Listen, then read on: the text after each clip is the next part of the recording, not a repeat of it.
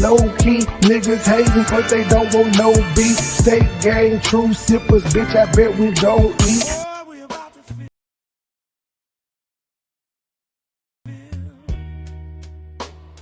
The heads up with this ghetto dough. Time to break these folks off something. Got my boys, Bun B, Pimp C. I mean UGK, done linked up with Master P. We about to bring this across the border, you heard me. From Texas to New Orleans, hustler, baller, gangster, cap killer. Who I be a neighborhood dope dealer. A young hustler that's bout it, no limit. Soldiers, we get rowdy, we get rowdy. I got something for y'all haters, y'all haters. Y'all can't fade us. Ghetto cheese and street dreams, that's what made us. Now I'm space age pimping, but not 8-ball. Don't make me get wild and paint your name on the wall. About to go psycho and load this rifle. I'm from the projects where we all think alike though. And getting money's more than a hobby. Don't make me pull a lick, it could get sloppy. Like some brand new Jordans, you tied up. You sound like a chicken, time to get plugged by a G. Keep one in the chamber. Don't make me press upon you like some old Wranglers. Now you're all screwed up like DJ Screw. Don't got my money, forget you and your boo. Got that heat for the dope fiends. Where I'm from, a little town called New Orleans. Blowing up like B12. Folks don't care, they'll send you straight to hell. The murder capital of the world, where they don't care about you, your boy or your girl. And if you come stunting on them gold things, I'ma have to break you off something. Break you off something. Don't make me. Don't make me break you off something. Break you off something. Don't make me. Let me say it straight is straight. Let me lay down the rules. If somebody's all talking slick, they gon' snooze. Pimp C, yeah, you know what I said. AK hit the wall, told her stuffing out the bed. I'm looking at bread, I'm fully yard. Oh, tomorrow got caught, but I ain't gon' go. Somebody owe me money, thinking it's funny. Bought a 6-4, now I'm coming for the money. I need more money, money more. Took the key, took the cheese, and left with it shorty. Now the game escalated, ain't no witnesses. Ain't nobody finna tell what the business is. I'm breaking them off, putting them in the trunk. Riding through PA, smoking on that skunk. Getting rid of enemies to me ain't nothing. Pimp C, baby, 1496. Break you off something, yeah, break you off something. Don't make me break you off something, yeah, break you off something. Don't make me. We coming down like a sailing that rover. Just when you thought it was a start, it's over.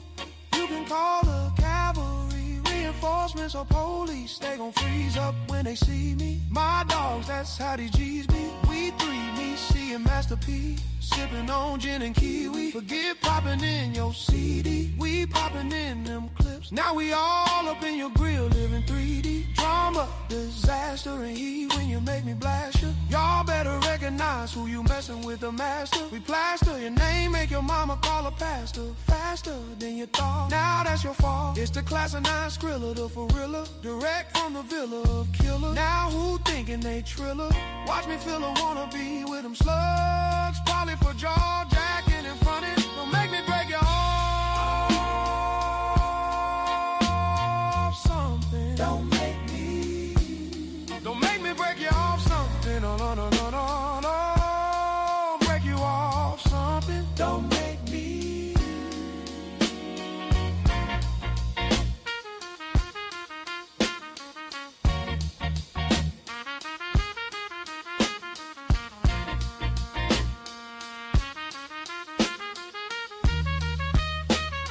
Take a hallelujah. That's about everybody. We miss on the song a lot. Gives me the name about it. This is called Tell Her Never Do.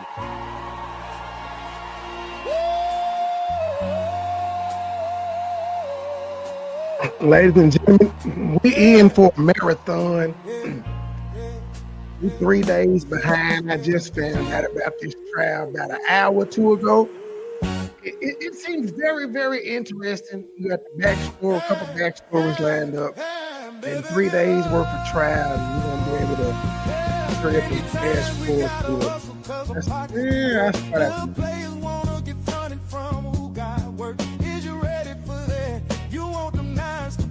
Let a player know where they at, so ain't no stopping us. If you handle your business right, I'ma promote your ass. You bitch out and try to kite, I'ma come smoke your ass. The shit that I'm giving you, they drawing blood to get. The fix be running through because they love the shit. So don't come with that, no one wouldn't buy it. The shit was food. Niggas try to rob me, nobody was coming through. Snitches, I can't have that. Bitches, I can't have that. Riches, you can have that. Just bring me my cash back. Look, it's all gravy with me, go ahead and shine. That's how you play it with me, you're big time. All I want is the G's with a trunk full of keys. I wasn't late. I changed the time. Got something you can lend me. Changed the time to 5:50. Like, I think I was supposed to go for 5:30, and I changed it right quick. I may have been late. I'm not sure. I do know I changed the time. I'ma be thugging behind the project building, smoking that Bobby with the ghetto children, plotting on a way that we can make a million dollars. Yeah, I'ma be thugging behind the project building, smoking that Bobby with the ghetto children, plotting on a way that we can make a million dollars.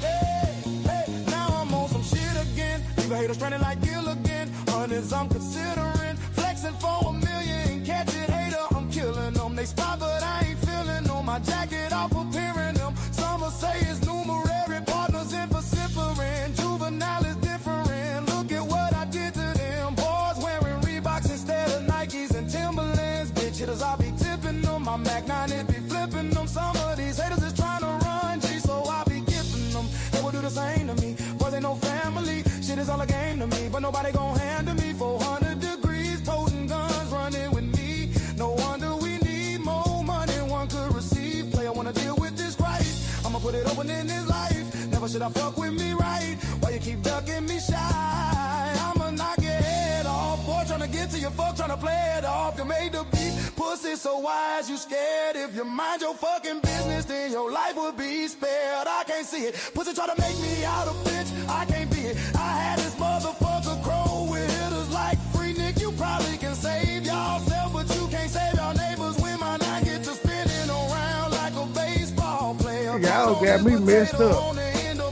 How come y'all don't say nothing about truth being late? I can't be 3 goddamn minutes late. She be whole days late. Y'all don't say nothing to her.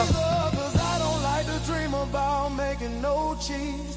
Wanna see my motherfucking bank account OD until then. I'ma be thugging behind a project building, smoking that Bobby with the ghetto children, plotting on a way that we can make $1 million. Yeah, I'ma be thugging behind a project building, smoking that Bobby with the ghetto children, plotting on a way that we can make $1 million. Ask some boy about me. Bet them bitches know me. Man, know your head buster out that wild TC. I'm a young hitter. Look at what you done, hitter.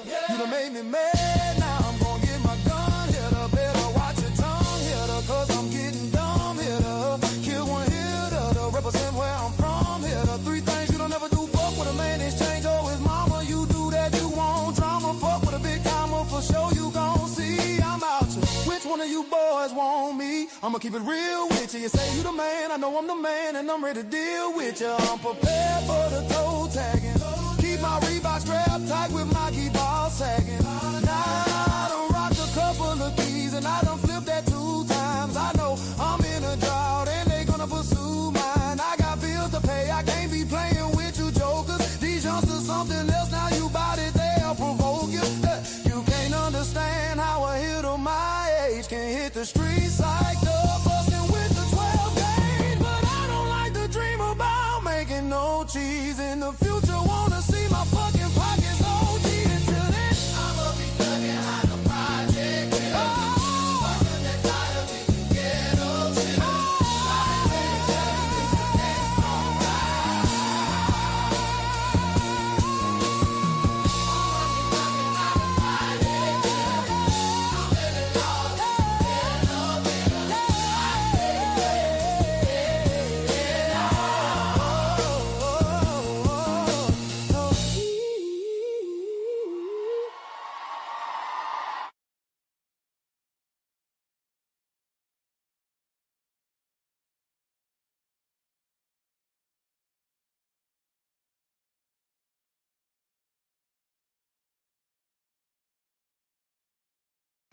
All right, let's get into it. As y'all see, Truth says she charged with second-degree murder.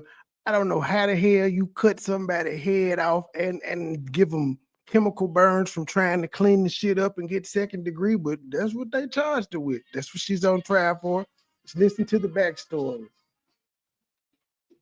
45-year-old Devin Michaels in court days after prosecutors suspect she killed the father of her children. One of the most striking murder stories to have shaken the entire world is the Jonathan Willett murder case, allegedly committed by Devin Michaels opposite Las Vegas. Events unfolded in August 2023 when the remains of Willett were found inside his home in Henderson, Nevada. He was 46 years old, and his remains were found in a critically compromised condition, leading to a very complex investigation and subsequent legal process. The relationship between Devin Michaels and Jonathan Willett was, per reports, rather convoluted. Michaels, who was 45 at the time of the incident, was described as Willett's sometime romantic partner, while she was said to be married to Willett's son, if that weren't confusing enough. This tangled family dynamic added another layer of tension to their interactions. Michaels' relationship to Miss Willett seemed volatile, with reported panics that might contribute to the sad triggers leading to Willett's death. On August 8, 2023, Willett's mother was the one who found the lifeless body in their home, which started the investigation. The scene she was presented with was horrific. The body of Willett was beheaded, with traces of a strong struggle. There were bottles of bleach and ammonia nearby, showing that an attempt to clean up or destroy evidence was made. A meat cleaver was missing from the house, further suspicions about the murder weapon. The police did not take any time in making Devin Michaels a person of interest. After the initial investigation, arrest, and charging, Michaels was eventually charged for the murder. It had been reported that Michaels threw Willett's head in a trash bin, where it was picked up by sanitation and never recovered. Michaels contended that she had not meant to kill Willett, but only meant to hurt her to the extent that she would have to go to the hospital. She stated she had done this because she was concerned about her children's well-being and future. However, the type of injury inflicted did not hold up to that assertion. As the case continued to make its way through the courts, Michaels eventually reached a plea agreement. She pleaded guilty to second-degree murder with a deadly weapon, which had a substantial effect on her sentencing. The plea agreement allowed for the potential of a life sentence with parole consideration after 15 years. For some, this was a pragmatic pathway to ensuring a conviction, but others felt this was a disproportionately lenient possibility of parole, given the brutality of the crime. The plea has gained widespread media attention and public scrutiny, with many concerned about the leniency of such a plea agreement.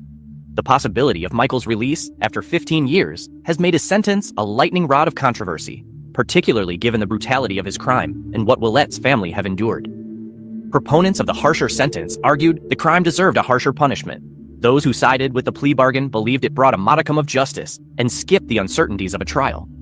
The crime came in suburban neighborhood in Henderson, an outskirts community only a few miles from Las Vegas, thought to be tranquil in contrast and comparison to the busy Las Vegas Strip. This incident disrupted the usual calm, making both local and national headlines.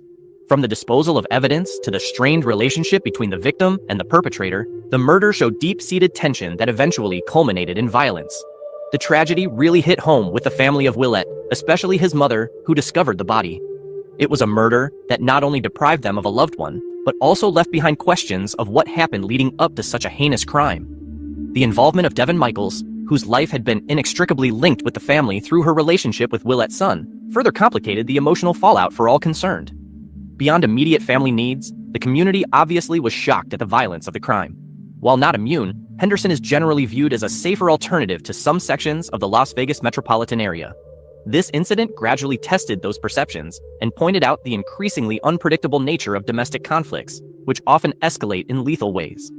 This case also involves broader issues about domestic violence, mental health, and the criminal justice system's handling of complex interpersonal crimes.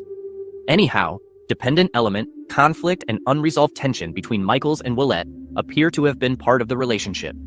Although Michaels told the court that it was premeditated, the ferocity of the violence coupled with attempts to hide evidence of wrongdoing hints otherwise.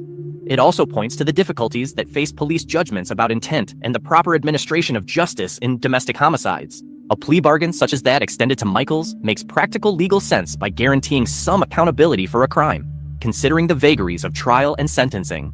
Plea bargains are by no means without controversy, however, especially in cases involving violence. The terms included in this plea bargain, where parole can be allowed after 15 years, have been a sticking point among those following the case. The fact that Devin Michaels murdered Jonathan Willett serves as a tragic example of how domestic tension can rise from one unfortunate incident into deadly violence. From the discovery of this crime to the court case and public reaction, all the details of this case have shown just how multifaceted such cases are, and how difficult it may be for those seeking justice. The plea bargain provides some sort of closure, but leaves many questions on the appropriateness of the punishment to the crime. As this case continues to strike deep in the minds of people, it serves to remind how enormous the ripples are that an act of violence within the confines of a family creates, and how difficult true justice can be in balancing realities of legal process. Don't forget to like, subscribe, and hit that notification bell so you never miss out on our latest content. We dive into the most intriguing and shocking crime stories each week, and your support means the world to us. Until next time, stay safe and take care of yourself. See you in the next video. Hold on. Okay, this next one, I think it actually shows where she withdrew. They manipulated and altered. Hold on. So y'all heard them saying that they had set up a plea deal for her where she could have been out in 15 years. And here is when she came back to enter her plea or get sentenced for her plea, and she changed it. So this is going to be a look at that. And then after this, it's going to go straight into the trial. But yeah, she withdrew her plea of guilty and the child plea deal that she was going to get, which is a sweet one. So hopefully, since she withdrew it and they found her guilty, she going to get the death penalty since she want to do the 15. The way that they manipulated and altered and deleted things is wrong. They should not be able to do it, and they have. And for you to be able to look me in the eye knowing that the things are altered and... You pled guilty now. Mr. Michaels, you are not to address the state. You are to address me. You are. You're addressing Mr. PW. You are going to address me. I don't know what to do anymore. Judge, I'm not comfortable with this record. I'm willing to let her out of her plea if the court's fine. I don't know how to fix this. Ms. Michaels, I need you to understand what I'm saying to you and answer my question. Yes. Do you want to withdraw your plea and go to trial? Yes, please. All right. This plea is going to be withdrawn. She said she loved him more than anything in the world. He said they'd be together forever. But when the trust broke, so did the silence. And what followed were 3 gunshots, 1 man dead, and 1 woman accused of murder. Devin Michaels was only 22 when her life and someone else's came to a violent end. She lived with her boyfriend Jaden McCormick in a North Las Vegas apartment. Jaden was 24, smart, good-looking, ambitious. He worked in real estate and was starting to build a future. Together, they looked like the perfect couple. Hey everyone, it's me, Devin Michaels. We are on our final hour of our open house over here at 9179 Smugglers Beach Court. It's right off of Blue Diamond in El Capitan. Come say hi. But what was happening behind closed doors was far from perfect. The relationship had cracks, ones that kept getting deeper. There were constant fights, accusations, tears. Friends said Devin was insecure and jealous. Jaden was distant and sometimes careless with her emotions. According to people close to them, Devin often checked his phone, questioned who he talked to, and doubted where he went. Jaden at times shut down, but something was always simmering beneath the surface. On the night of June 14th, 2024, things finally boiled over. It was past midnight when Devin allegedly found messages on Jaden's phone. Messages from another woman, playful, flirty, some even suggested plans to meet. What followed was explosive, shouting, pacing, slamming doors. Neighbors would later tell police they heard glass break. And then, 3 shots rang out. At 2:57 a.m., a neighbor called 911. I heard screaming, then gunshots. It sounded close. When police entered the apartment, Jaden McCormick was lying on the floor, unarmed. He had 2 gunshot wounds to the chest, 1 more grazing his shoulder. He died before medics could do anything. Right beside his body was Devin, sitting on the floor crying, holding herself. She didn't try to run. She didn't lie. She just kept saying, I didn't mean to. I just snapped. The gun was a 9mm handgun, registered to Jaden. Devin's fingerprints were on the grip. There were no signs of a struggle, no defensive wounds, nothing to suggest she was in danger. At first, detectives considered if this was self-defense, but then more layers began to unravel. Devin's phone showed a string of angry messages she sent to Jaden hours before the shooting. If I find out you lied to me, one message said, you'll regret it. Another, don't come back here tonight. I'm done playing nice. Then came the surveillance footage. At around 10:14 p.m. that night, cameras showed Devin leaving the apartment building. She returned just before 2:30 a.m. with what appeared to be a small bag in her hand. Police believe that bag held the weapon. One neighbor's Ring camera captured some of the audio from the fight. Screaming, accusations. Then, silence. Then the unmistakable sound of gunfire. The evidence was piling up. It wasn't just a fight gone wrong, it looked like a decision. Devin was arrested at the scene. No resistance, no denial. She admitted she was angry, but said she never meant to kill him, only to scare him, to make him listen. At her first hearing, prosecutors charged her with first-degree murder. They claimed the shooting was planned, that Devin had time to cool down, that she left, got the gun, came back, and pulled the trigger with intent. Her defense team painted a different picture. They said she was a young woman pushed to the edge, that she had no criminal history, that she suffered from extreme emotional instability, and that Jaden had manipulated her for months. Psychologists brought in to evaluate Devin diagnosed her with symptoms of borderline personality disorder, severe fear of abandonment, emotional extremes, impulsive, sometimes violent reactions. They argued that on the night of the murder, Devin had a mental breakdown and snapped. But the court wasn't convinced. The judge denied bail, called her a potential threat, and set a trial date for September 2025. As of today, Devin Michaels is sitting in a cell at the Clark County Detention Center. If convicted, she could face life in prison without the possibility of parole. Jaden's family has stayed mostly silent, except for one post by his sister, which simply read, "He trusted her, and she shot him." That's all there is to say.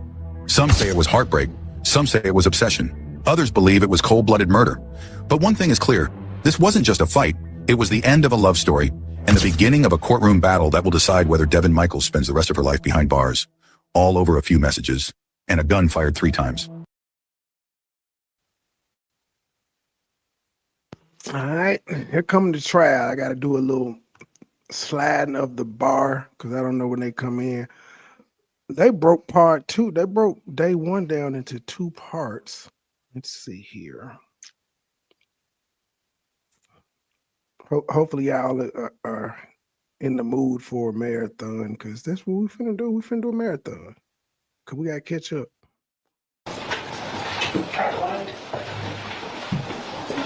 All rise for the jury.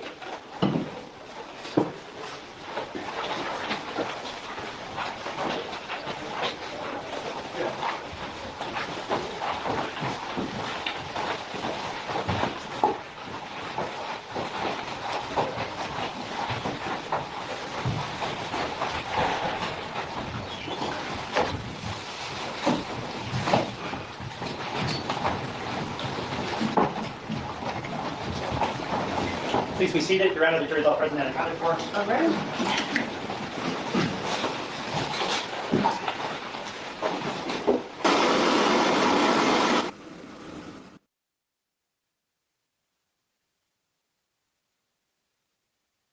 Michaels, may the record reflect that Ms. Michaels is present with her attorneys, deputy district attorneys on behalf of the state.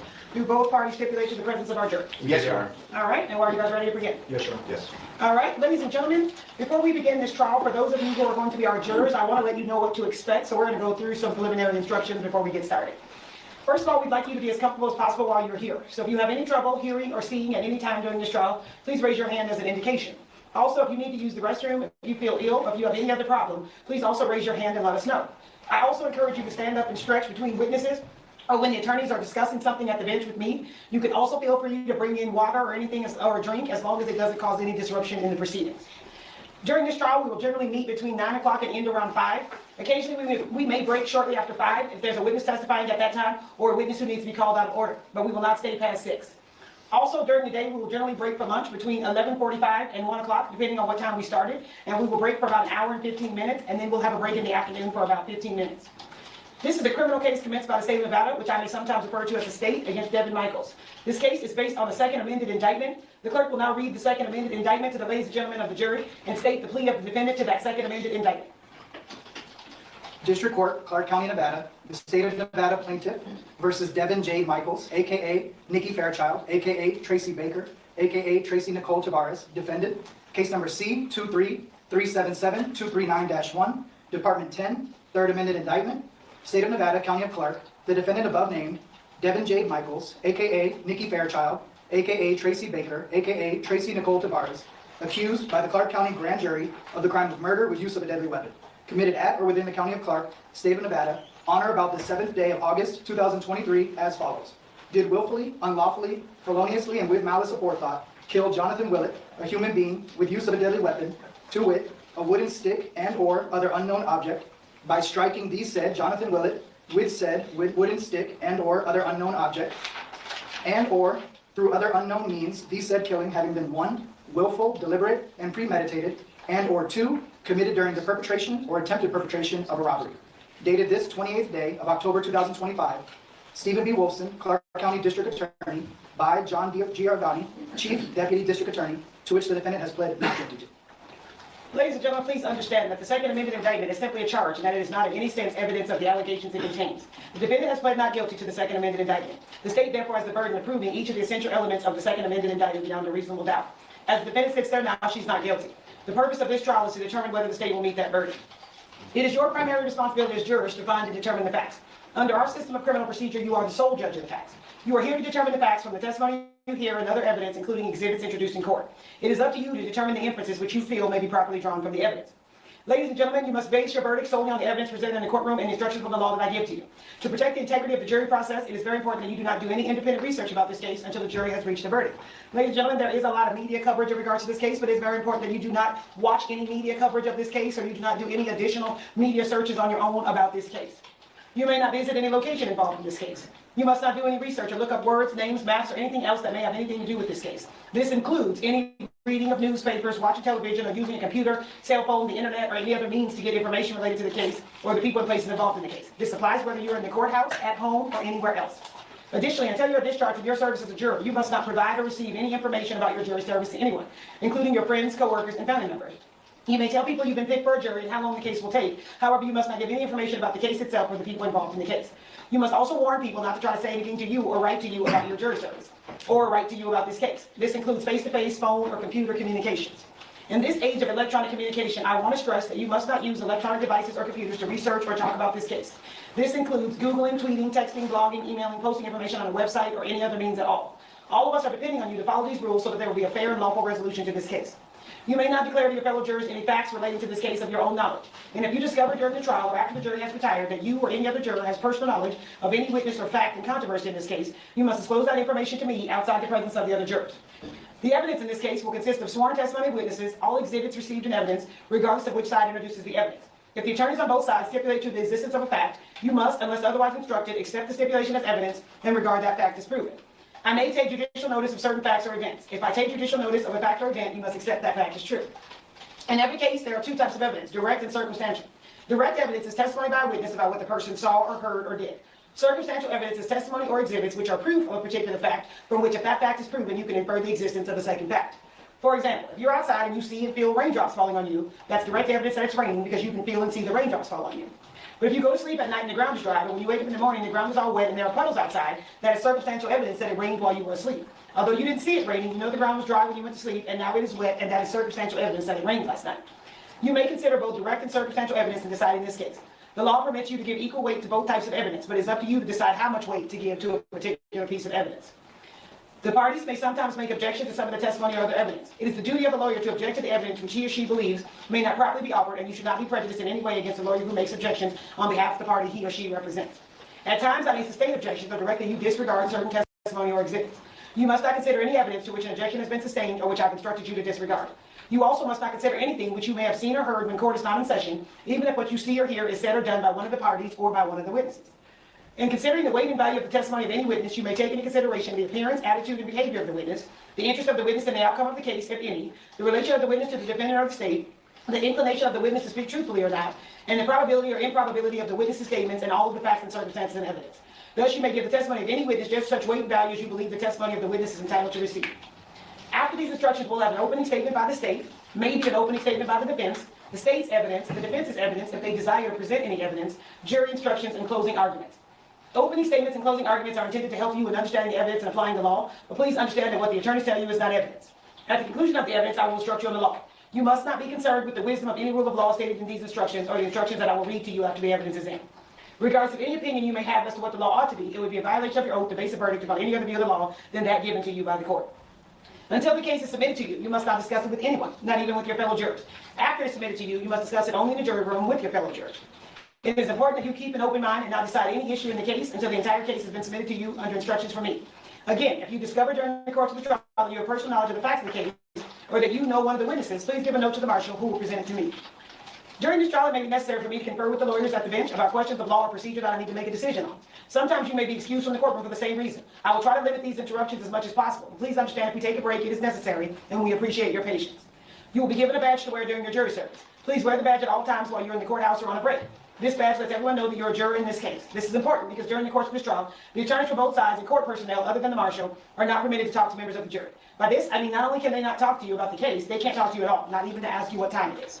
This badge helps them identify you as a juror. If someone will not talk to you, please understand that they are not being rude. To ensure the absolute impartiality of the jury, the people involved in the case are bound by ethics and law to avoid contact with jurors until the case is decided. You've also been given papers and pens for your use. You are free to take notes during the trial if you wish, but please keep the notes to yourself until you and your fellow jurors go to the jury room to decide the case. Do not let note-taking distract you. You should also rely on your own memory of what was said. Hello, everyone. Yes, she had a lot of If jurors have AKAs. conflicting notes, you should not rely on the notes because the court recorder's record contains a complete and authentic record of this trial. I will also type my own notes during trial. Please do not take this into consideration. If I begin to type during a witness's testimony, you are not to consider that testimony any more important than any other testimony. In fact, you're not to consider anything I say or do during this trial to suggest that I'm inclined to favor the claims or position of either party. I'm required to remain neutral. It would be wrong for you to conclude that anything I say or do means I'm for one side or another in this trial. Discussing and deciding the facts is your job and your job alone. Jurors are allowed to ask questions. The procedures require that you write your juror number and question on a full sheet of paper and give it to the marshal while the witness is still in the courtroom. Questions must be factual in nature and designed to clarify information already presented. If it's a proper question under the court rules, I'll ask you. If the evidence rules prevent me from asking the question, then I won't ask the question. If I don't ask the question, I'll keep the question and explain after trial the purpose of the rule that precluded me from asking it. Please reserve your questions until the attorneys have finished asking questions of the witness, as the attorneys will likely ask your question. Jurors must not place undue weight on the responses to their questions or draw any conclusion because the questions was not asked. There may be some testimony in this case that will be given through an interpreter. An interpreter will provide a translation for you at the time the testimony is given. You must rely on the translation provided by the interpreter, even if you understand the language that's spoken by the witness. Do not retranslate any testimony for other jurors. If you believe the court interpreter translated testimony incorrectly, let me know immediately by writing a note and giving it to the marshal prior to the witness being excused from the courtroom. Finally, in fairness to the parties to this case, you should keep an open mind throughout this trial, reaching your conclusion only during your final deliberations, after all the evidence is in, and you've heard the attorney's closing arguments and my instructions to you on the law. Now that I've given my preliminary instructions, the clerk will now administer the oath to the members of the jury. Ladies and gentlemen, will you please rise and raise your right hand so that the clerk can administer the oath. You and each of you do solemnly swear that you will well and truly try the case at issue and a true verdict render according to the evidence, so help you God. You may be seated. Thank you. Thank you all. State, are you prepared to give an opening statement? Yes, sir. Thank you. Prior to that, can counsel approach?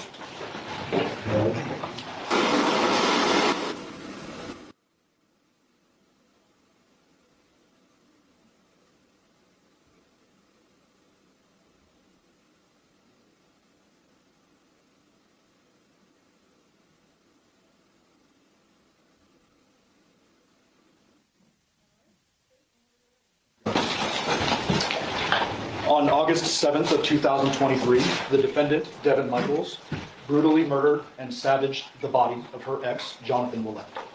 But the story did not begin on August 7th of 2023, and all I can say is buckle up because you're in for a wild ride. This is Jonathan in life. It's Jonathan's two young children that he shared with the defendant. Both girls, faces blocked out, they're preteen young children. You will learn during the course of this trial that John had a son from a prior relationship named Devier. That after Devier was born, he split with Devier's mother, eventually getting into a relationship with the defendant. They then had these two children together.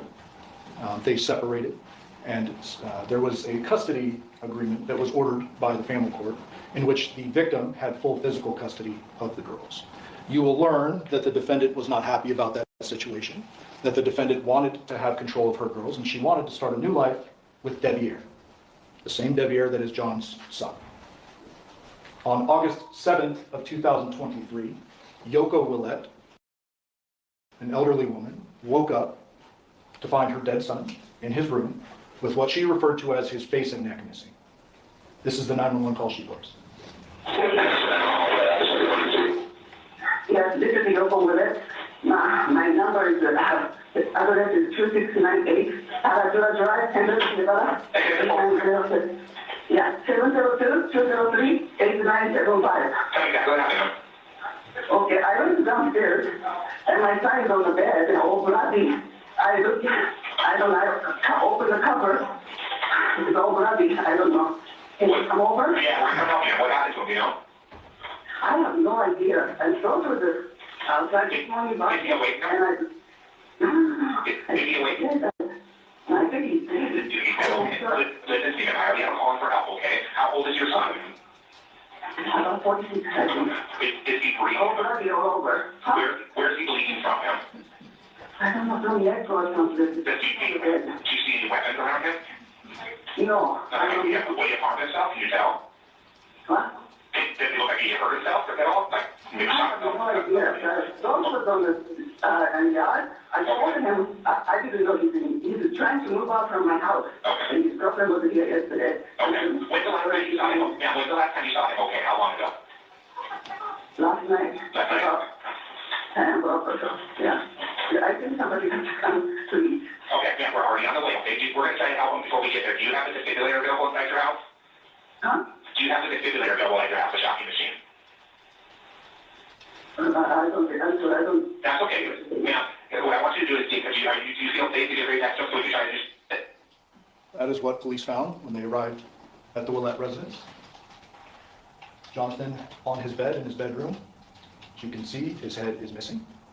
Large blood stain at the foot of the bed there, and a large amount of blood underneath where his head should be. Officers eventually removed the cover from his body and noted several chemical burns, or what appeared to be strange chemical burns on his body. And a very clean decapitation. You can see that. The Henderson Police Department was responsible for the investigation. After first responders arrived on scene, clearly couldn't render any medical aid to the victim, they locked down the scene. Homicide investigators are then enlisted and take over. Along with the homicide investigators, they bring out an army of crime scene analysts and treat this case obviously very seriously, and they go into the home after executing a search warrant.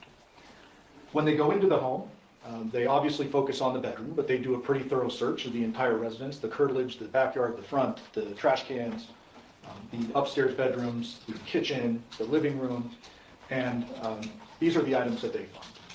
A couple of chemical bottles, obviously relevant for the potential chemical burns on the victim's body. They find some interesting writings that you'll see a little bit more of later, demonstrating that there was a contentious custody case going on between the victim and someone, at that point, someone. They see out front John's moving truck, the victim's moving truck. You will learn that he had a moving business. There's a trailer on the back. It's parked a little cattywampus, going the wrong way on the street and poking out into the street, as though he may have planned on moving after he last parked that car or truck. But the items that weren't found are what was particularly notable for the investigators. They didn't find a murder weapon. They didn't find whatever this person used to cut his head off. They did not find his head. They did not find his wallet. They did not find his truck keys, and they did not find his phone. They interviewed Yoko, and the gentleman above Yoko's photo is Yoshida, her partner. According to Yoko and Yoshida, the defendant, who they referred to as Nikki and knew as Nikki, ultimately identified as Devin Michaels, was the last person to see Jonathan alive. Nikki and John had been moving the girls and John's items from this Paladura address to Nikki's address on Porcupine Rim that she shared with Devier, and for a temporary period over the summer, the young girls. They learned that Nikki and John returned to this address, the Paladura address, for the last time at 10 p.m. on August 6th, or around 10 p.m.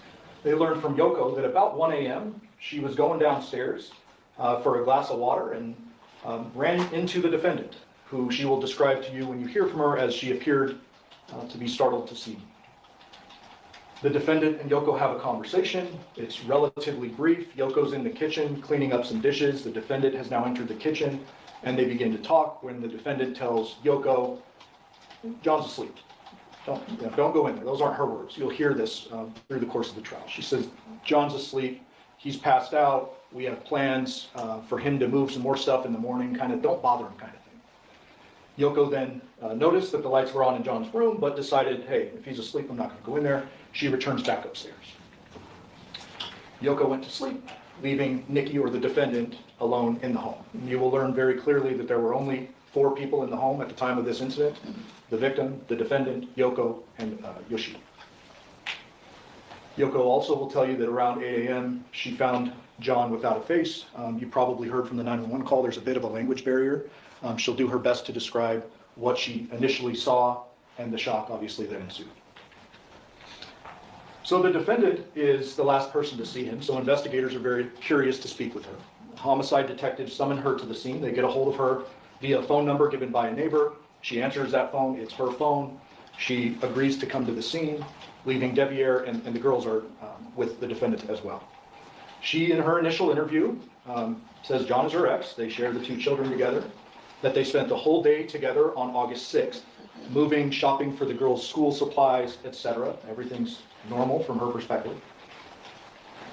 That evening, they were moving the girls' things into her home on Porcupine, and she was, in fact, at the Paladura residence last night doing that. She would go on to describe it's a normal night, there's nothing out of sorts, and that John was alive and well in the garage when she left. Remember that. Further investigation, of course, occurs. Homicide detectives are treating this very seriously. You will learn from many of them that when a homicide such as this comes in, they divide duties. There's too much for one person to do. And so, although there is a lead detective who goes by the name of Dennis Ozawa, Detective Ozawa was not in any way the only person investigating this case. He had an entire team, and you will hear from many of those people. You will learn that one big thing in the modern days of investigation is video cameras. They're everywhere in our valley, so they canvass all around. The Paladura residence is kind of right in the middle of all those yellow markers. They canvassed all these different addresses for anything who saw, heard anything, and anyone who had a camera. Some of those were fruitful, some of them were not. They knocked on the doors where video cameras were visibly present. They even knocked on doors where they weren't present in the hopes that maybe someone saw or heard something, and they gathered a lot of footage. We're going to do our best during the course of this trial to streamline it for you. There's hundreds of hours of footage, and we're going to present it in the best way we can. They also learned that there is a neighbor directly to the left of the homicide scene who had a motion-activated Ring camera, which will become important later in the trial. There also was an autopsy, of course. The Henderson Detective Ozawa attended that autopsy. You will hear from the medical examiner in this case, Dr. Stephanie Yagi with the Clark County Coroner's Office, who enlisted the assistance of a forensic anthropologist, Dr. Burns, who works out of UNLV. You will learn that Dr. Yagi surmised that the cause of death was homicidal violence and the manner of death was homicide. You will learn that she noted the non-thermal chemical burns on the body, which did not contribute to his death, but were notable for investigative purposes. Something important I want you to keep in the back of your mind is there were no bleeding injuries anywhere else on the body, so everything was focused neck and above. You will learn that the decapitation occurred post-mortem. There are histological reactions that the body has if this type of thing happens while you're still alive and your body is trying to actively repair itself. None of those were present during the course of the autopsy, and so the doctor will testify that this was a post-mortem decapitation. As I mentioned, she enlisted the assistance of a forensic anthropologist, Dr. Burns. You will hear from her as well. She will talk about the science behind what she does, and in this particular case, she was enlisted for the main purpose of determining what was used to cut off Mr. Willette's head. She will tell you that she did microscopic examination. During the course of that thorough examination, she determined very clearly that there were 2 separate instruments used to chop off his head. She even can narrow it down by time because of the layering of the artifacts on the bones, and so she will surmise and testify that first, a serrated or non-serrated knife was used, so a knife, whether serrated or not. When that was unsuccessful, the defendant then used a powered saw of some sort. She can't narrow it down to class. You will learn, or class of tool. You will learn that the bones in the neck, the cervical spine, are very small. There are areas on it which would reflect these markings, but they are so small that she can't really surmise what type of saw. She'll testify that if it's a long bone, she has seen cases with dismemberment, involving dismemberment, but not a decapitation. But with dismemberment of larger bones, you can see more, which allows you to narrow down the type of saw that was used, but here that's not possible. Nonetheless, she will testify clearly that it was 2 different instruments, knife first, saw second. Further investigation also revealed what Mr. Draskevich alluded to in jury selection, a very non-traditional family situation. And I kind of mentioned this a little bit earlier. The investigation revealed that the defendant, after splitting with John, ultimately married his son, Devier. Devier moves in with her. They are together for an extended period of time. The defendant loses custody of the girls, and eventually the girls end up for a short period of time over the summer of 2023 before school starts, living in the home with the defendant and Devier, with Jonathan living back at the Paladura residence with his mom and Yashida. This is Clark County Department of Family Services document showing the parent placement verification letter describing that John was awarded full physical custody of the girls on October 27th of 2022. That Jonathan, as I said, and the girls were living at 2698 Paladura at the time. You can see in the document that the defendant had weekly supervised visitation with the girls for an extended period of time. And you will learn through various witnesses that John kind of bent the rules with that and allowed her to see the girls a little bit more than was court ordered. You will also learn that John allowed the girls to stay with the defendant and Devier, as I mentioned, at the Porcupine Rim address over the summer of 2023, and that Jonathan was going to move in with the defendant and the girls to try to stabilize their lives and basically try to get everyone under the same roof. The girls were having a real hard time with the custody situation, and his main focus was the girls. Obviously, with all this information they've gathered, the defendant is now a person of interest. She's the last person to see John. She's been over there very close in time to his murder. There's all these ties. There's the custody paperwork I showed you earlier, the writings that were in his room, and so they respond to Porcupine Rim. I can't remember if I put a map in here, but I'll just tell you we'll have a Google map for you that shows the distance between the homes. They're about 30 minutes apart. Paladura is in Henderson. Porcupine Rim is in Las Vegas, and it's a pretty good distance, about 30 minutes. The detectives will tell you, and this is Detective Ozawa and Detective Carrie Skinner, that when they go to the residence, they observe the defendant. She's kind of either moving stuff or moving back and forth between the home and the vehicle, and they note a couple of things before they approach and make contact with her. You see the Nissan Armada, which is the defendant's vehicle, looks pretty clean and shiny. You will see that cell phone on the right. The detectives observed that when they first drove up, kind of sitting in the rocks near the driveway. Thought, okay, that's weird, but we're not going to touch it. We're not executing a search warrant yet. They leave it be, and then they make contact with the defendant to interview her again, because now they know some more things, and things aren't quite adding up, and they want to know a little bit more. They make contact with the defendant, and this is prior to them going into the home and executing a search warrant on the home. They get a little more information, but the story generally remains the same, that John recently dated Andrea. This is extra information. But that last night he threw away his engagement ring in the trash can at Paladura, which, remember that. That John wanted to get back together with her romantically, this is new information, and move in, which we already know to provide stability for the girls. She mentioned that Yoko does not know Devier and I are married. She claimed that her marriage with Devier was one of convenience for insurance purposes and non-romantic and not sexual in nature. You will learn, and you'll actually hear it, the interview. During this interview, out in the police vehicle in front of Porcupine Rim, the girls walk up, and you can hear them, their sweet little voices, and they're like, "This is Daddy's phone, this is Daddy's phone, this is why he wasn't answering." The detectives realize that's kind of important. They take the phone from the girls, or the girls give it to them, and the detectives note blood on the phone. Something important. They ask the defendant, "Well, how did this get here?" And she responded generally that he must have left it here earlier in the day when he was moving, and I don't know. I mean, there's a cigarette butt over there. I know he smoked cigarettes. It's by where the phone was. He probably left it. And the detectives are a little suspicious of that. They ask her a few more questions. Again, you're going to hear this stuff in the audio recording, so I've summarized it. And then ultimately at the end, she again sticks with this. John was alive and well in the garage when I left. As I mentioned, the detectives then obtain a search warrant and execute that search warrant on the home. They also get the warrant for the vehicles. You'll learn that that white moving van is Devier's work van. He was a home security installer. He did various jobs for a legitimate company. They searched that vehicle, nothing of evidentiary value found in that vehicle. You can also barely see behind the van. There's a small sedan that's inoperable, but they search it nonetheless. They find nothing of evidentiary value. When it comes to the defendant's Nissan Armada, they photograph it on the outside, but then they apply seals to every opening, and then they tow that to have it searched later at their lab. You will learn they find in the garage the Ring cameras from John's home.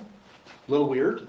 They grab them up, they seize them pursuant to the search warrant in the hopes that maybe since these are the cameras from John's home, it captured something. There is no footage, unfortunately, associated with it. They issued administrative subpoenas and attempted to obtain footage from Ring. There was no footage because he didn't have the right account to store the Ring footage in the cloud.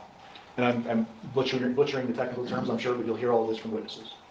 They also noted that there was no SD card in the cameras themselves, but nonetheless, they took them, they seized them pursuant to the search warrant, just to make sure.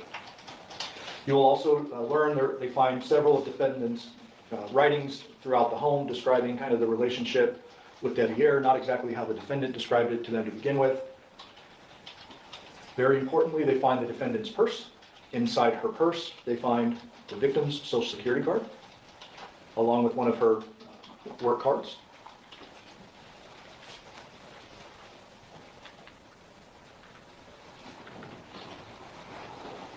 This is the defendant's bedroom. What I've circled there is basically her underwear drawer. When you execute a search warrant, you go through everything. You basically toss the place. And when they were searching the defendant's underwear drawer, they found something. My mouse is freezing on me here. Very important. They find several layers of knotted plastic bags, and inside they find the victim's and his only set of truck keys.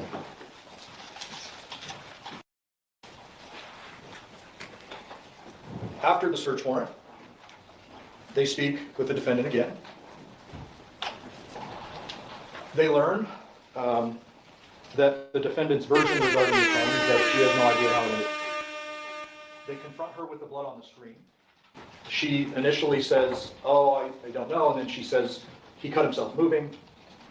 Remember when I talked about the autopsy earlier, no other bleeding injuries on the victim's body, remember that? She claims he cut himself while he was moving. There's no evidence to suggest that. They learned John wanted to move in with the defendant so we could have the girls under one roof and parent them. They further learn, although they already kind of know this, that John has physical custody of the girls, and the defendant claims she plays nice with him to kind of keep access to the girls and keep things kosher. They also learn, which is very important, that John was moving in quicker than she expected. They learn not only from the defendant but other witnesses that this idea of them reuniting for the children had been discussed for several months, but that on this night, on August 6th, John began loading stuff into the truck when the defendant is loading up the girls' stuff into the truck. And she kind of realizes for the first time he was serious about this and this is going to happen. And you'll learn that that's when the walls start closing in on the defendant and she makes the decision she makes. The detectives confront her with the fact that there is no notifications on the phone when the girls provide it. It's black, they open it, and there are no notifications on the screen. But that she had contacted him several times the night before and that those notifications should be there based on the timing of the phone arriving at her house. They ask her, before telling her what they have found in the home, they ask her, hey, do you have any idea where John's wallet would be? She says very unequivocally, no idea. They then say, well, hey, we kind of found this ID and this wallet in your bedroom. And she then changes her story and she provides a version, again, you will hear this audio recording, in which she says it was back at the Paladura residence. She held the plastic bags open and John placed his items into the bag and she tied them up right in front of them. And they confront her when the story doesn't make sense over and over. And that's kind of the story she sticks with regard to that.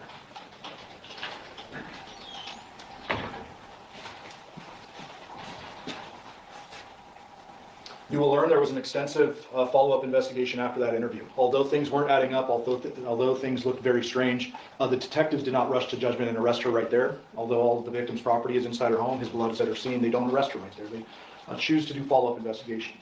You will learn there was fingerprint analysis that was done. Nothing really of evidentiary value comes of that. You will learn that DNA processing was done, that the victim's blood was in fact on the phone at her house, and that the defendant's DNA was on the knot of those plastic bags where his property was found inside. You will also learn that an extensive digital investigation was done, and that was in the form of video surveillance, digital forensics, meaning phone dumps. They take the actual devices found. There's 11 found inside her home, including the victims. They plug it into a machine. They'll talk about the technology. They're able to extract the data from the phone, and they find several things of note. They also do a call detail record investigation. That is the records that your cell phone maintain or are maintained on your cell phone, everybody's cell phone, with the company you use for service. And those records not only show incoming and outgoing messages and calls, but they also show location data, because every time you place a call or receive one, you are pinging on some kind of tower and leaving a trail of where you've been. Not a precise trail, but a general trail of where you've been. They also pull Burla. Burla is a lot more precise than the cell phone towers. That is an infotainment system inside the Nissan Armada. And they're able to extract that data, and I'll show you that in a moment. They very clearly get a timeline based on the Burla. The defendant's vehicle is at the victim's home by 10 o'clock at night.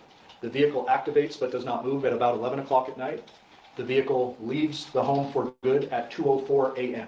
2:04 a.m. on August 7th, and you'll see that in a moment. I've noted here that the video surveillance, DFL, and CDR rule out Deviere.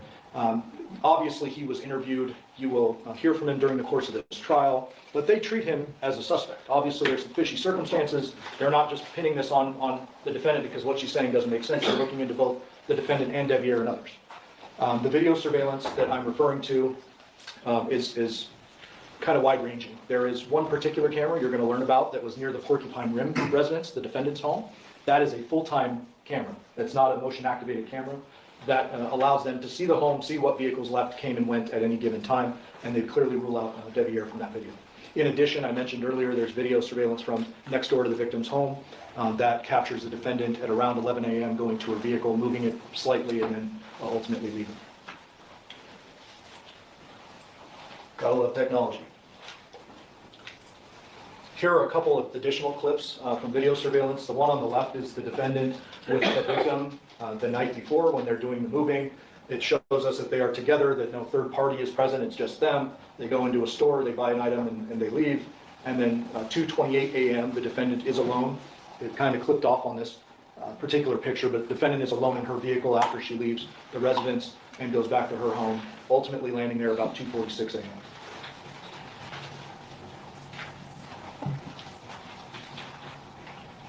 Those digital forensic examinations I mentioned become relevant, especially when it comes to Deviere. There's much more than this, but I'm trying to narrow it down for the opening statement. This particular message was sent from Deviere to the defendant. As you can see at 10:36 p.m. See you when you get back. I'm going to sleep. Girls are in the living room. And the video surveillance supports that. This image you're seeing now is the CDR cell tower location data. There is much more to it when the witness testifies. There's a bunch of animated videos you're going to see.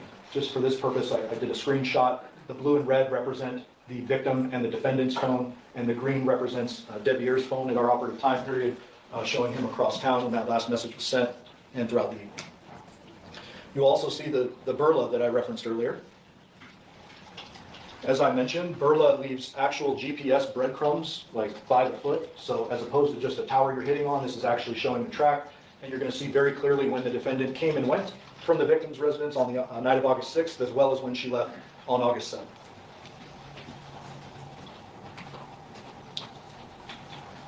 After all of this information is gathered, it's very clear that the defendant did this to the detectives. They make the decision to place her under arrest for murder with use of a deadly weapon. After she is arrested, she is interviewed again. This time they try with two different detectives. Obviously, the statements she gave earlier were inconsistent, and so they send in a couple of other detectives, and you'll hear from that detective as well. In this particular interview, the defendant acknowledged that she realized John was actually moving in, that at the time of the murder, she was giving John a massage on the bed. While he was lying on his stomach, the defendant got up, walked over to the fireplace, and grabbed a large, what she referred to as a stick or maybe a candle holder. It's a large, heavy object. John was lying on his stomach, not a threat, in the midst of a massage, face down, unexpected, and the defendant admits that she returned to the bed, bashed him over the head with that club or stick, and that John went limp at that time. You will learn that the defendant refused to acknowledge what she did next. You can make your determination as to why someone might do that as this trial goes on. But she refused to tell detectives what she did with John's head or with the weapon, that those items were never recovered. And so you need to put together the pieces, as the judge just described with the rain example. You will learn that this is the reality of the situation before John was killed, and that the defendant wanted John out of the picture. This is the future that she saw, that she wanted, and the only way to have that future was with John out of the picture. Thank you for your time and attention this week. We truly do appreciate it.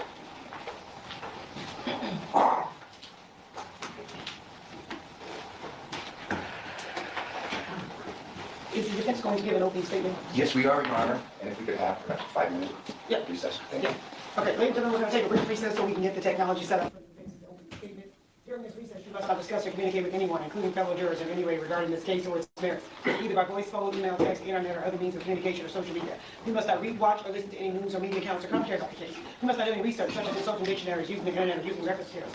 You must not make any investigation, test the theory of the case, recreate any aspect of the case, or in any other way investigate or learn about the case on your own, and you must not form an opinion regarding this case until it's finally submitted to you. Ladies and gentlemen, it is 1:50. We'll be in recess until 2:05. All rise for the jury. Please leave your notebooks on your chairs.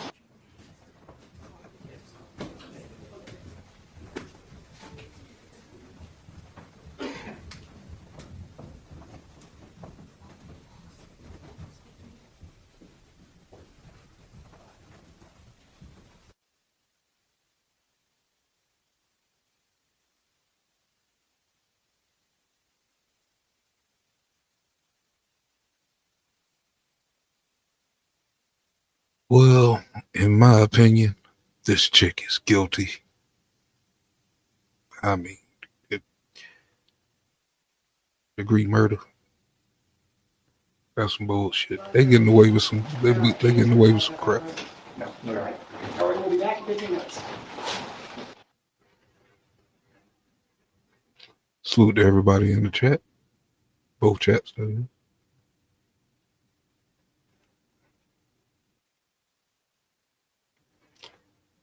But man, there's some bull crap. I say burn the chick. I'm just saying.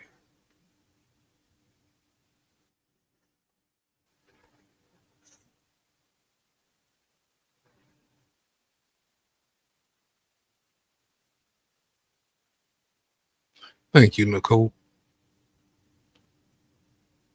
Most times people don't agree with me. But this chick here crazy. This she trying to sit there in the chair and do the little shake and shit.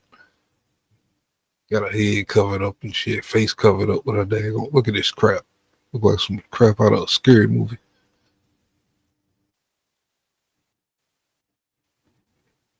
She do look crazy. Ex-porn star. That's why she got so many aliases. Man, why the fuck they ever said it? Gave us 5 minutes of silence. I bet she do. I bet she do cocaine and goddamn voodoo.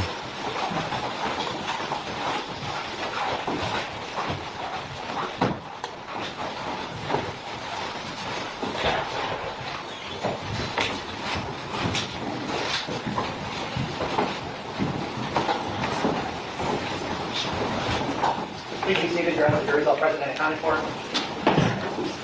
Right, we are back on the record in C-377-239, State of Alabama versus Devin Michaels. The record reflected Ms. Michaels present with her attorneys.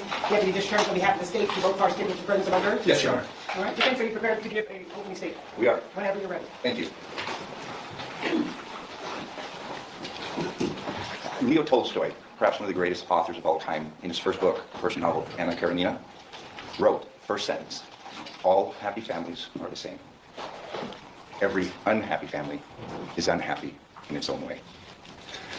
Her Honor asked whether we were going to give an opening statement. An opening statement, as Mr. Giordani had laid out, is a time for each side to stand before you and tell you what the facts are. It's our chance to give you a roadmap and explain to you what we feel the facts and ultimately the truth are. Oftentimes, defense attorneys sit back and wait. Don't want to show anything. Let's see what they've got. This case, we're not doing that. We're going to get right out in front of this case and we're going to tell you what's really going on and what the state and what their investigation is missing. Initially, Mr. Giordani had said, well, buckle up, and I'm telling you, buckle up. You know, oftentimes in the intricacies and the complications of human relations, things get unsavory. Things are immoral. I'm going to be showing you things right now, not in a sense to offend you, to cast blame necessarily on the decedent in this case, but to give you a true picture of what was really going on with this unhappy family. Outward actions and outward statements are clues to motive. And we're going to ask you that through the course of this trial, you keep the idea of motive in mind. Motive authors actions. After the state had learned, the police had learned, concerning the death of Jonathan Willett, they began to conduct a series of interviews. And what's telling the course of these interviews is what's discussed, what outward statements are made, and how those are clues to motivations. Devery is interviewed the day of August 7th, 2023. And at the beginning of his interview, he admits that he's been drinking. He claims that upon hearing of his father's death, he got his drink on. But what's telling through the course of what he says and what he doesn't say, he's asked. And again, at first, and you can't blame the detectives, they're trying to do the best they can with a fairly complex situation. They're trying to get a root, a feeling of the root of the relationships between the parties. I mean, you've got Jonathan Willett, who's dead. You've got Devier, the son that's living with the defendant now in this case, Devin Michaels, and they're trying to grasp what's really going on. What's going on behind closed doors. They struggle in each of the interviews, both with Devier and with Devin, to get a feeling of what's going on. Like, what are the relationships? And they're misled, time and time again, by all parties. In this interview, the first of which that Devier has, they're trying to get a handle on this idea of this marriage and this relationship. And they ask him, but you're saying that you guys are married more out of convenience, not like you guys actually love each other. His response, yeah, we don't. It's not like that. It's out of convenience. But you guys sleep in the same room? His response, no. He's asked here, they're at the home. His response, no. Are you guys intimate at all? His response, no. Devier is being asked questions who, by the way, will be hated. And he's lying about the relationship that he has with his wife. There was some discussion concerning phones, and I'll tell you any more in this modern society. These are the key of most investigations. In fact, the statement said that's why Devier was ruled out. The location data on the phone didn't track that night to the Paladera residence. That's easily solved. It's easily explained. It was left home. That's it. There are other cases that have been of some notoriety that happens. People know now. They track you on your phones.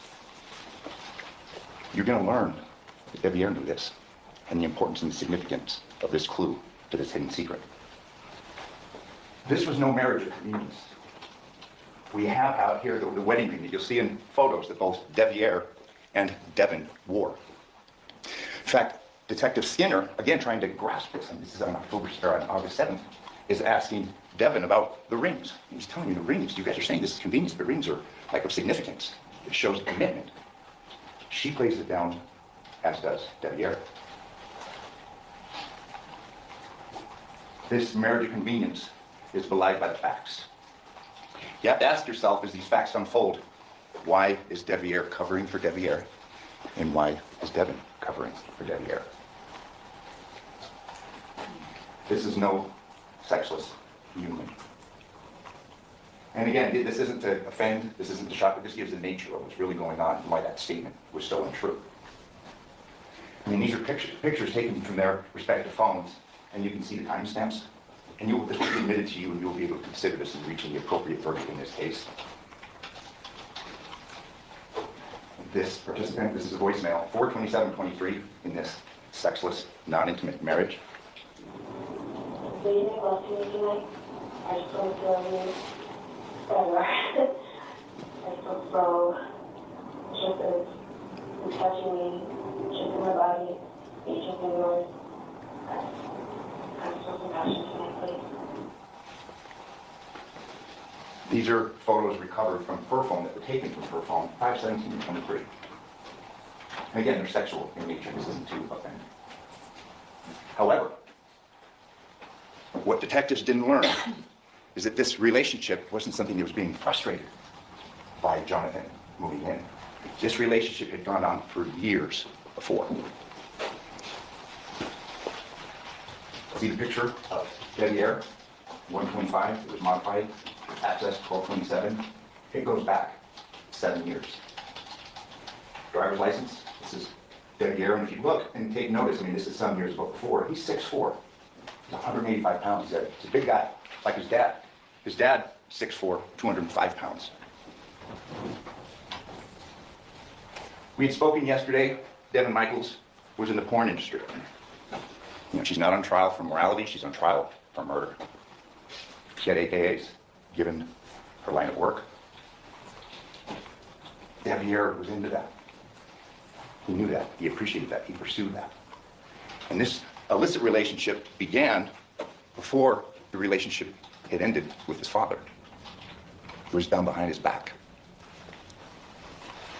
Text between Devier and Devin. See, notice the photos, that same photo I showed you, 19-year-old, he's now 20. Girl you had mesmerized last night. You don't have to change a thing. Like that night was hands down the most sensational feeling I've ever felt since I lost my virginity. These are expressions of a passionate She took the nigga virginity? Who's in love with a porn star.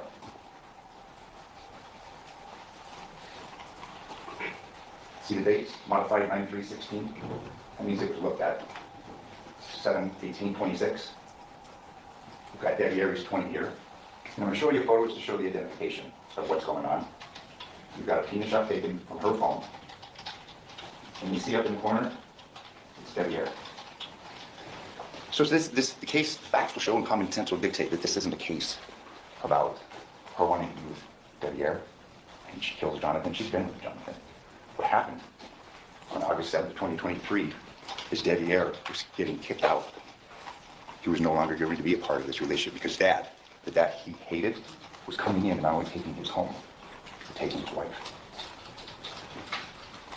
Again, 2016, and this shows the length. This isn't everything, but we're trying to just present this to you now so you have an idea. You can appreciate the motivations. Tracy, you put the biggest smile on my face. You haven't seen it already. You are the first thing on my mind in the morning, but I can't kiss you in the morning Saturday. But boy, when my lips touch yours, it feels like time stops. For you, my heart races 1,000 miles and never skips a beat. When I have you in my arms, you may as well start a fire in my chest, because no one can make me feel like a melting stick of butter, like you at your best. Just wanted to say you truly outdid the rest. 7 years before.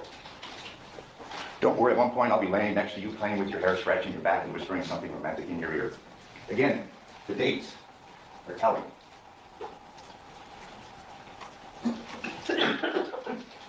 We saw pictures of Jonathan and Devin and the kids. But if you look at the date here and the time, this is 19-year-old Devier. Jonathan's not in the picture.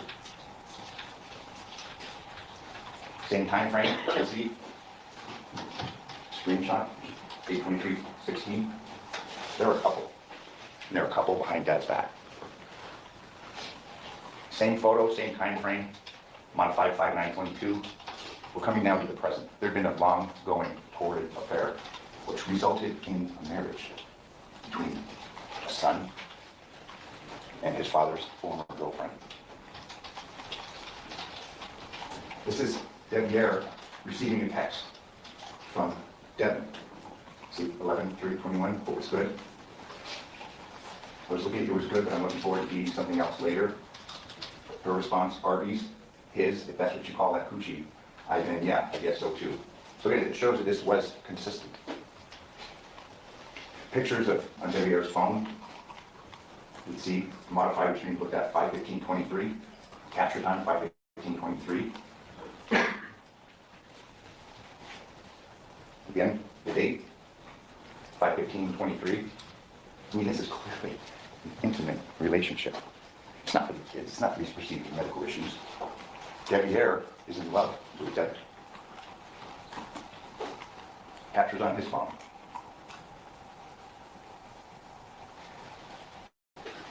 You'll hear from Devier, and we may not have a moment that we discussed yesterday where, I can't take it, I did it. Look at the motivations and what people say what they do. Devier's 9/14/2023 grand jury testimony. And if I could just ask you a couple more questions about that. Did you and Devin get married in the traditional sense? And this is under oath in front of the grand jury where there's jurors. It's a formal proceeding, just like a trial. His response, yes, but it was more me helping out with the girls when she couldn't find a babysitter. So I figured, well, we both kind of sat and talked about it. When she has to go to work and can't find a babysitter, I could be there.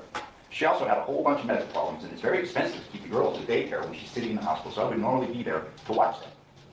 Okay, and I'm sorry to ask, was it an intimate relationship that you were in with Devin at some point? And now we start seeing, they've got the phones. Metro and the Henderson Police Department are doing their investigations. His response changes, but nonetheless, it's still not truthful.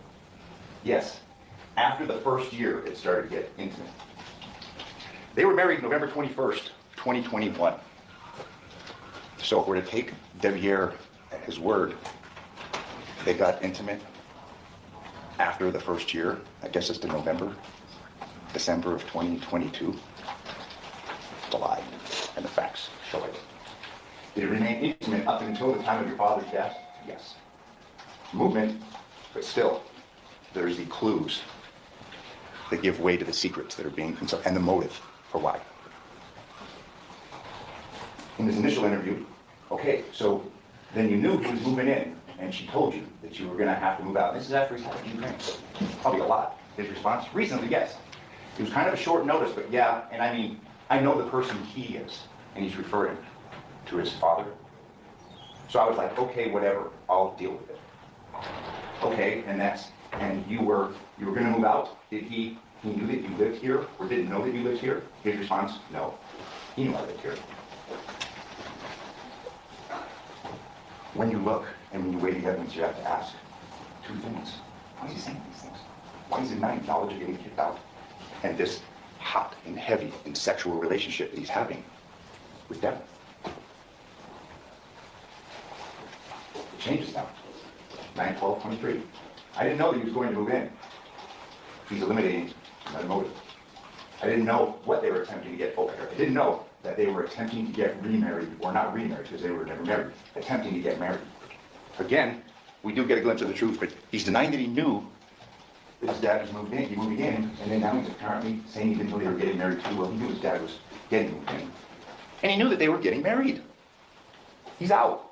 9/14/2023, grand jury testimony. Again, this is Devier. Okay, did there come a point in time where you learned that your father was going to move into the address where you were living with Devin and the two girls? His response? Under oath. I'm unaware of that. Okay, did you become aware of that? After I talked to the detective? Yes. Oh, okay. So that's something you learned after your father's death? His response? Yes. Understood. Was there a discussion about you potentially moving out of the residence? His response? No, sir. Prior to your father's death? No, sir. Again, it's eliminating under oath the motive. This is a text that Devin sent to him 4 days before this incident. See down at the bottom, 8/3/2023. Liar, cheater, it goes on and on. Obviously, there's passion in this non-intimate relationship, if you're going to take his word for it. She sends me a text, 8/3/23. I want a divorce. All your shit will be waiting outside for you. 4 days before Dad's moving in. Do not even think about coming back. He tells the detective he had no idea. He had no idea there'd been no discussions of him getting booted out of the house. So he's losing a wife and he's losing a home. She says, keep your alcohol. Just stay out of my life. You learn from this witness stand that Devier had a fair amount in common with the father that he hated. He was a heavy drinker. You know, a buddy of mine was a warden in Arkansas, and he said, we eliminate women, we eliminate booze. I have nobody in my prison. 9/12/23, interview with Devier. Well, you weren't. You weren't the main suspect. You know what I mean? This is yours. It's a little different than hers. We're here, you didn't do it to clear you. His response? Right. Does that make sense? It does. And while the chances of you even being there are so slim that it's just, there's no, that's not even on the radar. These are the detectives that are investigating this case. They're ignorant of this, what was really going on, the real dynamic of this fairly seedy couple-up relationship. Again, he's ruled out and basically not on the radar because he didn't have the phone on him when his dad was killed. He killed his father. He just left his phone at home when he did that. He's been very clear through his interviews that he worked at home trials. He has extensive knowledge of home security systems. And we all know that most home security systems, there's a phone element to it. It caches on your phone. You have a Ring camera, Arlo, any of those. Phone-based. And Devier has a substantial amount of technical knowledge. He also installed home entertainment systems. Then you've had speakers put in, TVs put up. You got tools. Generally a Sawzall, an electronic knife, an electronic saw when it cuts through the drywall and through 2x4s. We know how that's at least one of the two instruments that was used to remove his father's head.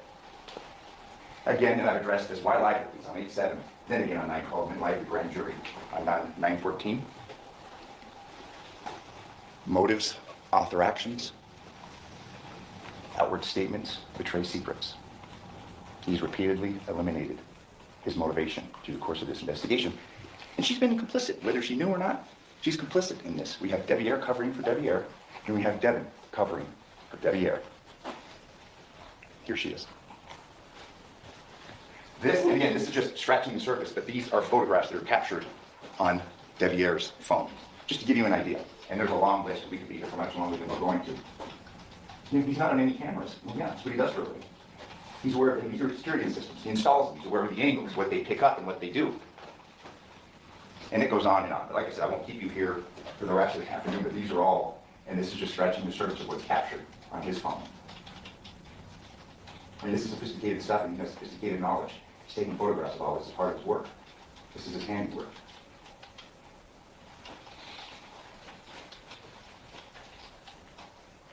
And there's a lot of them.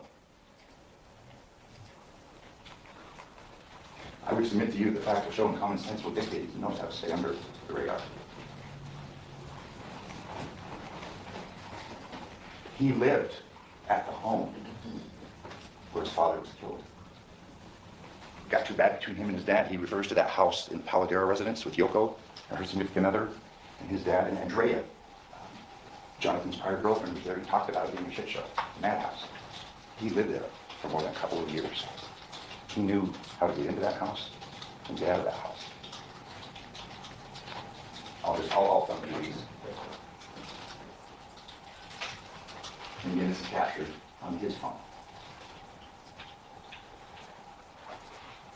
There's a couple of tools back there. Drill. This is the home that Devin and Deviere were living at prior to him getting kicked out. It's right here. It's on Porcupine. The person who lives there knows how to escape detection. Leave the front door, come around, you're on Rebecca Street. There's an even simpler route for a guy that's 6'4", 195 pounds. Right out the back door. But the one that what looks like we're 30 in, pretty nice. All This is like there. Yeah. The results of the autopsy, homicidal violence, there's no real cause. No one knows for sure. Could have been a shooting. These are pictures on, and there's more, but these are just to let you see what was captured on Deviere's phone. If you look at this, this is telling, look at the date. 8/7/23. Modify that, and it was looked at. The day his dad was killed, or the afternoon, the night following his dad being killed. He looked at that. These are swords that were found in the Porcupine residence.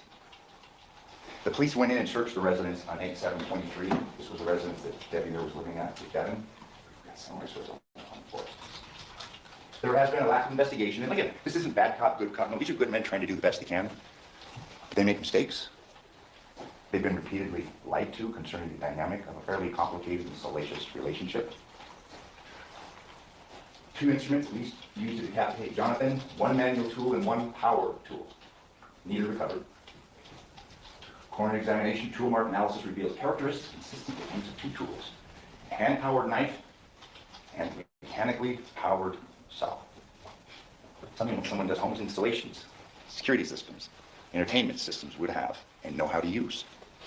Listen, but the mechanics to decapitate a human being are difficult. I mean, you've got this complex systems, you've got the musculature, you have the veins, the arteries, you've got the trachea, you've got the vertebrae, very thick ligaments, and cartilage. It takes a lot. Hand-powered saw can do it.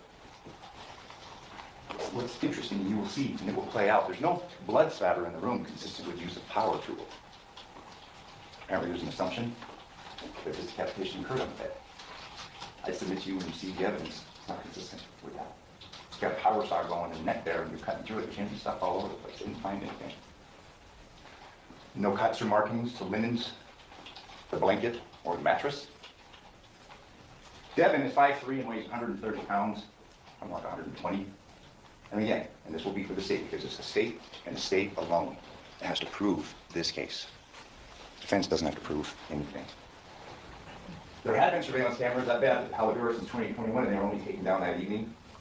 Jonathan was moving. We'll probably learn through the course of this trial who installed him.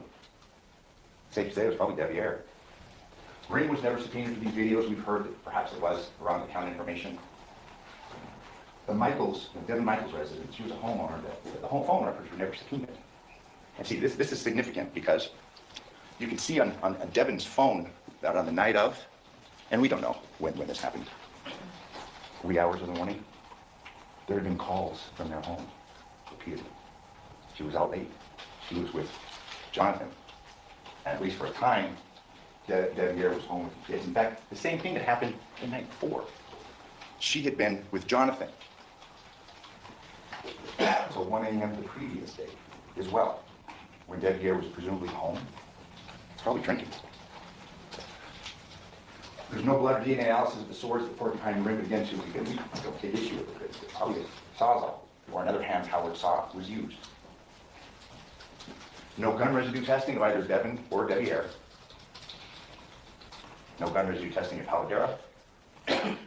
No blood on Devin's clothes when Yoko sees her at 1 a.m. It was actually Yoko's habit to come down from downstairs. You know, Jonathan's room, the room he was moving out of was downstairs. And through the cell phone analysis, you're going to see that it was somewhat of a shit show at that house. It was a very cantankerous relationship between Jonathan and his mother. Don't drink, you're going to get pulled over. The autopsies results will show that fatty liver, the guy's a heavy drinker. You have GHB in the system, you have marijuana in the system. You know, the issue about the car keys and the wallet, Social Security guard being at the house that he's moving into, given not only Devin's concern, but Yoko's concern. For most people, that may be a big deal. Significant. Where this guy getting loaded, driving regularly, yeah, take his keys. Cell phone, part of the bunch. He was moving into that residence, and that's where the police found these things. That isn't evidence of motive. It's not evidence of murder. There is no blood on Devin's clothes when she goes through the CVS drive through the pharmacy. Their kids were home. They were home the prior nights. They were living with Devin. There had been a custody dispute, but that had been now resolved through the rekindling of their relationship. She lied about the sex that she was having with Devin, or Devin lied about the sex she was having with Debbie Ayer. Devin lied about the sex she was having with Jonathan. There's no blood on the clothes investigators recovered from Devin's house. There's no blood on her. And I'm going to show you the video in just a few minutes that the state had showed. This still. This is the night before he is dead and decapitated. Watch that.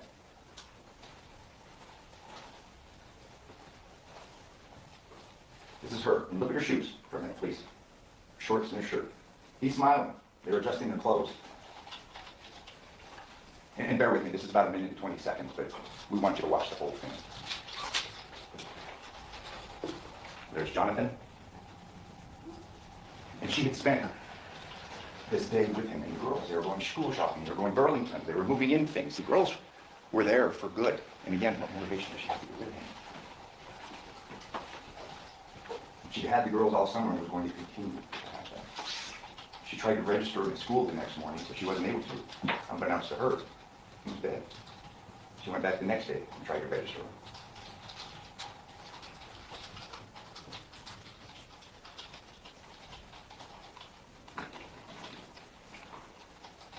Look at his face. They're smiling at each other. He's smiling at her. Thanks, Mike.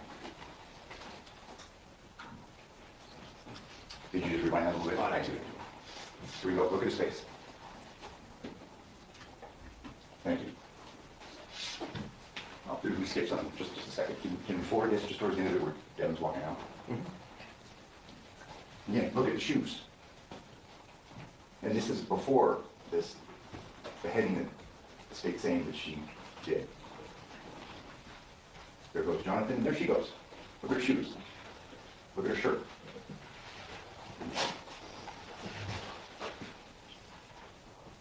There's the shorts. CBS 227.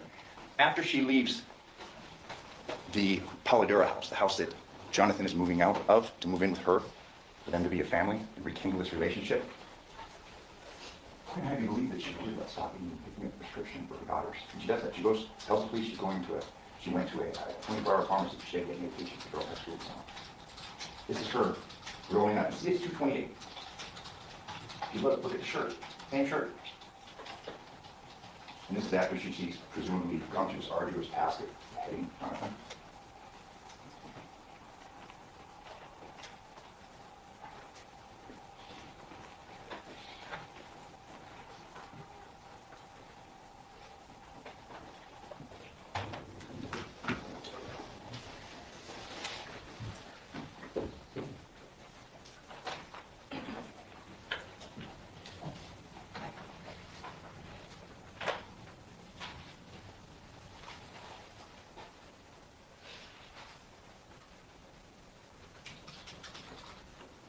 She has a wherewithal to get a prescription after supposedly beheading men.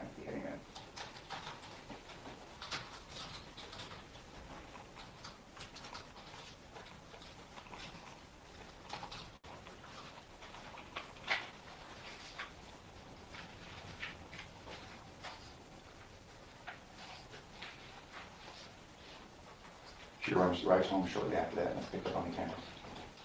This is the home the police enter and photograph hours after this murder is alleged to have occurred. See down here on the right? See the shoes? Black shoes, white soles, middle of it. I think we focus on one, but there's actually two there. These are the shoes that were worn when the man was beheaded hours before. There's another pair of shoes matching those we saw in that video from Carol Hurst at 10 o'clock the night before. You know, you don't have to like her. You don't have to like the choices that she made. He was Benjamin Franklin said that facts are stubborn things, and the state has the facts that they have. Look at the evidence. Look at the motivations. And find her not guilty. Thank you.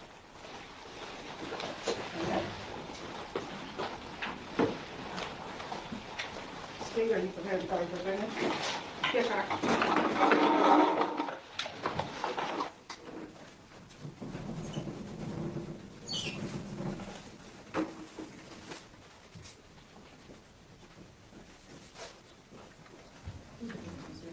Officer Cooper.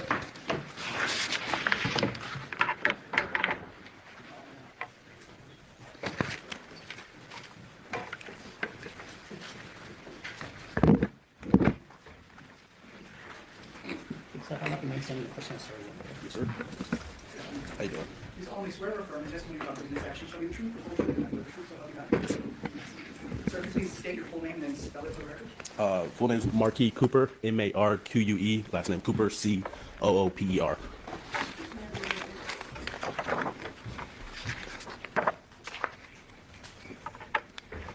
Good afternoon, sir. How are you? Now this nigga, City of Henderson. why is this nigga dressed like he got to go to work when he leave here? This nigga got on full vest. Ain't nobody gonna shoot you in there, nigga. You could at least took that out to testify and put the motherfucker back on. What's your position there? I am a patrol officer. How long have you worked in that capacity? For 8 years. And what are some of the duties of a patrol officer? Could you inform the ladies and gentlemen of the jury that may not know? Yeah, for patrol officers, typically responding for calls for service, it can be something as simple as a civil dispute or as a shooting. So just whatever calls for service that come through the computer. And as a patrol officer, are there certain areas that you're assigned to? Yes, so Henderson's separated by the North Division, West and East, was assigned to the North Division. And in those, also in those North, they're separated by what they call beats or areas, which is, they're numbered on ours, it's 1 through 7 for the North. And you said which area command were you responsible for on around the time frame of August 7th, 2023? That was the North Area Command. What types of call for service would you go out to and respond to? As far as on that day or just in general? Just in general. It could be a gamut of things. I mean, like I said, a simple complaint of neighbor dispute to a shooting to petty larceny. We had them all there, so a lot of petty larceny and things of that nature. So it could be anything you can respond to. Then turning your attention to August 7th of 2023, were you working as a patrol officer at that time? Yes. And which area command was that again? The North Area Command. North Area Command. Were you then dispatched to a call at 2698 Paladura Drive on that date? Yes. Around what time did that call come out? Don't know the exact time, but I roughly think it was around 8:50-ish. Fair to say around 8:40 in the morning? Yes. And what was the nature of the call as you understood it at that time? At that time, what I had was the CAD notes from the computer, and it just said that a mother found her son, and she saw blood, and I think the other detail was he didn't have a face. That's what the call note stated. And then after getting that information, did you then respond to that Paladura address? Yes. Did you respond with anyone? Yes, there was another officer dispatched with me, and I also responded with the Henderson Fire Department. Do you recall which officer was with you? Officer Flores, and then more eventually showed up after. Okay, but initially it's you and Officer Flores that respond to this Paladura address? Yes, ma'am. When you responded to the address, were you in a marked patrol vehicle? Yes. Okay. How is it that you responded to the scene? And specifically what I'm wondering is, did you roll code? Initially, I started code, but I was close by, and then I shut down just because I was close by, and there was more safety reasons. Can you inform us what rolling code means? That is lights and sirens. How long did it ultimately take you to get to the scene once the call came out, would you say? I don't know exactly. Was it hours, minutes? No, a few minutes. And when you did arrive to the scene, were you wearing what's called a body-worn camera? Yes. And was that recording when you did respond? Yes. Prior to today, did you review that body-worn camera footage? Yes.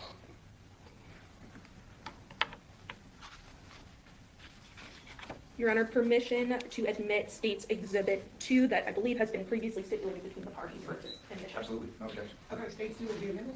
Your Honor, permission to publish that exhibit? Yes.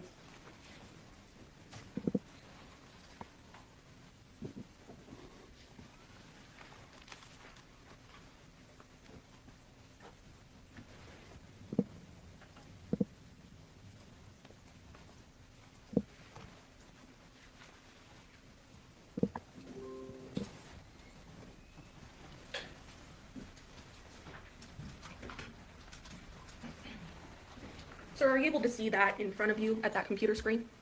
Yes. Okay. And what does that appear to be? You sorry, what'd you say? In front of you, what does that appear to be on the computer screen? My body cam footage. Okay. And specifically looking at the top right-hand position, do we see a date there? Yeah. And what does that date say? 8/7/2023. And would that be August 7th, 2023? Yes. And is there a timestamp at the start of this video? Yes, 8:46 a.m. And about 13 seconds? Yeah. I'm gonna go ahead and play the video from the beginning. And specifically fast forward to about the minute mark. Publishing at 53 seconds. Good morning.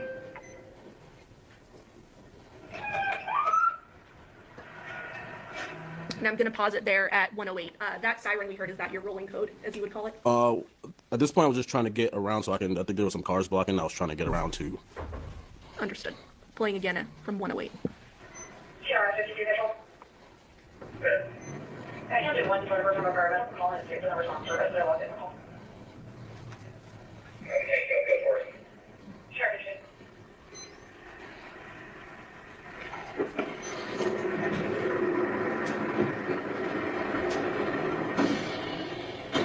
And I'm going to pause the video at 1 minute 36 seconds. So when you approach the scene, the 2698 Paladura Drive, are there already people at the residence? Yes, the Henderson Fire Department, and there was somebody else. I don't know who that was. But it was a fire department response prior to your response? Yes. Okay. And is this you obviously walking towards the residence? Yes. Playing at 1 minute 36 seconds. And I just want to stop it here at 142. Is there anything unique about sort of the garage area that you saw when you were walking up to the residence? That it was just slightly cracked. Playing at 142.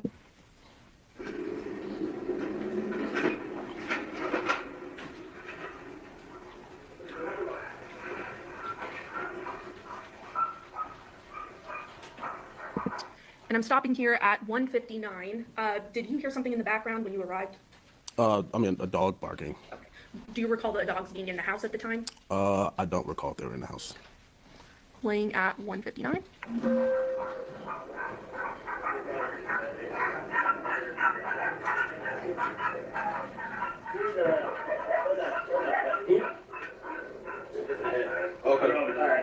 Let's lock this down then. Stopping it at 2 minutes 19 seconds. Was that your voice there, sir? Yes. And what did you say in that video? If it was missing head, let's lock it down. Okay. And what does lock it down mean? Meaning there's now a crime scene, so we kind of push everybody out and freeze that area, to limit access to the house essentially. The initial response was not necessarily a response to a crime. Is that correct? Not initially. It was to see, essentially respond to what was being called into as someone that needed potential medical aid. Is that right? Yes. But once you saw this, you determined it appeared to be a crime scene and you locked it down. Yes. Playing again at 2:19.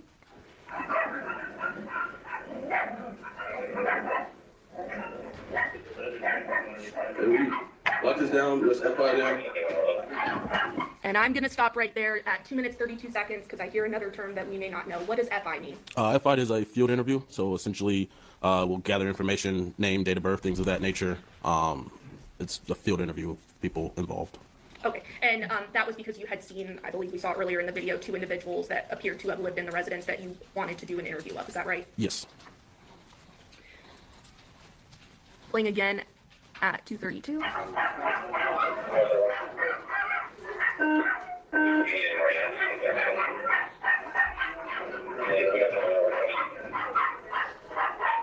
Sergeant 142, are you around? Stopping the video at 2 minutes 50 seconds. I hear you on your radio. What are you doing at that point? At this point, I'm just making sure, due to the nature of the call, making sure the supervisor is on his way. And who was your supervisor that you were reaching out to? Sergeant Shields. And is that typical protocol to reach out to a supervisor in Yes. this type of situation? Yes. Okay. And when you went into the room, what were your initial observations of what you saw? Clearly, you saw a deceased person. Is that right? Yes. Anything unique about the body? I think initially, obviously, that it was decapitated, and there wasn't much blood initially that I figured it would be, and also there was like a strong, like, chemical smell inside that room. Was the first initial things that were surprising to me. Were you able to see what was used to cut off the head or kill the person? No. Playing at 2 minutes 50 seconds. Copy. Hey, we're locking it down until we get here.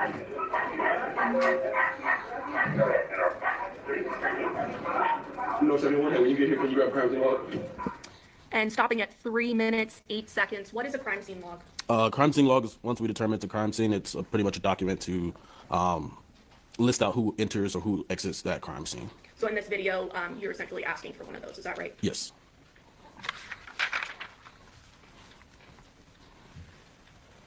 Playing at 3:08.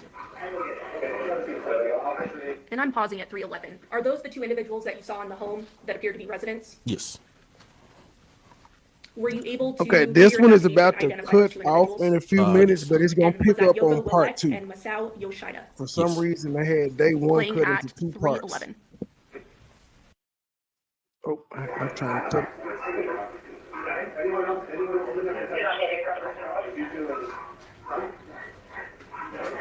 And I'm stopping there at 3:24. We hear in the video that it appears to be only those 2 individuals as well as the deceased that was in the home at that time. Is that right? Yes. Playing at 3:24.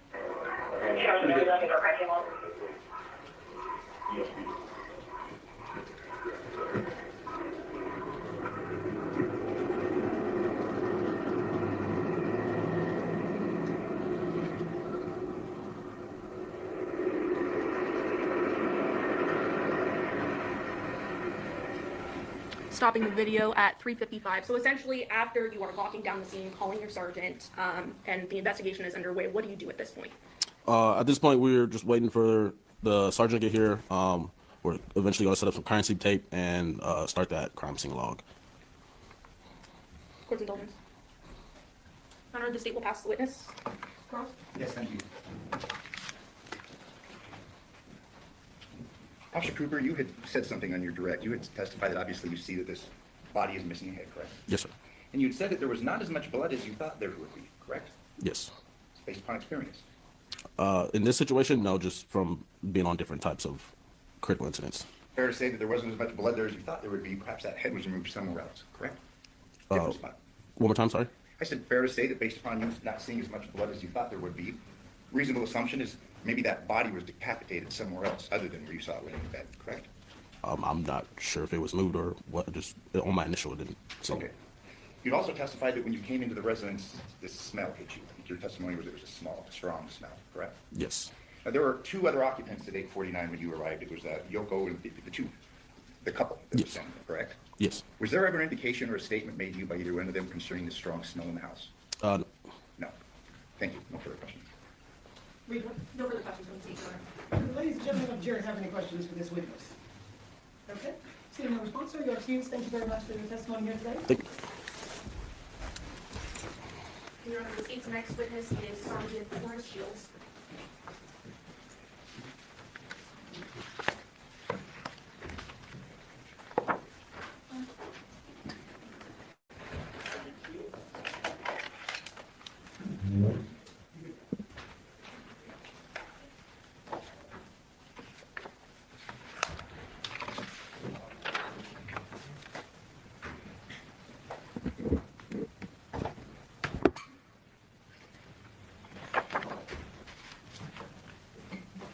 They step on up and they may stand in the person's right. Good afternoon. You solemnly swear or affirm testimony about giving this action shall be the truth, the whole truth, and nothing but the truth, so help you God? Yes, I do. Yes. Now, sir, please state your full name and then spell it for the record. My name is Forrest Shields, FOREST Good afternoon, sir. Good afternoon. How are you employed? How am I employed with the city of Henderson? I'm a police sergeant. How long have you worked as a police sergeant? As a police sergeant, approximately 2 years, but as in law enforcement, years on our SWAT team, as a training coordinator, ATL on the team, assistant team leader, and then from there I tested out and promoted to sergeant and went to patrol as a patrol sergeant. And currently I'm assigned to our police academy in charge of training all the new recruits that are coming into the department. That's an awesome responsibility, right? Yes. So then turning your attention to August 7th, 2023, were you working as a patrol sergeant at that time? Patrol sergeant, yes. Okay. And what are some of the duties of a patrol sergeant? Well, patrol sergeants, they typically have approximately 10 patrol officers assigned to them, and you have a specific area of the city that you're responsible for. This was a North Area Command, and you basically monitoring calls that they're going on. The patrol officers are actively patrolling their areas, responding to 911, emergency, non-emergency calls. And if they need assistance from a supervisor, they'll call you to the scene. Supervisors also monitoring the radio. If you think there's a call that may be out of the ordinary and they may need assistance, you'll start heading that way. If there's any critical incidents, you're typically one of the first supervisors on scene to get it stabilized until a watch commander can come out and take over. So then turning your attention to that date, was there sort of an out of the ordinary scene that you responded to? Yes. And was that at 2698 Paladura Drive in Henderson? Yes. What was the nature of the call as you understood it? Well, it came in as a medical call. Mom called and said that her son was injured and that he was bloody. And I recall like the dispatchers tried giving CPR instructions, and just the mom stated, however, she stated that she refused. The call note said that she refused CPR because he had no neck or head, but there was a lot of blood. So it was a medical call, basically. We were responding to unknown medical call. Okay. So you respond to the address, is that right? Yes. And who was already there at the time? Do you know? The firefighters and one of my guys, Officer Cooper. I think there was a couple officers. Typically, the patrol officers, because they're out and about proactively patrolling, they'll get there first, then they'll call me to the scene. So when I got there, fire was on scene. A few of my guys were on scene. They kind of established a crime scene. I met them outside. They gave me a quick brief and went in. So at the time you arrived then, the scene was locked down as a crime scene, is that right? Yes. Okay. What did you notice when you got to the scene? More like outside, inside? Yeah, let's start with the outside. So starting from the outside, when you arrived to the scene, did you notice anything of note, at the front of the home? So I noticed the garage was partially open, maybe, I don't know, 3 feet, the exterior roll-up garage door. And at the front door, there was a older female and male sitting outside talking to one of my officers. And the front door was open. So I just went up and started talking to them. When you say talking to them, talking to the male and female at the front door? Yes. And were they identified as Yoko Willette and Yoshida Masao? Yes, it ended up being the person in the room. It was their mom and I believe her boyfriend. So the deceased's mother? Yes. And the mother's boyfriend. Yes. So you walk into the front door of the scene. Walk us through what you saw, what you heard, things of that nature. Okay, so I go in and my officer is escorting me back. So we walk into like the living room area, go into the kitchen, take a few steps down, and come back this way. It's like a converted living room area maybe that was converted into a bedroom. And the bed is to our right. And then laying on the bed was a body, the deceased. And then, do you want me to explain that more? Or? Was there anything you noticed that you smelled when you were inside the room? Well, initially, but we didn't know what it was until later. But you could kind of taste and smell like a little burning that's not common walking into people's houses. So you described it as a burning, like a chemical burning smell. Was that right? Yeah, like you could kind of taste it a little bit, and you could definitely felt it in your nostrils. But it wasn't really strong when we first went in. As strong as it seemed like it got stronger the longer we were there. And more in the bedroom area? Yes. And you may have already said this, but was there anything unique about the body when you saw it? Well, so like I said, I came from the kitchen down the stairs, came around. The bed is here, and the body was laying face down on the bed, and the shoulders were kind of, if the body was laying this way, face down, the shoulders were kind of even with the edge of the bed. And I think it was partially wrapped in a blanket. And just things that I noticed, there didn't appear to be like signs of any struggle or anything. Like there wasn't a bunch messed up. It was just kind of laying there, like the arms weren't moved or anything. So it's pulled to the edge, and it just, in my mind, I thought, man, that was just a really clean cut. And then there was no head. Okay. And then Now you had mentioned the body was laying on the bed. Is that right? the body was laying on the bed, yes. And was it on the body's stomach? Yes, the on the person's stomach, laying face down. Yeah, the back was facing up. Okay. And where the head would have been off the bed. Is that right? Yes, like I said, the shoulders were kind of in line right with the edge of the bed. So the head would have been out here. Did you see any blood at the scene? I did see blood, but just from experience over the years, like you've seen people shot or stabbed or other lose a limb on a motorcycle accident or other type of trauma to the body, you would expect to see a lot more blood. And that was something that stuck in my head, is like, there's blood, but I would expect to see a lot more, especially under where the head would have been. Like, I don't know if like maybe something was put there or something to collect. It's what it appeared. Like maybe something was put there to collect the blood, because there was just what appeared to be not as much blood that you would imagine being there. So no blood spattering, things of that nature that you might Right. normally I remember see. there was blood on the mattress to the right of the body, and then a small, I mean, I don't know if that's small, I think there's a small amount of blood on the floor. And then, yeah, looking around, the wall wasn't very far away. You would expect to see some type of cast off, spatter blood anywhere, but it appeared like a very clean scene, other than the body, the blood, the little blood. Now the color of the blood, was it unusual? Yeah, typically, I mean, blood is pretty obvious, like we've all seen blood, but this one wasn't like the typical fresh red blood. It was more of like a black color. And that's not normal based on your training and experience from what you've seen with bloody incidents. Based on my experience and being at other crime scenes, with, the time lapse, no, not common and not consistent with what I've seen in the past. Now, you mentioned to us that you have 28 years of law enforcement experience. Yes. Was this the first decapitation you responded to in your career? I was thinking about that. I can't recall another decapitation. Something you would probably remember if you did see it before, right? Yes. So it's not your everyday event that you see something like this, right? No. Did you inspect any other rooms other than that bedroom where the body was found? Yes, so after seeing that and just thinking about the blood, I went around. So if you go around the bed, back there's kind of like a little hallway that led into a bathroom. So I walked into the bathroom, and before I went to the bathroom, I remember having to step over 2 bottles of like cleaning, liquid cleaning bottles, some kind of Clorox or that type of thing, bottles laying on the carpet prior to getting to the bathroom. So stepped over those, went into the bathroom because I was wondering maybe if there was blood in the sink or blood in the bathroom or anything, but nothing appeared.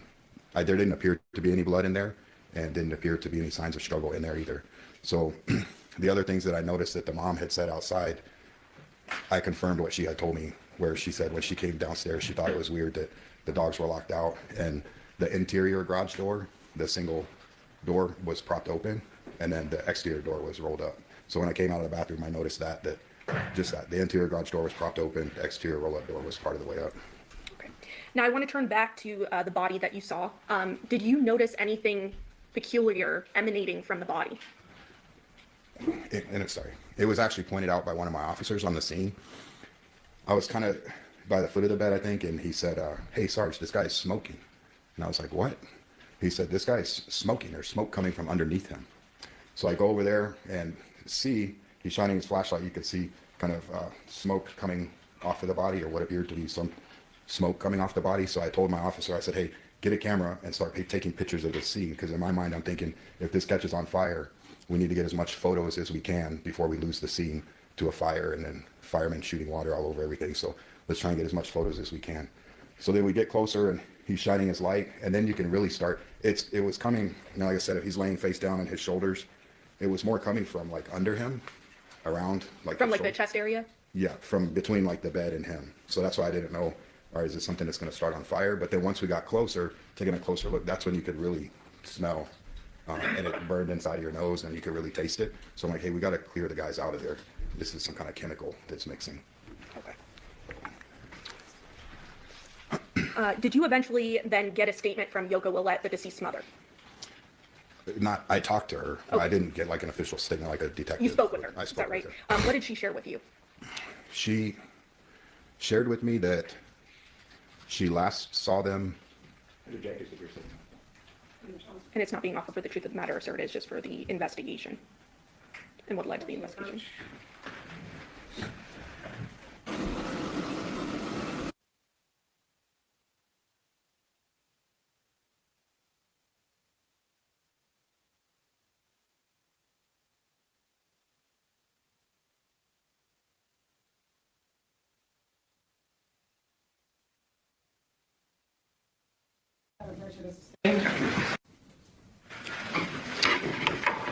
So after taking the statement or speaking with Yoko, yes, and conducting that initial investigation, did you eventually call the lieutenant to come out?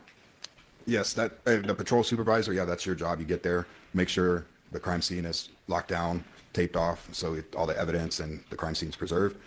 Then that's why I spoke to her to get a brief story, so I could report up my chain.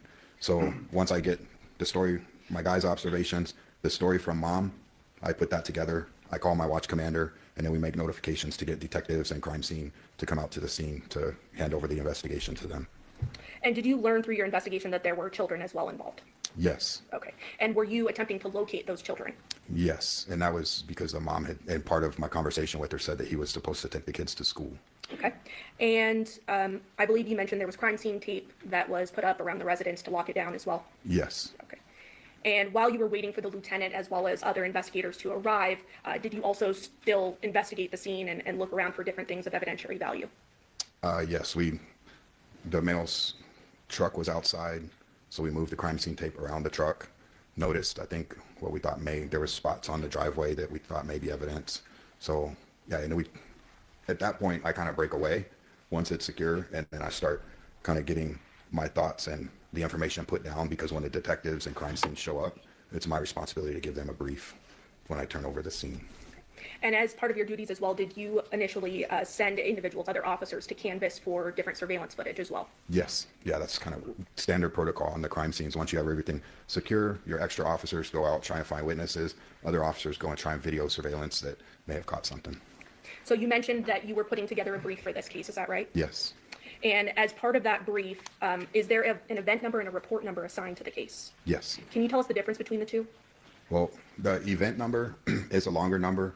It's the year, the month, the day, and then the number of calls in that 24-hour period. So at midnight, the next police emergency call that comes in will be year, month, day, 001. The 10th call will be 0010. So that's how the event numbers cover the 24-hour period of police work.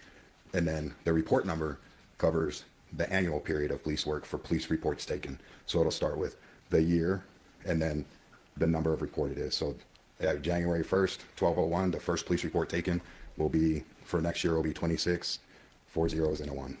Okay. So starting then with the event number, in this case, do you have a reason to dispute that the event number was HP 230807000355? No. Okay. And the report number for this case, do you have a reason to dispute it being 23-15229? No. Does that sound correct? Yeah. And so while you're doing your briefing, eventually detectives and crime scene analysts eventually show up to the scene. Is that right? Yes. And after they showed up, what did you do? So they showed up. I let them know about the chemical smell, the possible hazard, and the smoking. And then, like I said, I give them a brief. Basically, I write up. It has the report number, location, the rescue that was on scene, their information, the initial patrol officers that made entry with them, the time they made entry, then the information of the deceased, the information of the other people in the home. It's just basically like an overview of what we have. And then that there was no obvious weapon on the scene, and just kind of some of the abnormal, typical things that we talked about already. And so after you give this briefing, does your role cease at that point? Yes, that's when, if they have any questions, they would ask questions. Then I do a walkthrough with them, showing them where my officers went, what we did, things that we thought may possibly be important, and then turn over the scene to them, and then we move out, and then they handle it. So I would then look at my staffing and see how many people do I need here for this. For sure, one for the crime scene log up front, and then I start clearing guys off the call to go clear up other calls that are pending. Thank you. Court's indulgence. State passes the witness, Your Honor.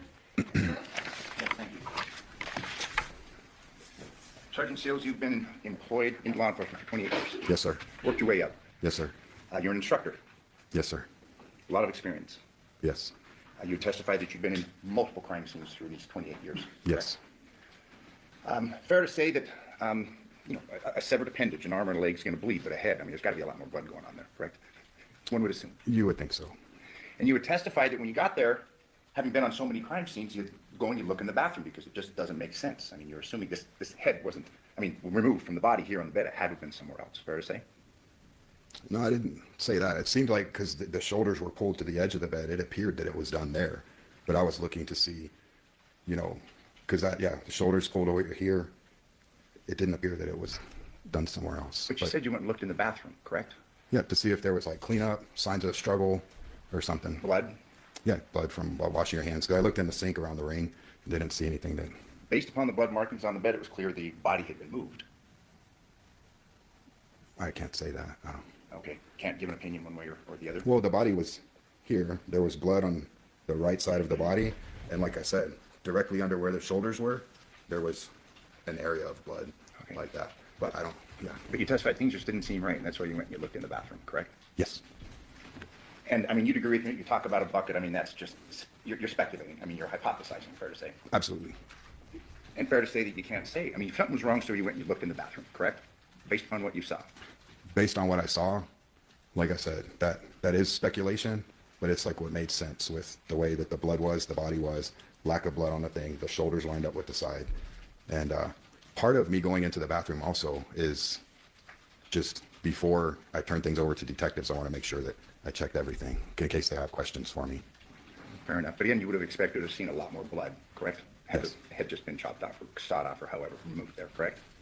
If they were alive at the time, you know, because typically when I have seen those injuries, if you're alive, your blood is pumping and it squirts. It's, you know, I've seen a guy cut his neck and it squirts. All over the place. Have you ever had any cases If they're where alive. have you ever had an experience though where a head's been cut off with a saw alive or dead? Not that I know of. Okay, so we don't know then. Fair to say? Fair to But you say. went and looked in the bathroom, correct? Yes, sir. Thank you. No further questions. No further questions, Your Honor. Ladies and gentlemen, do you have any questions for the students? Sir, you can write your question on a full sheet of paper with your name and your juror number. King Counsel approach.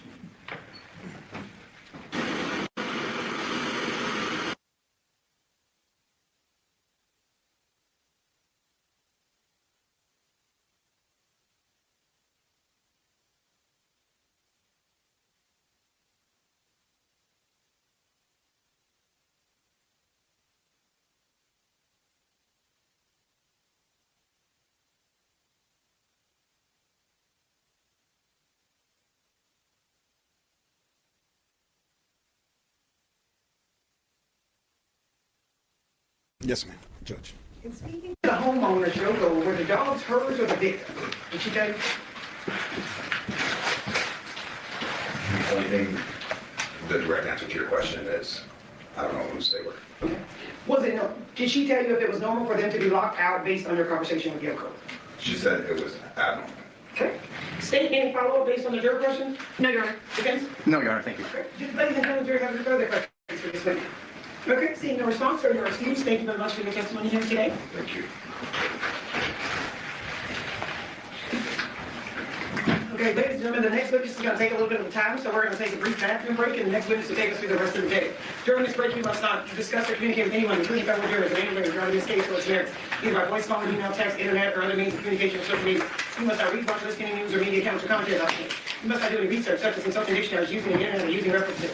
You must not make an investigation, testimony of the case, read any aspects of the case, or in any other way investigate or learn about the case on your own. You must not forward or trust anything regarding this case till 5:15. Ladies and gentlemen, 3:25 will get recessed at 3:40. All rise for the jury.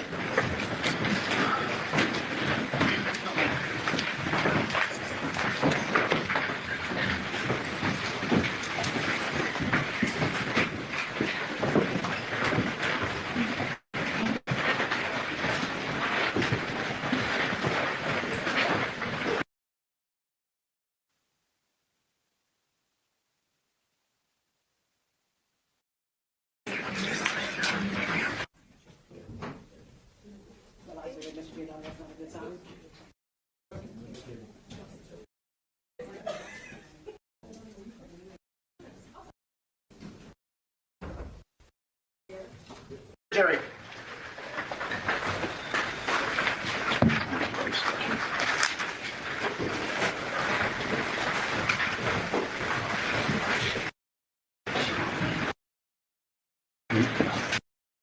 On behalf of the state, do you want to stipulate to the presence of our judge? Yes, Your Honor. Yes, Your Honor. All right, state me, call your last name. Stephanie Wilson.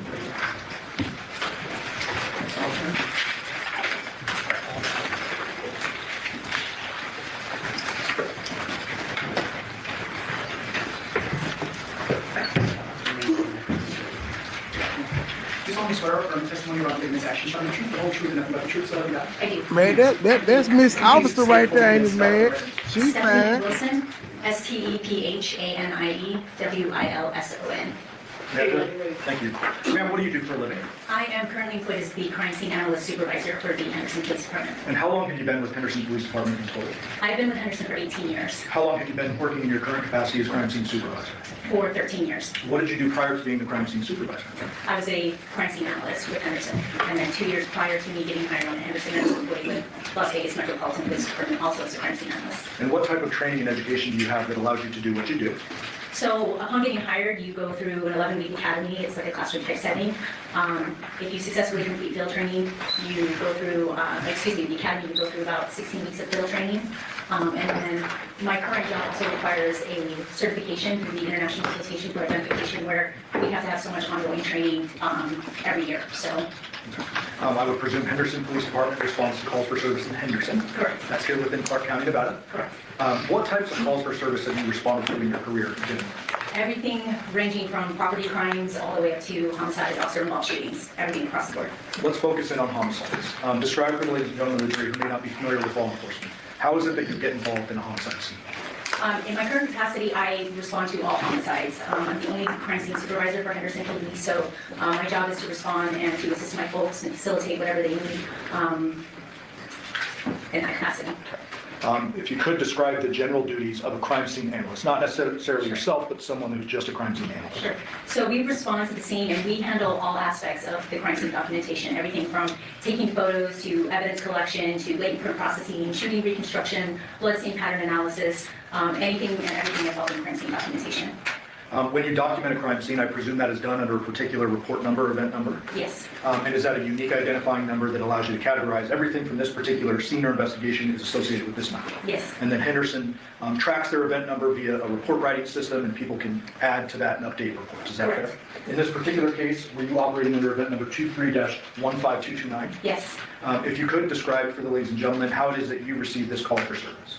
So on an incident like this, I will typically get notified by the detective sergeant, usually the homicide sergeant or the homicide lieutenant will get the initial call from patrol, and then they will call me and let me know that we may have an incident, and we'll coordinate detectives as well as crime scene personnel responding to the scene. And is it your duty or your responsibility to assign your crime scene analyst to a particular call? Yes. And is that based on a rotation or a shift? How does that work? So my folks are assigned shifts, so they work shifts, and then once we get to the scene and determine what we have, we'll start assigning responsibilities. And on August 7th of 2023, our date in question, do you remember how many crime scene analysts you were supervising at the time? 2 at the time. At that scene? At that scene, yes. Overall, how many in your team? 8. I have 8 total. Okay. And is it common for a homicide scene such as this to have 2 plus a supervisor? At least 2, if not more, and myself as well. Okay. Who are the other 2 that responded to the scene with you? So I had CSA Megan Bone and CSA Randy Newbold with me. And you mentioned dividing up duties. How do you go about doing that? It's usually based on a rotation at some level, workloads, but usually one person is assigned photographs and writing the report, and the other person is assigned evidence and diagramming. And you mentioned processing earlier, like latent print processing. Is that actually something you or the crime scene analysts do hands-on? Yes. Can you describe generally the process of latent print processing and then go into DNA processing? Sure. So latent print processing is really determined on the surface area that we're trying to process. Depending on whatever you're trying to process will determine what type of powders we use. There's multiple different types of powders or techniques we'll utilize, again, depending on that surface. But we will utilize these powders.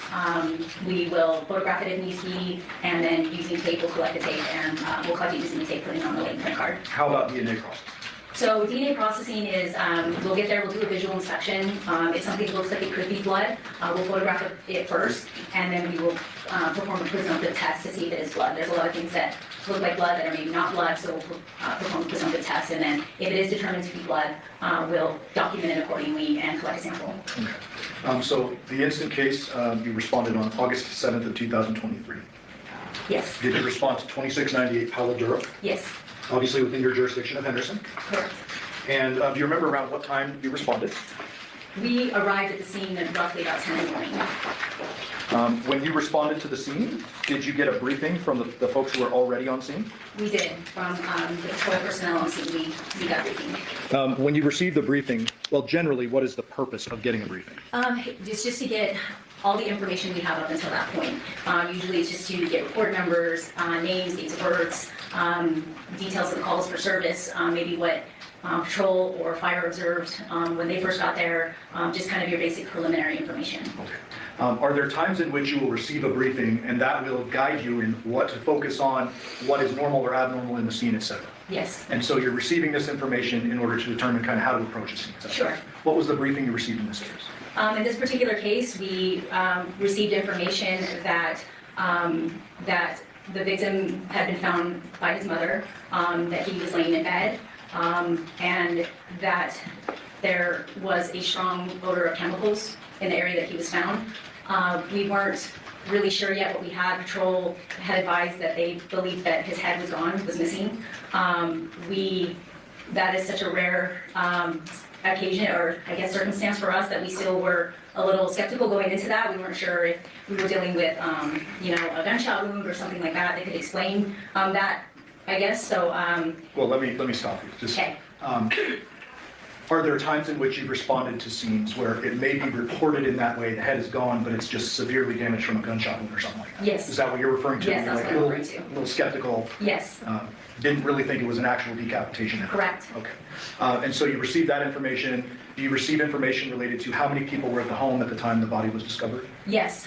We were told that there were, the victim was in the scene, and then there were 2 other individuals that were in the scene. And were those 2 elderly Asian American folks? Yes. Did you see them when you arrived? Were they still there? We did. We did. They had moved them outside of the house. They were sitting outside the front of the house. And after receiving your briefing, do you essentially go in and do what we refer to as a walkthrough? Yes. What does that mean to the jury? So we go in and we just do a brief walk around the scene and see what we have. We're not starting anything at that point. We're just assessing the scene and what's in the scene and what we need to be cognizant of, and it's just very brief. Okay. Once the walkthrough is done, and I presume a search warrant was authored and issued in the process of this. Yes. And pursuant to that search warrant, a judge authorized you all to go in and do your investigation. Correct. When the walkthrough is going on, are crime scene analysts documenting at that time? Not during the walkthrough. Okay, so it's the next step when they begin documentation? Right. We actually try to limit how many people go through the initial walkthrough because we want to try to minimize any type of contamination, if at all possible. So not everyone necessarily does the walkthrough, but yes, once the search warrant is signed and we're authorized to go in, at that point, I send in one person, usually that person taking photos, and they go in by themselves so that we're minimizing any contamination, and they photograph the entire scene. And you bring up a good point. Is it common on homicide scenes for first responders to have gone into the scene before your arrival? Yes. And first responders could be patrol officers and/or fire department paramedics, etc. That's what happens most of the time, yes. I would presume their goal is life-saving measures initially. Absolutely. Your goal is a little different. Once it's clear that the life is not being saved, you're then trying to limit access. Correct. But you're certainly not going to limit someone going in to try to save somebody's life. Correct. Okay. And in this case, you mentioned that the duties were divided up a bit. Yes. Did you say who was doing photography? CSA Megan Bone. Okay. And is there typically what's referred to as a crime scene diagram authored?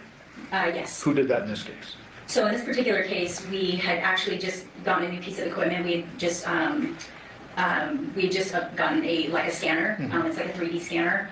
So I actually did the scans of the scene, and it just generates a point cloud data of the scene. And Megan was able to take that data and put it into this computerized diagram. May I approach? Yes. Showing scene 16, do you have that? Yes. Was that your view? That is the diagram of the scene. And who's the addition of that? No objection to that? No objection. Can I read that? May I publish? Yes. Thank you. Showing the jury 16. So this particular diagram, does this encompass kind of the lower levels of the home? Yes. Describe the home kind of generally how it was set up, including levels. So when you initially walk through the front door of the residence, I would consider that maybe a lower level. You walk in the front door into this formal living room. From there, there's like a couple of steps that lead up into that formal dining room and kitchen area. The dining room and kitchen area are all on essentially the same level. From there, on, I guess it would be the east side of that dining area, next to the kitchen, there is again another set of a couple stairs that lead back down into that living room where the decedent was found. So bottom left of the diagram, exhibit 16, is this the front door? Yes. And then you said you walk into the living room? Yes. And then there are a couple steps up to the formal dining room? Yes. And then a couple steps down to what we'll refer to as, the victim's room? Yes. And here it's listed as living room. It's kind of a converted room, is that fair? Yes. Dining and formal dining room are on the same level? Yes. And then there's some stairs that go up to bedrooms upstairs? Correct. Okay. Based upon the scene and kind of how you're approaching it, I would presume that you searched the entire house. We did not personally, the crime scene personnel didn't search the entire house, Yeah. but yes. And when I say you, I'm referring to all of Henderson. Yes. I should have been more specific. Okay, yes. You, as well as homicide detectives, are searching the entirety of the scene. Correct. Searching and photographing and documenting are different things. Correct. Okay. You guys are documenting this. Yes. Okay. The garage here is down to the bottom right, correct? Yes. And then just for the record, what is all this we're seeing on the right-hand side of the screen? So it's a legend of the diagram, so you can kind of see the title. So we have the report number, the address, what type of incident it is, who completed the diagram, and then we have, like I said, a legend of the evidence and items that we collected within the scene. And then a scale, it's a rough scale and approximate scale, and then an arrow showing directionality. Okay. Approximate scale, this is by foot? Yes. Okay. And then the evidence is listed as 1 ammonia bottle, 2 bleach bottle, 3 dog door insert, 4 documents, fair? Correct. Those numbers then correspond with these little yellow numbers inside the diagram? Yes. And that's attempting to depict those exactly where they're found? Correct. And then obviously, we have the victim's body there on the bed, is that correct? Yes. Prior to you coming into the courtroom, did you have an opportunity to look through exhibits 16 to 234? Yes, I You did. thumbed through all of those? I did. To save some time, you did it in the hallway? I did. And did all those appear to be fair and accurate depictions of the crime scene photos, or some of them that were taken at this scene? Yes. And I would move for the admission of 16 to 195 and then 208 through 234. No objection. No objection to those. Okay. 16 to 195 and 208 to 234? Yes. Okay. Move to publish? Permission to publish. Thank you. Showing you 17, what is this? So that is a jury card that is part of our standard procedure for my folks. When they photograph any crime scene, they begin with this photo card, if you will, which again tells us the date, the report number, who's taking the photos, and from a photographic standpoint, the color scale on the bottom could be important as well. Okay. And the photographed by, it says MB1678. What does MB stand for? Megan Bone. And 1678? That's her P number. P number is an individualized personnel number? Correct. Just another way of tracking evidence and such? Correct. Showing you states 18.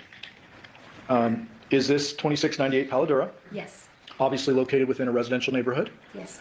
And describe kind of what we're seeing in this particular photograph. This is the front of the house. This is how it appeared when we arrived. The garage door was partially up like that. There was crime scene tape that had been placed by patrol officers. There was a cone in the driveway that had been put there by patrol officers. And during our initial briefing, we'd been told that they believed that they had located an area of blood. And so they had kind of identified that and marked that with the cone. And then you can see one of the individuals who lived in the house was sitting out front with one of the patrol officers. Anything of note about the garage? The garage door was found in that position, partially up. 19, is this just the address marker and a little sign that says guard dog on duty? Yes. 20, just for the record, that's the garage? Yes. And could you estimate, was that like 2 feet, 3 feet? Can you remember? Not exactly, but I would guess about 2 feet. States 21, what are we looking at here? That's the cone that patrol had placed in the driveway. Is that to the left of the cone a little spot of apparent blood? Yes. Was that presumptively tested? Yes, it was. And what was the result of that? It was presumptive positive for blood. As a result of the presumptive positive test, what do you and your team do with that? So we use our own placard, which there are additional photos of later on. We use our own placard to identify this area of blood. In this case, I believe it was marker A. States 22. And we rephotograph it again with our placard, and then we will collect a sample of it. Okay. And so in 22, you can see there's a couple of, looks like spots or like a trail or whatever you want to call it. Is that right? Correct. I'll try not to be redundant with the photos. I'm going to draw your attention to 24. For the record, when you're looking at the home, is this the right side gate or entrance area which would lead to the garage? Yes. I'm sorry, to the backyard. To the side yard, yes. And was that obstructed? Yes, it was completely closed off. By what? This wood fence. Okay, just for the record. There are 3 large trash cans there. Yes. We'll get to that a little bit later. States 25, those trash cans, and then that wood fence, I guess, covers the entirety of that way into the backyard, correct? Correct. Showing you states 26, are we now looking at, if you're facing the home, the left side, which would be the potential other entrance to the backyard? Yes. 27, just a little bit closer there, showing that. The gate, yes. And that gate appears to be a gate that does swing. It does. Correct. We'll get to the backyard in a little bit. Showing you states 28, is this the front door? It is. Any signs of forced entry to the front door? None. States 29, is that just documenting and showing that the door wasn't busted out? Yes. 30, what are we looking at here? So that is that front living room, right when you walk into the front door. Photographer is basically standing in the threshold of the front door? Yes. 31, what perspective are we looking at now? So again, in that same position, right on that threshold of the front door, looking up into the dining area. You can see what appears to be a power tool here to the right. Can you see it? Yes. Fair to say that's not a saw? Correct. Some other yes. kind of power tool, okay. And then 32, where are we oriented now? We're in that same living room, just standing just to the side of the front door. And you can see the stairs going up to the second floor. Okay, so these in the right-hand side are the stairs you referred to going up to kind of the living area, and then to the right, that goes up to the upper level. Correct.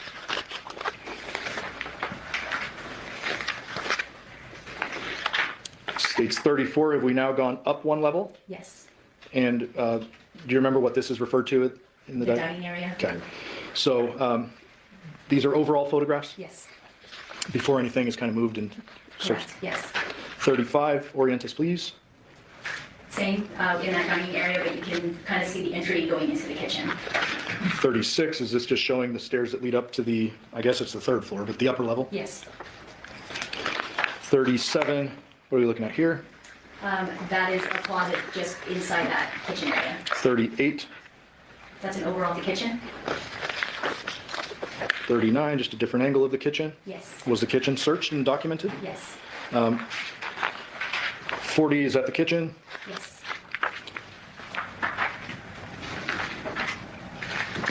43, start opening cabinets and you and your team are searching through everything? Yes. 34, I'm sorry, 44. Oops, zoom back out. Still in the kitchen, opened up the dishwasher? Yes. Nothing of evidentiary value or note in there? No. And I won't go through all these, but I mean, you're opening these cabinets and going through pretty much everything, right? Correct. 46, knife drawer? Yes. In here, we have kind of your common steak knives and butter knives over here. Is that fair? Yes. 48, another utensil drawer or a couple of utensil drawers. Yes.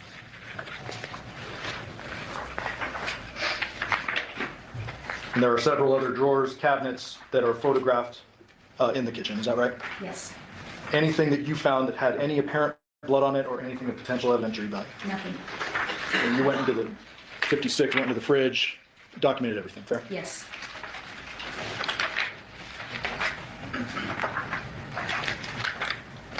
Focus in on 61. What is this here? That is one of two trash cans that were located in that kitchen area. And that trash can was searched? Yes. Anything of potential evidentiary value? No. Random question for you. Did you find any engagement ring or any type of ring in the trash? No. In any trash can? No. States 63. What are we looking at here? That is the adjacent dining area to the kitchen. Okay. And so in the background, you can see an entrance to a room. Where is that going? That is going down to the living room makeshift bedroom area that the victims found in. And before we move out of this kitchen or dining area, 65, is that another trash can? Yes. Searched? Yes. No ring? That one was completely empty.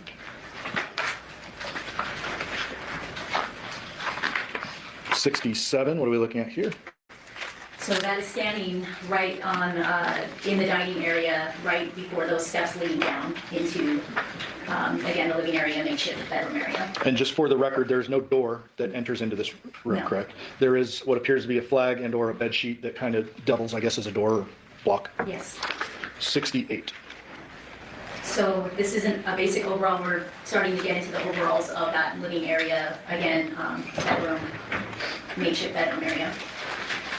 69, same room, just different perspective. Yes.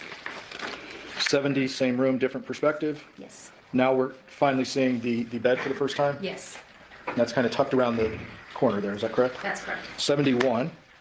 So what does this hallway lead to here? So that hallway leads to a bathroom and the laundry room that connects to the garage. Okay. 72, different perspective, same room. Yes, 73, different perspective, same room. yes, 74, same room, yes. different perspective.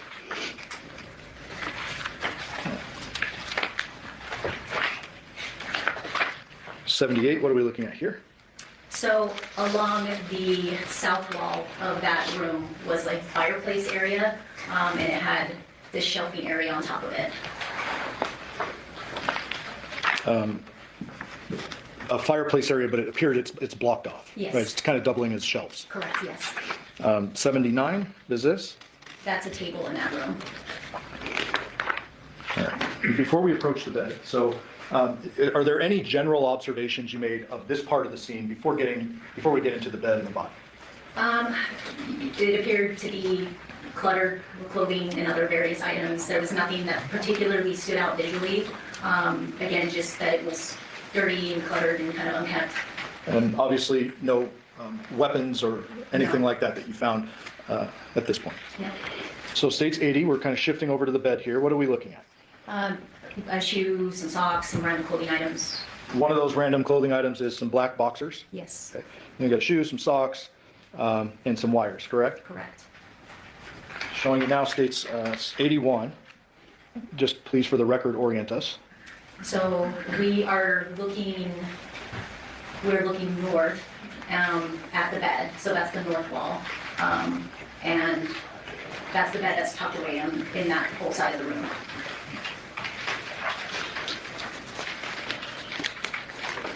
'82. What portion of the bed are we looking at here? That's the headboard of that bed. And you're documenting kind of the gap in between the headboard and the bed? Yes. 83, getting a little closer to the bed here. Yes. 84, now we're at the foot of the bed. Correct. Did you find anything of potential evidentiary value with that down near the foot of the bed? That's where we started seeing what appeared to be blood. Okay. Was the foot of the bed. And I do have photos later that show your markers, but do you remember where that particular blood was? Right on the foot portion of that bed, that wood frame of the bed, we started seeing like our first drops of blood. Okay. We're getting a weird glare here, so let me see if we can. And some on the carpeting.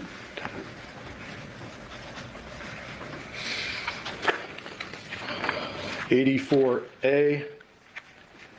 And for the record, that was within the stack 84A, but I don't think I mentioned that. I don't think you mentioned that. We moved the admission of the A as well. Okay. No objection. Okay. Thanks. So now we are, oh, we're still on the other side of the bed. I apologize. I'll show you. 86. So what are we looking at here? So that's on the opposite side of the bed. Now we're standing on the opposite side of the bed, where you can see the top portion of the victim, and you have that small kind of area just between the bed and dresser, some other furniture items along that wall. For the record, the victim's his shoulders are kind of adjacent or parallel to the left side of the bed in this photo. Yes. The left edge, I should say. Yes? Yes. Did you make any observations about the blood patterns here on top of the bed? There were some what appeared to be deep saturation blood stains on that side of the bed. There is a glare, and I've been trying to fix it, but tell me if you need me to bring this photo up to you. Do you remember this particular stain, saturation, closest to the foot of the bed being more red in color? I don't remember that specifically. Okay. May I approach? Yes. I can see it in this photo, yes. Counsel, which exhibit is that? Sorry, 86. Thank you. And then down on the ground, did you make any observations? Yes, there was another area of what appeared to be just saturated blood right on the ground right below. 91, that shows it a little bit better. I'm going to try to zoom in.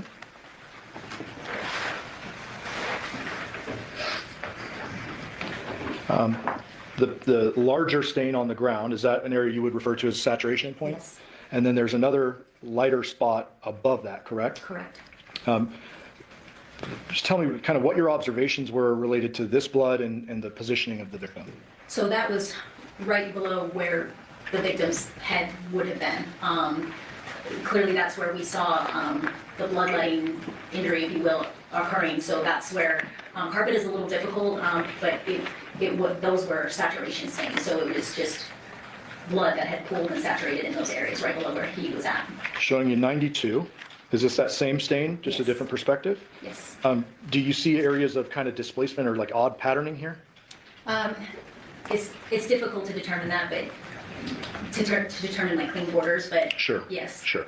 Clean borders, like what are you referring to? What does that mean? Like if something had been placed there, carpet again is difficult because you don't get those clean borders that you would see like on a hard surface or a non-porous surface. Carpet is a little more difficult, but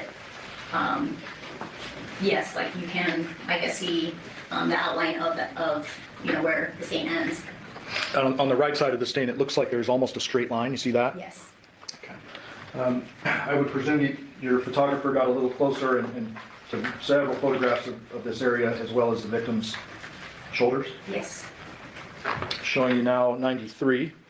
This is a little bit better photo of the patterning here on the bed. Is that right? Yes. Did you make any deductions or observations related to the amount of blood, the positioning of the blood, et cetera?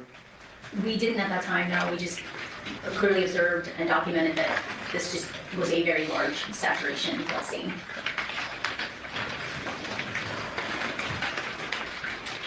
'98, this is a different perspective. Oops. What are we looking at here? So that is the upper portion of the victim, again, void of his head.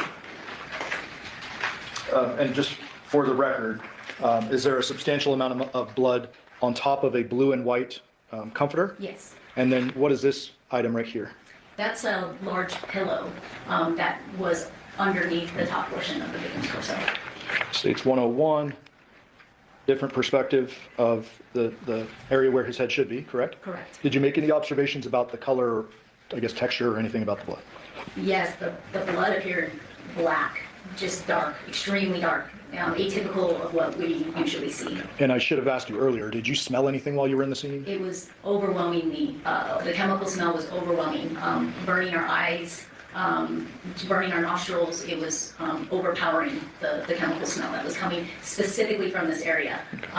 That smell was present throughout this room, but the closer you got to this area of the victim, you walked around the foot of the bed and came towards this area, it was overpowering. I'll show you one more states 100. For the record, kind of the same perspective, but it shows a little bit of the pooling over here as well. Yes. And ma'am, did you make any general deductions related to where this person was decapitated? We felt like it was done right there. Why do you say that? I mean, there wasn't any signs of a struggle. There wasn't any signs that he had been moved. There wasn't, if anything, we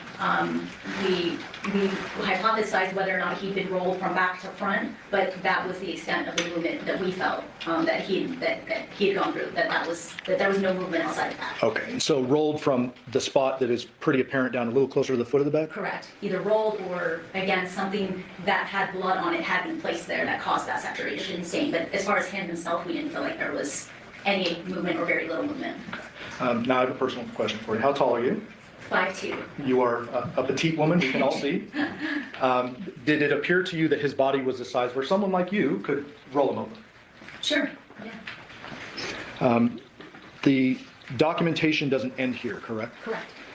Eventually the sheets and stuff are kind of peeled off onion-like layers, right? Yes.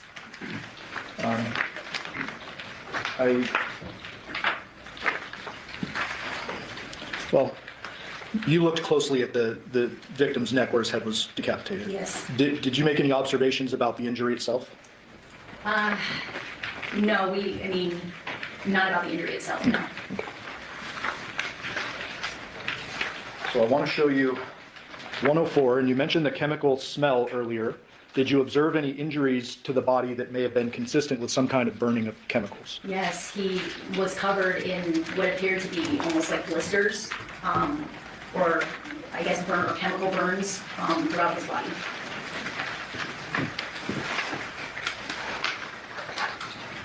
States 106. Is that an angle of the backside of his left shoulder? Yes. And left inner arm? Yes. And are these some of the blistery kind of burn-like marks you're seeing? Yes. And many of those are documented closer. I won't Yes. go through all of them, but they're documented closer, correct? Yes.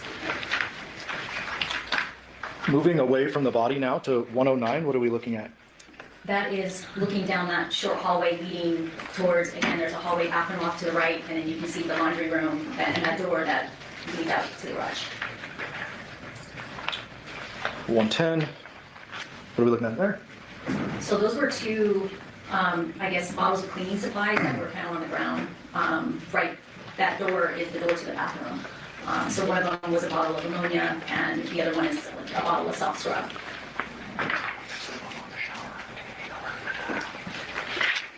States 111, where are we looking here? That's looking into the bathroom, that hallway bathroom. And that's all documented as well? Yes. States 112, what are we looking at here? That's a picture of the vanity in that bathroom. Including the sink and the toilet? Yes. And then we're trying to get a photo of the shower printed, but that's all looked at and documented? Yes. Did you observe any signs of blood in the bathroom area? No, we did not. Had you would have swabbed it and taken it, I presume? Yes. Going back for a moment.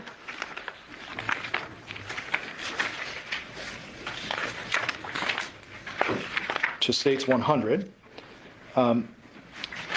would you agree with me that the blood in this area is generally focused where his head should be, and then at the bottom of the, or I guess the foot of the bed and the ground? Yes. Directly underneath? Yes. Have you responded to crime scenes involving gunshot wounds? Yes. Okay. Any estimate, thousands, hundreds? Hundreds. Okay. Have you responded to scenes involving stab wounds? Yes. And is it common to observe blood kind of less focused in one area in those types of scenes? Can you explain that? Well, would you expect with a gunshot wound cast off or spray or spatter? Yes, absolutely. What are those terms that I just used, just so the jury understands? So anytime you have like a gunshot wound injury, you will see various types of blood spatter, if you will. We have forward spatter, you have back spatter. For injuries involving like sharp objects like stabbings, a lot of times you'll see cast-off patterns, things like that. So there's all different various types of blood spatter depending on what type of injuries or implements cause those injuries. Sure. And if an injury occurs while a person is alive, it's probably more likely that their arteries are pumping and their veins are pumping. Absolutely. If I'm an finna injury follow occurs this woman that's on not- IG. I bet she got a social Or, I'm media. sorry, if a Not the decapitation one on occurs trial, the one post-mortem, that's there's not going to be testifying sperm, right correct? now. I'm following her. And I should ask the general question. Anybody Did you wants to observe know any the spatter, cast Pittsburgh off, or anything on the walls, charges gave him on the 3 to headboard, 5 charges. on the ceiling, No. on the, anything else that's kind of cluttered around the No. bar?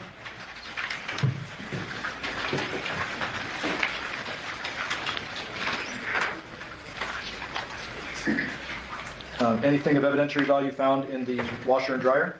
No. Other than the 2 chemical bottles on the ground, anything of evidentiary value found in that hallway or bathroom area? No. 119. Is this the door, the garage door? Yes. And I guess, what perspective are we looking at this at? So you're inside the garage. Okay, so we passed through that hallway, past the bathroom. Into Right. 120, what are we looking at here? That's an overall inside the garage. 121, different perspective, but kind of capturing the other angle. Yes. 122, also in the garage. Yes.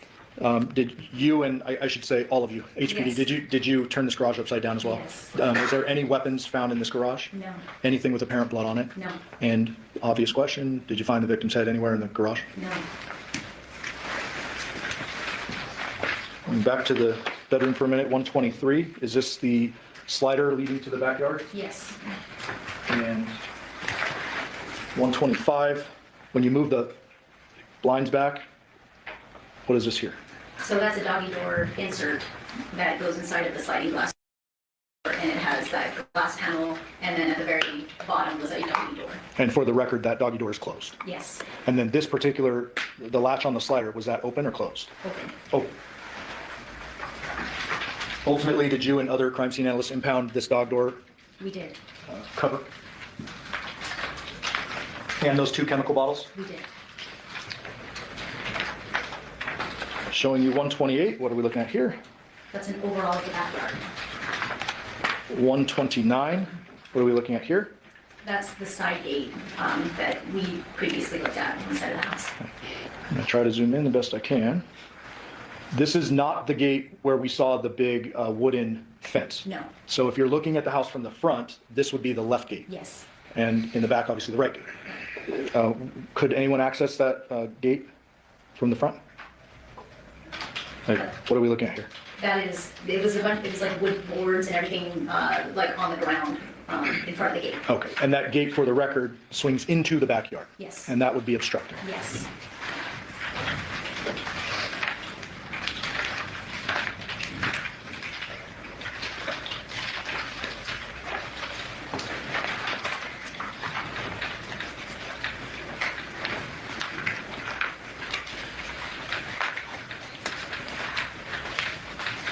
And actually,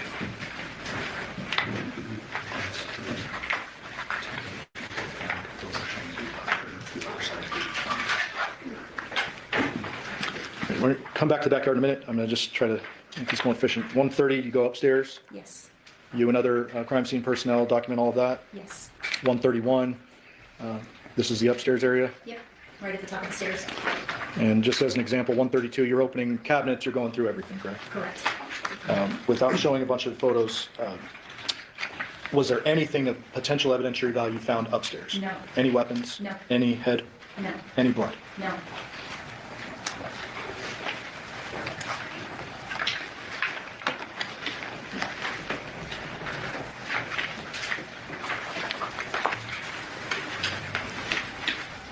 Showing you 138, is this one of the upstairs living area bedrooms? Yes. And can you see some, what appears to be some little girls' clothes and little stuffies up here? Yes. Well, that's what my kids call them, stuffies. Yes. 140, some more kind of child's clothing or small clothing there. Yes. And this is all upstairs. Yes.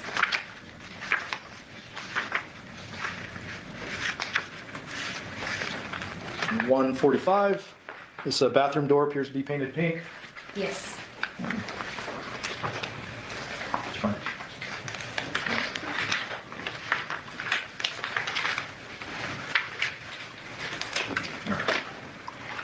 So very briefly, 153, we now have evidence placards next to the 2 chemical bottles. Yes. And those should correspond with our crime scene diagram. Yes.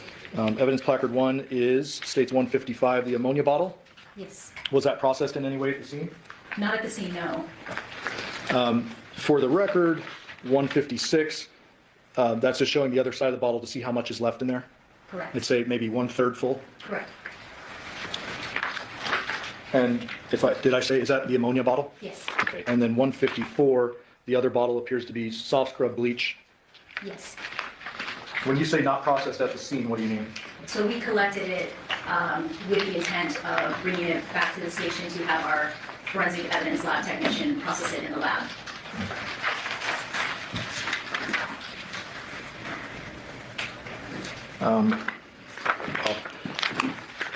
Going back to the backyard for a moment, the one gate is obstructed that swings inward to the backyard. Correct. The other side, I'd shown you a photo earlier from the front, that gate, I'm sorry, that wooden fence? Yes. Does that cause that side to be completely obstructed as well? Yes. Okay, so both sides are obstructed. Yes. States 160, where are we now? So that's the foot of the bed where everything was. 161, now we have an evidence placard showing what? That's showing an area of apparent blood that was located on the foot of the bed. Very small, almost like droplets? Yes. Did those appear to be downward droplets? Yes. What's the difference between a downward and kind of a sprayed? It's like a passive blood drop. So it doesn't show a lot of directionality. It's more just like a passive, like something that's dripping blood just passively. It doesn't show a lot of movement. In addition, in the bedroom, did you and other crime scene analysts locate a bunch of writings, pink writing? Yes. Were those accessed and then ultimately photographed page by page? Yes. Did those shed light on your investigation? Yes. And generally, without saying what the letters say, why were they relevant to your investigation? It appeared to be handwritten notes regarding a child custody disagreement. And I'd move for the admission of 196 to 207. We object this to hearsay if you want us to approach it. Please.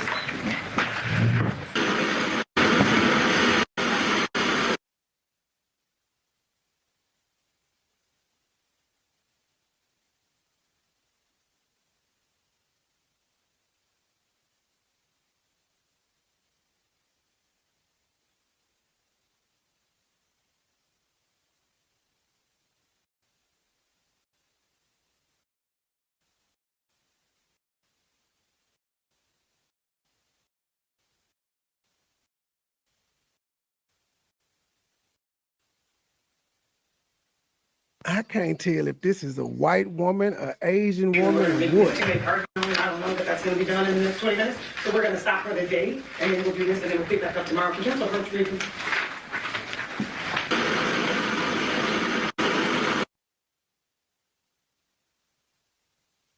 Let's see if they got anything. Look at Judge Hatcher up there. In any way regarding the case or grant of voice, phone, email, text, internet, or other means of communication or social media. You must not resource this any news or media account for commentary on the case. You must not do any research such as consulting dictionaries, email, and reference materials. You must not make any investigation, test, theory, This case, judge reasoning, already talks fast, but she's the only one that sounds like a chipmunk from the current speed. Everybody else sounds normal. All rise for the jury. And the next video should be queued up to the right spot. It came in like an hour in. You are going to be excused for the remainder of the day. I just remind you that you are still under oath. You are not allowed to discuss your testimony with anyone. You can report back tomorrow morning at 11 a.m. Okay, thank you. Thank you. All right, we're going to be adjourned for the rest of the day, so everybody can be excused.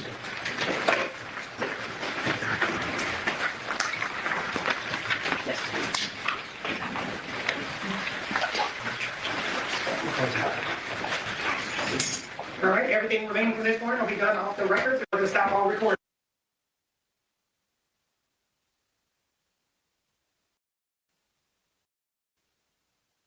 Man, apparently her heyday in porn was the early 2000s and shit. She won a one of them nudie, one of them porn site awards in like 2004. I think the latest thing they got of her is from like 2017. But oh, she was did her Hollywood porn stars early 2000s. That's Yeah, that Hollywood porn. actually she has a IMDb page under her alias. Well, one of her porn alias. Okay, it's about to flip. Hopefully, it's already. Yep. All right, right back in it. This is day 2. Day 4 begins tomorrow. I'm gonna try. Go ahead and play day 3 and something. I ain't sleeping yet, but who knows? Yeah, 5 hours left on this one. A lunch break is included. Back on the record at C, 377-239, State of Nevada versus Devin Michaels. And the record reflects that Ms. Michaels is present and her attorneys and deputy district attorneys on behalf of the state. Do both parties stipulate to the presence of our jury? Yes, Your Honor. Okay, and Dave, I'm just going to ask you to raise your right hand. We're going to re-swear you in because it's been overnight. You solemnly swear or affirm the testimony you're about to give in this action shall be the truth, the whole truth, and nothing but the truth, so help you God? I do. State, you may resume your questioning. Thank you, Your Honor. Ma'am, yesterday we left off with a couple of questions about the backyard and that side gate, that wooden fence. Do you remember that? Yes. I'm going to show you now 163. Is this a view of the front of the house aiming at the trash cans and that side fence? It is. 164, those trash cans were opened. Yes. 165, another trash can. 166, trash can opened. 167, another trash can. Yes? Yes. 168, that trash can opened. Yes. Correct? Insert anything of evidentiary value found within those trash cans. No. 168A? Just as that one. You good, please. I believe by stipulation we move to admit 168A. Correct. 168? 168A. 168A. Okay, 168A will be admitted pursuant to stipulation. And ma'am, I mentioned yesterday we appeared to be missing a photo. Does this appear to be a photo showing the backyard and showing that gate where the fence would be out front? Where the wooden fence would be out front, yes. Okay, so does this now tell us both sides of the entry to the side of the house are obstructed? Yes. Did you and your team also go out and execute warrants on the vehicles out front? Yes. 169, ma'am, what are we looking at here? That is a photograph of the victim's truck and trailer that was parked out front of the house. Can you describe just for the record how it is parked? It's parked, I'm sorry, I don't know directionality, but it's just parked along the street right in front of the house. Parked, I guess, wrong way on the street. Correct. And the trailer appears to be hanging out into the street a bit. Yes. 170. Did it appear that the moving trailer portion was somewhat empty? Yes. Other than a blanket or something? Yes. 171, just another angle of that. 172, documenting the license plate, if you could read that into the record. 399ZUK. 173, is this the bed of the truck? Yes. Obviously searched at some point? Yes. Anything of evidentiary value found within the trailer or the bed of the truck? No. The inside of the truck, was it also searched? Yes, it was. 174, is that a side angle of the truck? Yes. A couple of American flags sticking out the back? Yes. And then there's a bunch of photographs of different angles of the exterior of the truck, is that fair? Yes. I'm not going to show them all to you, but you would agree with that? Yes. I'm going to show you one more, 180. Just a better angle showing the empty moving trailer, or moving trailer except for that blanket and a piece of wood or something. Yes. 181, what are we looking at here? That's the interior of the truck. Front seat? Yes. 182, back seat? Yes. Anything of evidentiary value found within the truck? No. In addition to the truck, was there a little blue sedan parked out front? Yes, a little Nissan Sentra. And was that searched as well? It was. 185, is that the Nissan? Yes. 186, rear of the Nissan? Yes. Looks like a temporary tag. Yes. 2010 date on it. Yes. Can you read the plate into the record? Sure. 1E67224. And that vehicle was searched as well? It was. 188, front seat. Yes. 189, back seat. Yes. 190, trunk. Yes. It appears that there's a bunch of random materials as though maybe someone was packed. Yes, it was good. Anything of evidentiary value found within the Nissan? No. And I'm assuming that when you're referring to evidentiary value, that would include anything related to blood. Correct. So let's go back inside the residence just briefly. I'm almost done with you. Okay. 193, we showed this yesterday, but this particular dog door, did you say was it impounded under our vent number? Yes, the cover was, yes. And you mentioned some latent print processing. 194, what are we looking at here? So that's the door that's leading from the laundry room to the garage, and that was also processed for any fingerprints. At 195, a closer view of that same area? Yes. You mentioned yesterday sometimes you'll process and use photography, other times you'll process and actually pull tape. Correct. Here it looks like you may have pulled tape. We did. And I want to ask you some general questions about fingerprints. Sure.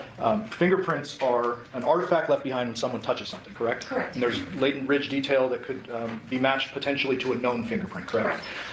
Fingerprints don't tell you anything about timing. No. Right, that could have been left there a day ago, a month ago, a year ago. Yeah, it's very, very difficult to establish a timeline for fingerprints. Okay, and if someone is a known occupant of a home, you would expect their fingerprints to be in their home.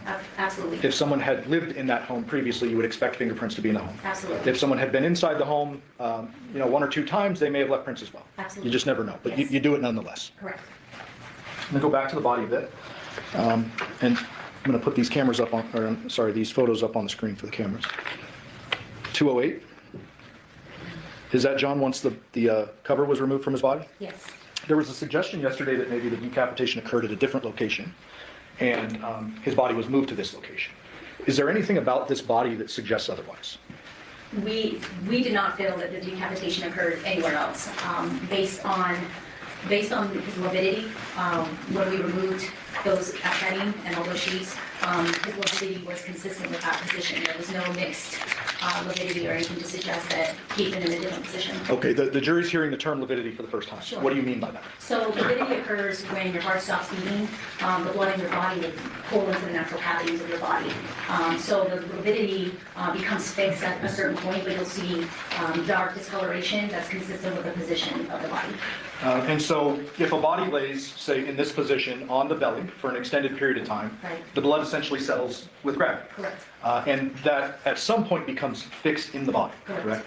Now, if a person is killed, and they sit there for a minute, an hour, and then are flipped onto their belly, they're on their back when they're killed or whatever, Right. are there times in which the lividity will change a bit? You'll see a variance in the lividity. Okay, and in this particular case, anything suggesting that he was moved from this small position on the bed other than maybe flipped over? No. In addition to that, we talked about how you believed it was a post-mortem decapitation. That's correct. As a result of that, you're not going to have spurting vessels or veins or arteries, correct? Correct. However, there is blood leaking from the Right. decapitation. Right. Did you see anywhere outside of this small area in the scene any evidence to suggest this body was dragged in, brought in, carried in, or anything like that? No, nothing of the sort.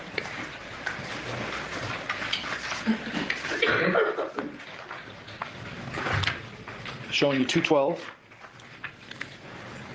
Now that the cover is removed, can we see more of those what appeared to be chemical burns? Yes.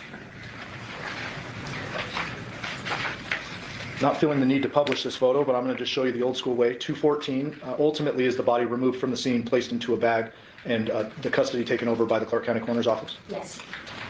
Ladies and gentlemen of the jury, I'll just remind you, you will have all of the photos that were admitted into evidence when you go back for your deliberations. Thank you, Your Honor.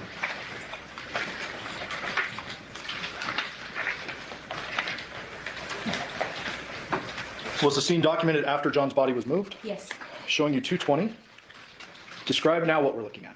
So after the victim's body was removed from the scene, we proceeded to basically open up all the blankets and bedding that he'd been wrapped in to see if we could find anything of evidence, anything important in that bedding. And so we can reorient, if the jury can't recall, is this the foot of the bed down in the lower left portion of the photo? That pillow is the pillow that we discussed yesterday that was underneath the upper portion of his torso. Okay. Well, I have another personal question. Have you ever received a massage?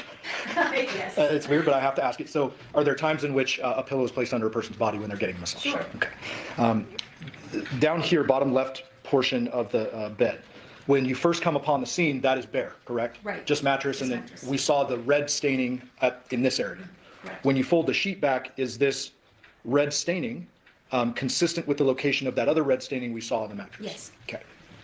So hypothetically, if someone were to want to roll this body over to do something to it, could the initial impact have occurred here and then the whole sheet then rolled over and with the body? It's possible, yes. 221, another angle just showing kind of now we're peeling the layers a bit, or getting different angles of the layers. Yes. 222, is this the remnants of the pillow and the blanket that were underneath where John's head should have been? Yes. I'm sorry, Counsel, which exhibit is that? Number? 222. Thank you. You're welcome. 223, what is this? That's a towel that was found towards the head of the bed. Okay. And now it's just been laid out for documentation? Correct, yes. 225. Are we now seeing the white comforter kind of spread out? Yes, And a couple of blood spots in corresponding corners on the top? yes.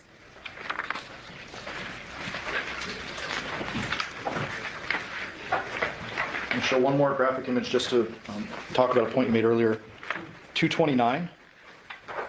Is this some of the lividity that you were talking about? Yes, that's exactly what I'm talking about. And that's kind of blood settling when a body remains in a position post-mortem for an extended period of time? Yes.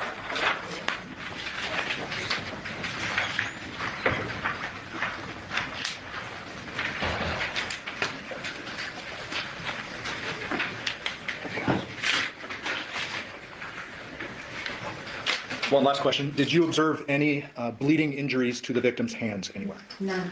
Thank you. I'll pass the witness. Thank you.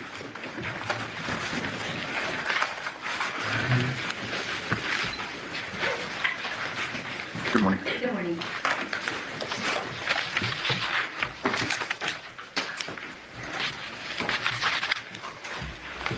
We'll just start with the last part of your testimony and address some of the testimony that you gave yesterday. Okay. You were asked a series of questions concerning lividity and when lividity sets in, correct? You'd agree with me that you don't have an opinion as to the time of death. I would agree with you, yes. So when you talk about lividity, you're kind of just guessing because obviously lividity sets in after someone dies, correct? Correct. And if you don't know when a person dies, you just kind of have to guess when the lividity. Obviously, it begins after the person dies, but we don't know when, correct? There are several factors affecting lividity, yes. And what time was it that these photographs that you've testified concerning? When were these photos taken? We entered this meeting, I would say somewhere between noon and 5 o'clock. So we're talking about a 5-year period, and you're giving us opinions concerning lividity. And that's just 5 hours that you were there, correct? Correct. You gave an opinion concerning it appears the body had not been moved, presumably from the time of death that you don't know, correct? Well, I don't know the time of death, no. No, and that's my point. Yet you're giving an opinion concerning the lividity, correct? All I can base my opinion on is what I observed during the time that I was there. Correct. That's somewhere during that 5-hour period, correct? Based on my knowledge of lividity, and based on what I observed while I was there, that's what I'm basing my opinion on. Let's talk about lividity. When does lividity begin to occur? I'm not a medical examiner, but I'm not comfortable answering exactly when it sets in. Thank you, and you're making my point. So it's pretty tough to say that this body stayed in that same place based upon the lividity and based upon my observation of it, correct? What I'm saying is that based on my observations of the lividity, there didn't appear to be any variance other than the position that he was currently in. Fair to say the body dies and it moves 2 or 3 times in a 1-hour period. You can't give an opinion concerning the lividity and when it set in and if the body was moved or not, correct? I'm not a medical examiner, and like I said, there are several factors that affect lividity, including the body itself, temperature, things like that. So again, I'm not comfortable answering those questions. So fair to say, let's just not get to a point where, well, the body wasn't moved because of lividity. That's a fairly unfair assumption, an unfair testimony, unfair conclusion to reach, correct? No, I would not say it's unfair. I see. We don't know when the body died, correct? Correct. We don't know what time lividity may have set in, correct? Correct. But nonetheless, you're just going to testify and say the body wasn't moved. Lividity evolves. Lividity. Correct. Lividity evolves, and at a certain point, it becomes fixed. And again, there's a lot of factors involved. So again, all I'm basing my testimony on is what I observed while I was there. Okay. During the 5-hour period, correct? We were there longer than 5 hours. Yesterday, you had given testimony that, based upon what you saw and the evidence you collected, you had an opinion that it was there on the bed. This gentleman died, correct? Correct. You testified that there wasn't any signs of struggle. Correct. For to say there could have been a struggle somewhere else and the body wound up on the bed. You can't give an opinion, correct? No, I can't. You testified yesterday that we, and presumably that's you and other crime scene analysts, or who else? You said we a number of times, like we hypothesized that about him, the body being rolled. Who was we? Members of my team, members of detectives who were also there. We did a lot of discussing as a group, as a team. And when you talk about hypothesizing, is it kind of like in a scientific sense where you reach a hypothesis and then test it? We don't, that's something that we can't really test. But based on our observations and evidence at the scene, yeah, we potentially come up with theories on how bloodstain patterns could have occurred. That's very common. Okay. But getting into, we don't know the time of death, No. based upon your testimony, No, do we? We don't. You had testified, again, about this assumption that the person died at that bed and then was beheaded. Fair to say that was in large part because you saw some blood going down the side of the bed and puddling on the floor? I mean, there was obviously bloodletting there that had occurred, but I don't know that that's the sole reason that I made that statement. Okay. Well, we don't have the time of death. You testified that you observed that the head was severed, but you didn't make any observations of the injury, correct? Can you repeat that? Yes, you testified yesterday that the head was severed, but your testimony was that you didn't make any observations as to the wound, correct? No. As far as, like, what are you, specifically, what are you asking about the wound? Well, that's what I'm trying to clarify about your Okay. testimony and your hypotheses and your conclusions. You testified yesterday that you did not observe or analyze the wound, correct? Well, I observed it up close, but I didn't make any determinations as far as what could have caused that or what implementations that caused the decapitation. I didn't make any of those specific assumptions. But nonetheless, you gave an opinion that the head was severed there, correct? Yes, that's what I believe, yes. Are you aware of how the head was severed? No, I'm not. What instrumentalities may or may not have been used in severing the head? I have read the anthropologist report at this point, but at the time, no. Okay. I didn't make any assumptions at the time, no. But you were reaching these hypotheses prior to reviewing the anthropologist report. Not a hypothesis about what instruments were used to cause the decapitation. Well, you're talking about the death occurred here, but you're not really clear on how the death occurred, correct? Or at least how the decapitation occurred, fair to Not say? how the decapitation occurred, no. You're aware, and since you've addressed it, hand-powered knife and mechanically powered saw, correct? Correct. You gave testimony concerning cast-off blood, things like that, correct? Correct. And it was your testimony that you didn't see any evidence of cast-off, correct? I did not. You didn't see any evidence of cast-off on the walls, correct? Correct. You didn't see any evidence of cast-off on the headboard. Correct. You didn't see evidence of cast-off on the mattress, did you? No. You gave some opinions concerning blood spurting when a person's alive, correct? Correct. Fair to say that a mechanically powered saw would, the kinetic energy would cause cast-off? Well, it's difficult to say. My only experience with hand-powered tools post-mortem involved being present for multiple autopsies at the coroner's office, where they use power tools to cut up an individual's head or do wide incisions. And no, I don't see any blood spatter associated when they do that. More of the bodies have been refrigerated, correct? For a period of time, I guess. Yes, oftentimes. Depending on when the bodies come into the coroner's office. Correct. They're generally cold, aren't they? They've been sitting there for a while. They're put on And ice. I don't work down there, so I can't. Well, ma'am, you just gave an opinion about That's what I cast-off. Just gave an opinion now about cast-off electric tools. That's a different set of circumstances than those circumstances that you saw in the photographs that you've been shown, correct? Well, you asked that if a high-powered tool was used, if I would expect to see cast-off.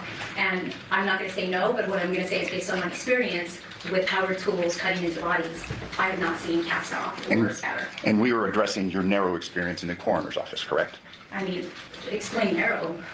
We're not talking about crime I scenes, don't are we? work down there, but I've been present for countless autopsies. You've never seen a dismemberment of a body, head, arm at a crime scene, have you? I've seen limbs come off before, but I've never been present for that. Point time making, cast-off, things like that. Correct. Fair to say? I've never been present for a dismembering at scene.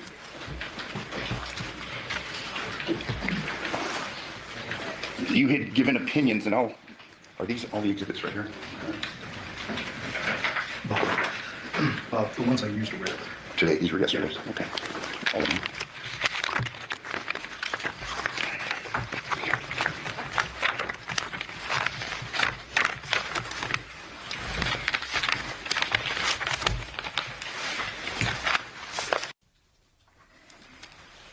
Let's take a look at states. Exhibit 87.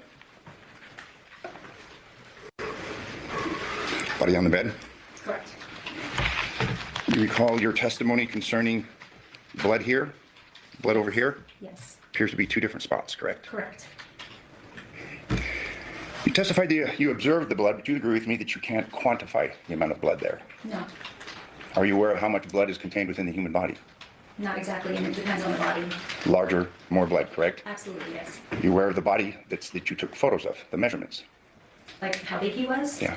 We don't do that specifically. The coroner's office would take a weight and height. Didn't look at a driver's license? There was no driver's license at the scene. If I told you that person was 6'4", any reason to disagree with me? No. Fairly large body? Sure. That brings another point. Yesterday, you had testified that you could have moved the body over, correct? I could have rolled a body. Have you done that before? Rolled a body in a bed? A dead body? Not a dead body, but actually, I have rolled bodies that assisted with the coroner's office when they needed help, so yes. More than one person because they needed help, correct? It's hard to move a dead body, isn't it? It's difficult, but it's not impossible for me. I see. Bigger the body, the harder it is, correct? Correct. And this was a big body, wasn't it? Sure. I mean, I would say he's average male size, 6'4" is an average male size? in my opinion. Okay. You don't know the weight, do you? No, I don't. You are familiar with the term dead weight. Oftentimes people refer to that in a social sense, but I mean the scientific sense, dead weight. Sure. Body doesn't maintain its center of gravity. It gets real hard to move, Sure, correct? absolutely. It's like trying to move a big wet bag of cement. It's hard. Sure. It looks, at least on this photo at least, that we had 2 spots perhaps where the body was. Sure. That, or it could have been something that had blood on it that was placed there. Okay. We don't know. That's a guess, We don't. correct? Yeah, So let's we not don't. guess. Let's not guess, okay? The covers, and there's other covers, but just for the sake of testimony, did you recover those? No, You didn't impound those? we did not recover any of that, no.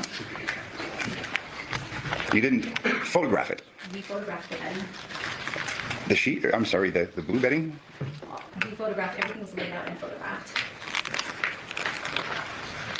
In the interest of time.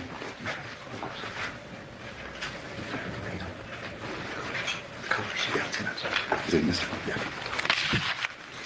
It's just slanted. I brought these things. Thanks, Mike. So there was no analysis performed upon the bed cover? No. Analysis of what kind? Cuts?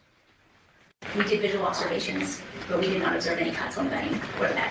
Did you take any close-up photographs of the members of the, future members of the jury, law enforcement, defense attorneys? No? We did overall photos, and if there had been any defects observed, we would have documented those. No close-ups? Close-ups of what? The bedding, where the body's found. We laid out the bedding, but like a close-up would be something of a specific area or defect or something like that, so. I mean, you're giving testimony about a head that you don't know how was cut off, and that somehow that happened there, correct? Correct. And you didn't keep the bedding, correct? We didn't feel like the bedding had any evidentiary value to it. Let me approach the witness. Obviously, you've gone through these crimes and photos. If you could please show us the photograph that you took.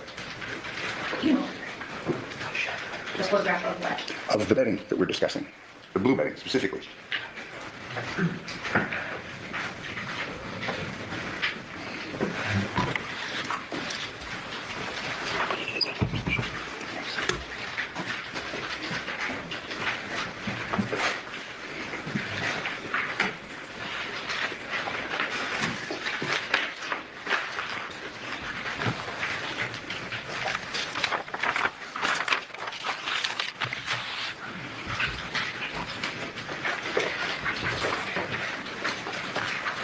Can you keep these in a certain order?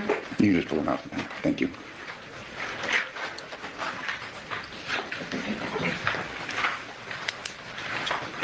All of these contain overalls. Are you specifically referring to the blue comforter? Yes. Okay.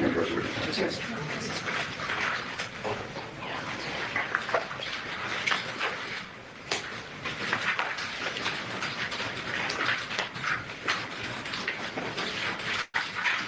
So all of those in that pile, they just have overalls of that blue comforter. Sorry, it's a little bit of a mess.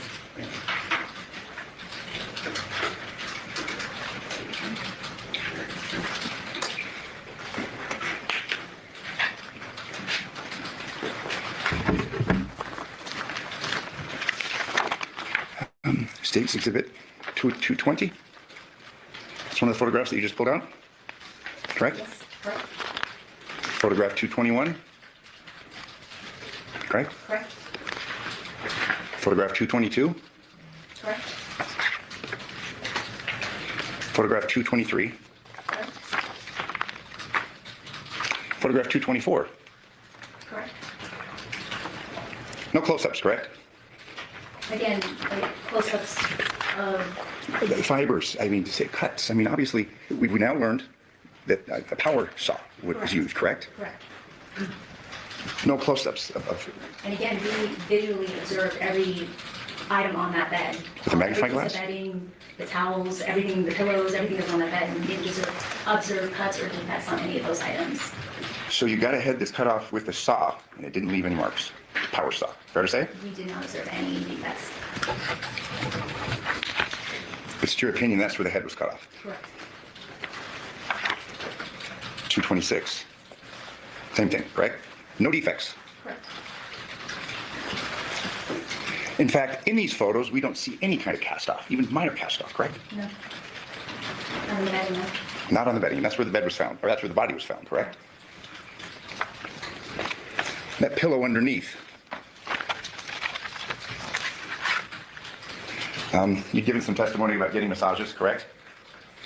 About getting massages? Sure. Yeah, getting correct? Yes, Head usually goes on the pillow, correct? I guess. Fair to say, I mean, in your experience, that you gave an opinion concerning that when you're getting a massage, your head's on the pillow, correct? Well, I mean, most massages, there's really not a pillow. You put your head in a headrest Well, on a you massage table. And that's the point I'm making. You gave an opinion about a pillow and a massage just a few minutes ago, correct? Correct. All right.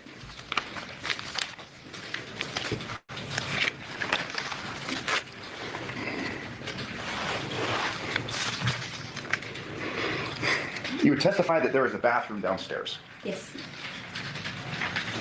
Closest bathroom to the body, correct? Correct. Did you take any photographs of the inside of that bathroom? Yes. Did you take photographs of the inside of the shower? Yes. Yeah. That's the one I added.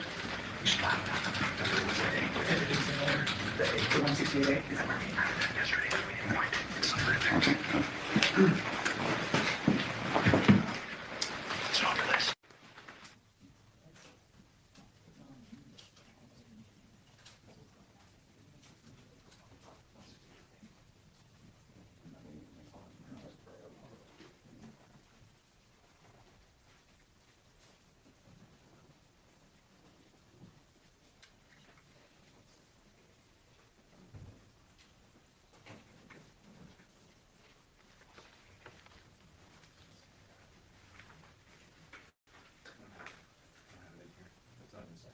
They've been admitted. How many photographs of that bathroom downstairs were taken? I don't recall an exact number. You arrive on August 7th, 2023, correct? Correct. You've given testimony concerning things that you documented that you felt were of evidentiary value, correct? Correct.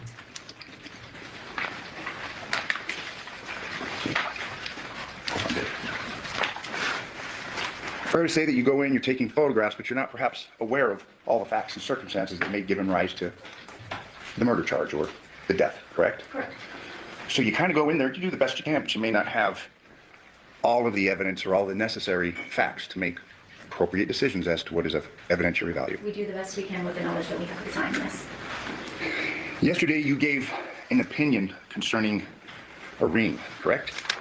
Not an opinion, I was asked if we located a ring in a trash can, and I said no. Okay. You didn't inventory what you found and what you didn't find, correct? In the trash cans? Yes. We photoed like the interior of those trash cans, but we didn't write down everything that was located in those trash cans. And that's been provided? We have all the photographs of all these trash cans and their contents? I have the photos that I reviewed that I was presented with when I got here. You were asked several questions on direct. Did you photograph everything of evidentiary value, correct? Yes. You'd agree with me that when you were there and your team and you're taking photographs, a ring was of no evidentiary value, correct? If we had found a ring in a trash can, we would have specifically photoed that. That's atypical. In what sense? Well, most trash can items would be trash. Like you can see in one of the photos, there's empty water bottles, your typical trash items. I think a piece of jewelry in a trash can would be atypical. We would have documented that. But that's assuming that it's a piece of jewelry. It's made out of fine metal, correct? But again, yeah, I think anything in a jewelry box or ring, something like that, I'm sure we would have documented. How about a rubber ring? Don't have an opinion, correct? We didn't locate a rubber ring. Would you have photographed it? I'm sure we would have photoed the contents just like we did on the other trash cans that there are photographs of. We photographed the contents inside the trash can. Exhibit number 68, trash can. It's your testimony that you photographed the contents of exhibit 68. Can you refresh my memory on what exhibit 68 is? There's a trash can that you gave testimony. Actually, it wasn't. It was admitted. How many trash cans were in the residence? There were 2 in the kitchen that we observed. Okay. Anywhere else? Downstairs? I'm sure there were, but I didn't make a note of how many trash cans were in the house. So we have to rely upon the photographs, correct? Correct.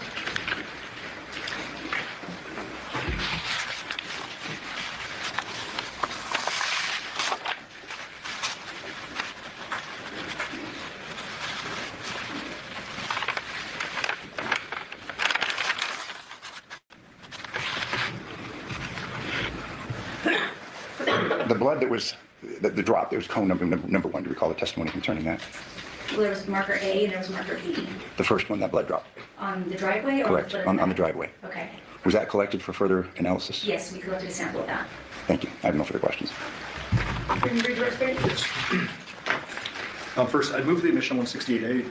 Looks like no one's able to find it, but your exceptional clerk tells me that it is the shower photo. 168 has been admitted. Oh, okay. So it's been admitted. Just can't find it. All right. All right. Start from the beginning, ma'am. I won't be too long, but I got to go back to a couple things. So you're a professional crime scene investigator. Correct. I'm not, right? Correct. He's not. Right? Correct. You made some deductions based upon what you observed at the scene. Correct. Correct. You're not making deductions based upon speculation of other pieces of evidence that may have been found at other scenes or anything like that. No. You're just observing what you're observing, coupled with your experience, and you're making some deductions. Correct. One of the things that was brought up was time of death. You would agree with me that it's very difficult to determine a time of death unless someone is killed on camera or something. I would say so, yes, and that's outside of our wheelhouse. Yeah, that's not your world. Correct. And if there's a medical examiner that may testify later, she might be able to speak better to the timing of death. Absolutely. Okay. Understanding you can't really gauge time of death, there are ways to narrow down time of death in the real world, right? Right. Like if someone's alive and smiling on a video, you know they're not dead at that point. Absolutely. If a mom sees somebody downstairs or hears somebody or whatever, they're not dead at that point, presumably. Right. Okay, so there are ways to narrow it that may not deal with your world of just looking at the crime scene. Yes. Okay. There was a line of questioning about how the murder occurred, cast off, and this mechanically powered saw and all this stuff. So I want to clarify something. I would hope you've never been present for a live person being dismembered. No, I'm not. You have been present during autopsies. Yes. And autopsies are clearly post-mortem. Correct. And you deduced from this scene that this was a post-mortem decapitation. Yes. Okay. And so in the autopsy setting, if the coroner, I don't want to get too graphic, but I mean, they use some heavy-duty tools sometimes. Yes. And when they're using mechanical or mechanized saws, you're not seeing blood spray, No. spatter or anything like that. No. Okay. So that's the decapitation portion. Right. Talking about the actual fatal blow or blows, Okay. did you see anything in the scene that suggested a gun was used? No. Did you see anything in the scene that suggested an item was used multiple times? No. What would you expect to see in a scene if a head blow is done multiple times? That's where you would see various types of bloodstain patterns. Okay, and that would be cast off or spatter or You whatever. would see multiple impacts patterns, impact bloodstain patterns. Would you expect to see cast off if there is a single blow? No. There was a discussion about John's size, and I don't want to get too morbid, but you can't estimate his height when he's missing his head. Correct. Correct. And so you're just deducing based on what you saw of this headless body that you, a person of your size, could flip that person over a couple feet or whatever. Correct. Okay. There was a lot of discussion about defects in the bedding. I want to clarify here. So when you have a large item like a comforter, you and your team are taking overall documentary photos. Right. If you see a defect, especially on a scene where someone's missing a head, you're going to zoom in and focus on that. Right. So what your normal process is, you're observing it, you're looking for defects, you don't find it. Right. If you did find one, that would be like a zoomed in photo, maybe an evidence marker or something like that. Yes, we would put something indicating that defect and take close-up photos of it. Now, you weren't there, you don't know what happened when he died, right? No. There was evidence that the person who did it cleaned up the scene because there's a big glaring thing missing from the scene, right? Actually, a few glaring things. Right. Weapons and head. Correct. No telling whether the person who did the cleanup job ditched another piece of bedding that maybe was covering his head when the decapitation, anything like that. It's possible, yes. Yeah, you just don't know. Correct. You mentioned that there was no ID found No. because Mr. Draskowitz asked you about his height and weight and look at his driver's license. You said no. No. And that reminded me, I don't know if I asked you. Did you find any car keys in the victim's room? No. Any wallet? No. And you said already no ID? No. Any cell phone? No. And then that last line of questioning about the trash cans. All the photos we've seen so far Those are overalls documenting the scene, correct? Correct. Then anything that was of evidentiary value, you get closer photos, and you take also photos of anything you're taking from the scene or impounding. Correct. Fair to say that you and your entire team were fervently looking for the head. Yes. Well, what were you thinking as you're going through the scene when you're opening boxes and? We were opening every bin, drawer, cabinet with a great deal of trepidation that we would find a head somewhere. Okay. And so when I showed you earlier, I'm not going to pull the photos, but when I showed you the bedroom earlier, downstairs bedroom, there's a couple containers and stuff. Yes. All of that is thoroughly searched. Extensively searched. Because there's glaring things missing from yours. Correct. Okay.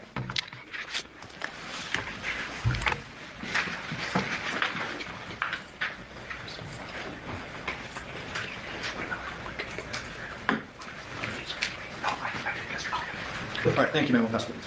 Any follow-up, Mr. Jeffrey? Yes, thank you. Based upon those questions, primary focus, you're looking for a head, weapons, correct? Correct. If there'd been any defects to the bedding, to the sheet, to the mattress, to the pillow, you would have photographed it. We would have photographed it and we probably would have taken it. Thank you. No further questions. Any follow-up? Ladies and gentlemen, do you have any questions for this witness? Okay, seeing no response, Ma'am Garcia, thank you very much for your testimony here today. Speaking to call your next witness, you have to. Nicholas Pappas.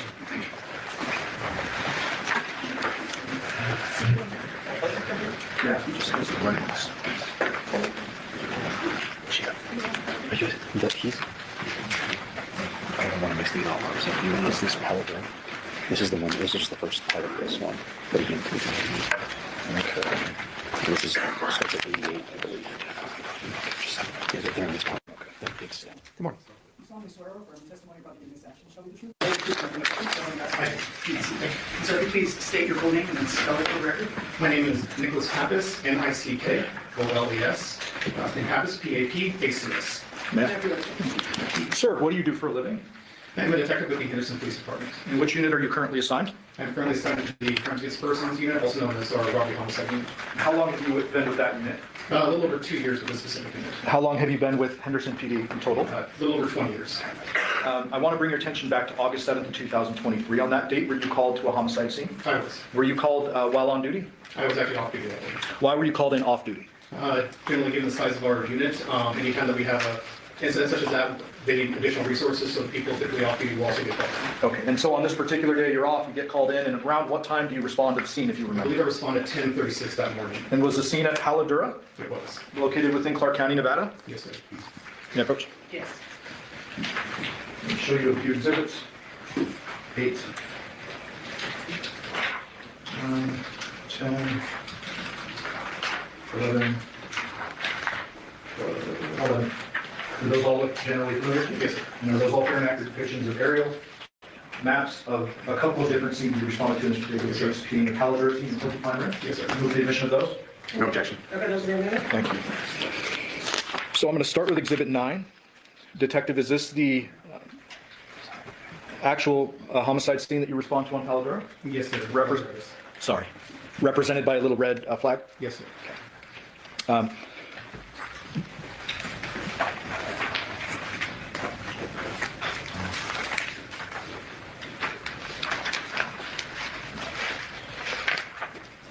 When you respond to the scene, Detective, what is going on at the scene?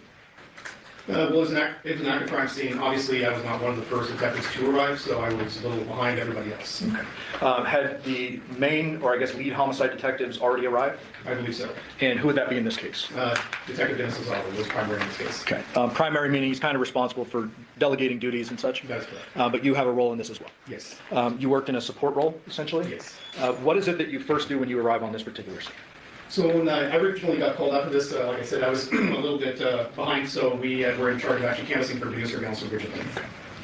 I'm going to show you states 11A. You recognize this? Yes. Is this that same Haladura neighborhood with a bunch of yellow tags on it? Yes, it is. Do you know if this represents the video canvas that was done by your team? I believe so, yes. And can you direct the jury to the area where you were responsible for?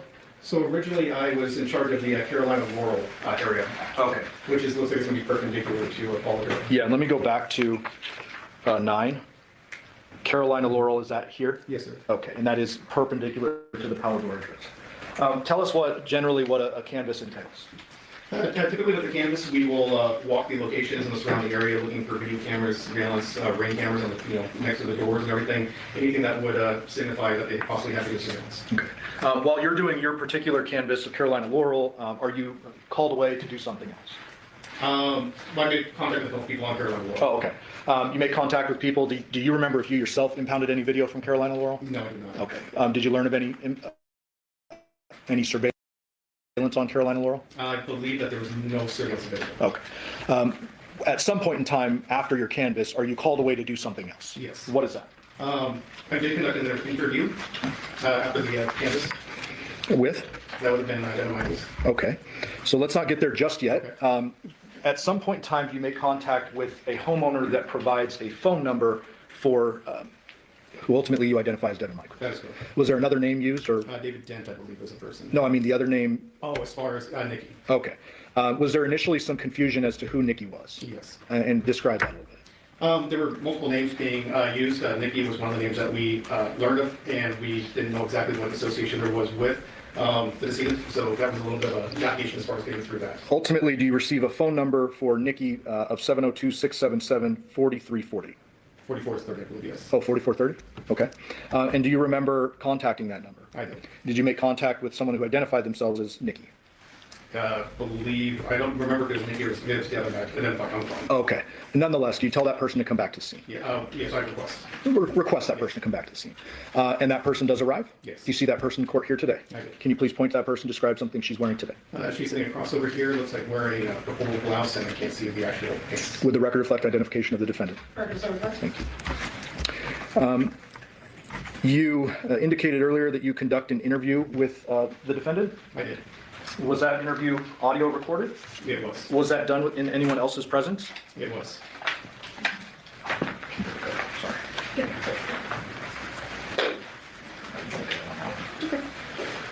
Who else was present for that interview? Detective Dennis Lozano was present for that. Okay. I want to ask you, just generally while we get it booted up, I apologize. At the time you interview the defendant, are you treating her as a suspect, a witness, an unknown? Like, how are you approaching this? It was an unknown at that point because we really had no idea what was going on. Okay. Did you have some preliminary information from a woman by the name of Yoko? I believe so. Okay. But is this more of like an information gathering, not like an interrogation of suspects? That's correct. Tell us generally what's the difference between information gathering and like a full-on interrogation?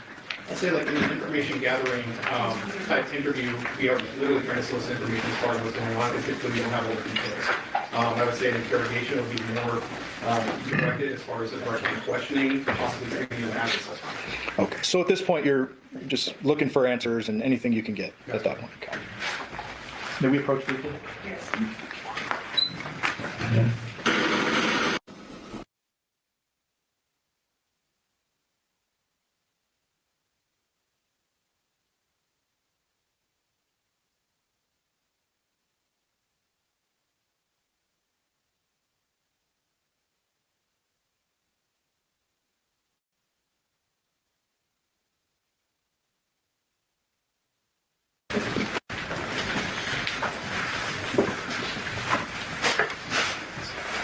Judge, I would move for the admission of 618.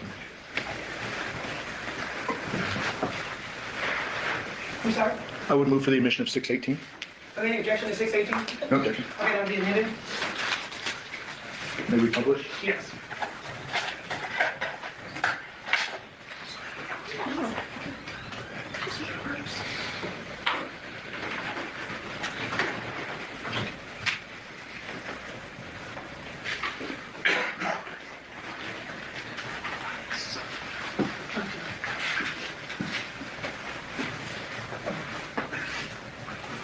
And this was an audio recorded interview? Today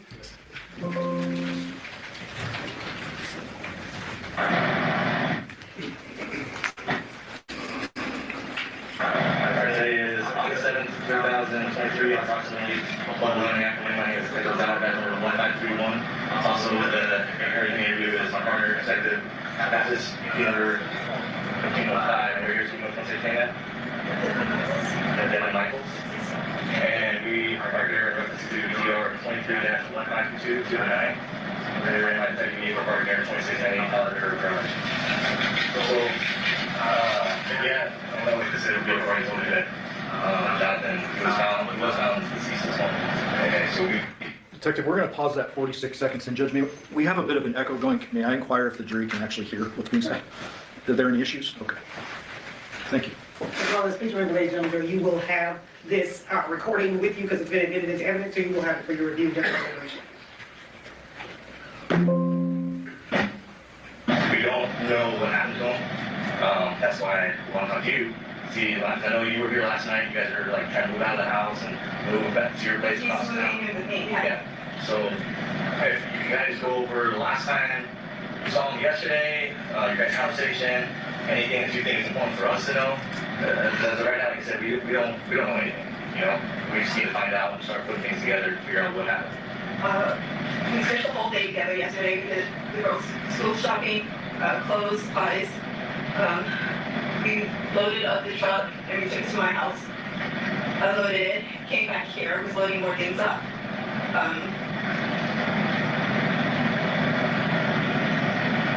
Like I said, we just unloaded things. We ate, drank a little bit, smoked a little bit, but that was it. Like, nothing abnormal. Okay. What time were you guys here last night? Often on different times. I know, like, we left like at 9, I think. Got back, I think, at 10. And then I know I left, but I'm not sure what time. I was talking to Yoko, so she had an idea what time I left. So last night you talked to Yoko, was that after you talked to Yoko last night, was when you left or after that? Shortly after that, yeah. Okay. Because she was cleaning up and I was cleaning, like, bottles and stuff like that up. Okay, and who was home at that time? John, myself, Yoko, and Yoshida. Okay. And then last night when you talked to Yoko, you don't remember what time that was last night, or was it this morning? It was like midnight, 1 o'clock, I think. Okay. Do you remember your conversation with her? Yes. What were you guys talking about? We were talking about John owing her money, and she said he owes her like $200. We were talking about Andrea coming back. I know John's trying to get out before Andrea came back. And I left the keys for her for Andrea. When was she supposed to come? We don't know. John said it was going to be any day because she has to pick up the car before the 16th. So we know she's like supposed to be soon. Soon, meaning within between now and 16th? Yes. So we don't know if she was coming today, something like that. He just didn't want to be here when she got back. So we're kind of rushing to get everything moved. The majority of the stuff is at my house right now. Okay.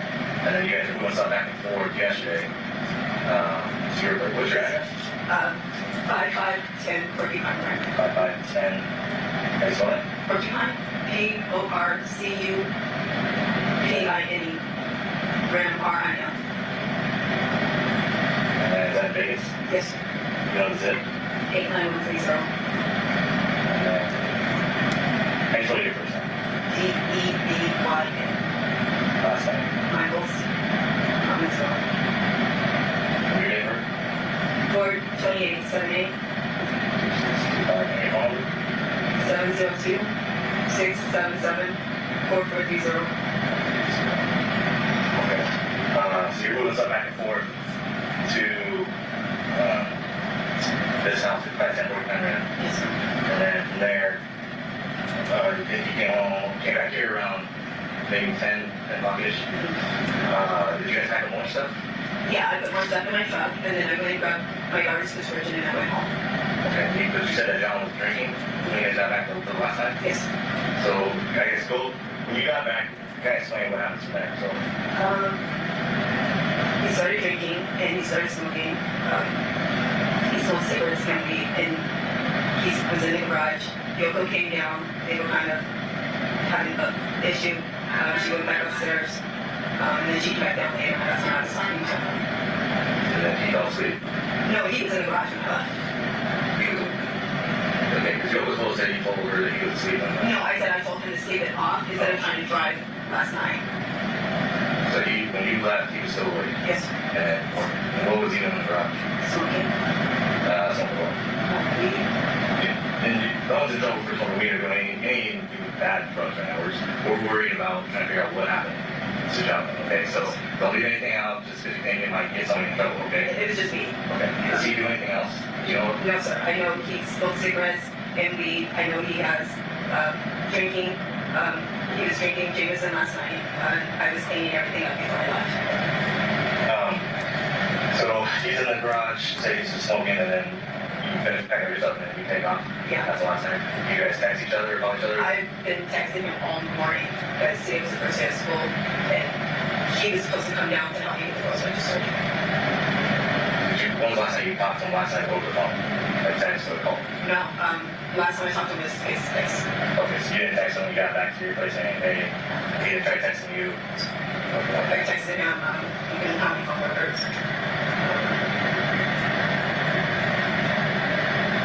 I texted him.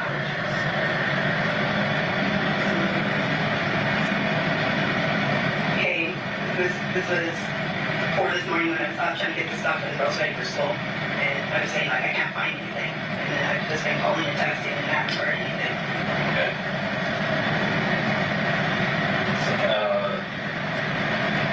Do you know, like, what he does for work? He's a handyman, so he does odd jobs here and there. Like side jobs? Yeah. People just call him and he'll just do things like Mom said something about like the moving and stuff. Does he move people too? So he just does any kind of odd jobs. How long has he been doing that for? A few years. Does he have a lot of clientele or is it just like word of mouth? I think it's more word of mouth. I don't know his clientele. He says he puts ads up on Facebook and he tries to drive his trailer around a lot. Like yesterday when we went shopping, I wanted to go with my car, but he wanted to use the trailer for advertising. So that's... You know when last time he had a gig or job? Friday. He did something on Friday. I don't know. He was moving somebody's stuff. That's the last job that you know he's done? Yes, sir. He texted me for it. I don't know if it was for it, but he told me how much he made and everything. Okay. But I don't know any of his friends. He talks about someone he works with named Andrew. I know David, that's the neighbor we've gone to his house. But I don't know who he works with. I don't know. I just don't know anybody of that nature. I know names.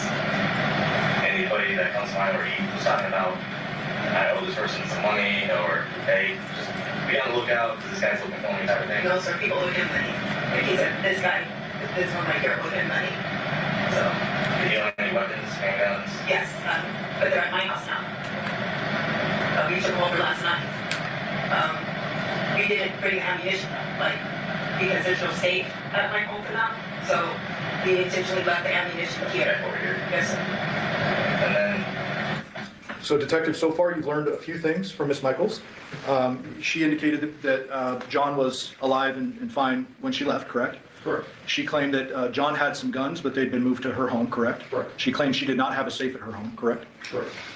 Where was it? The girl was supposed to pick up this car over here. His ex-fiance. They were supposed to get married? Yes, sir. When did they break up? They broke up, I want to say May. Of this year? Yes, sir. You know why they broke up? She was trying to get back with me, and she moved all of her stuff out. She tried to come back. It just, from what he said, he'd rather try to make it work with me versus being with her.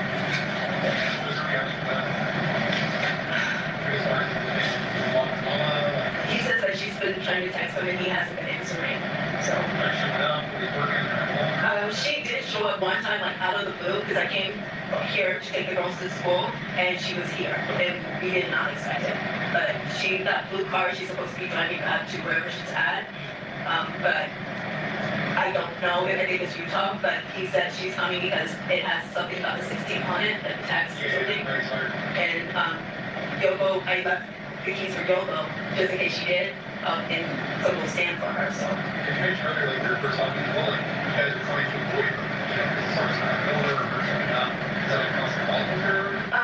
I wouldn't say a problem, but he didn't want to keep dealing with her. He said, like, his ring, he actually threw his engagement ring in the trash last night. So he said it's done, he's 100% done, and he wants to have a family with the girls and everything, but we're not driving back and forth. So we brought as much as we could to the house last night.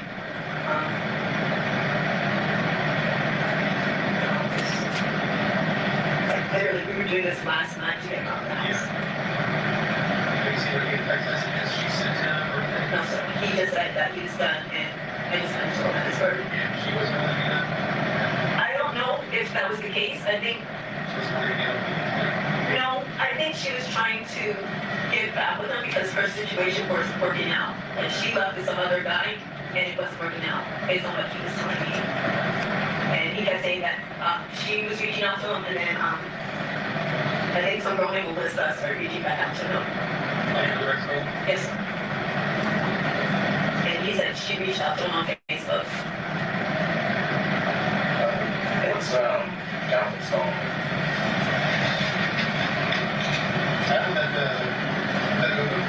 That was talking to you in the first question? Yes, sir, that's his mom.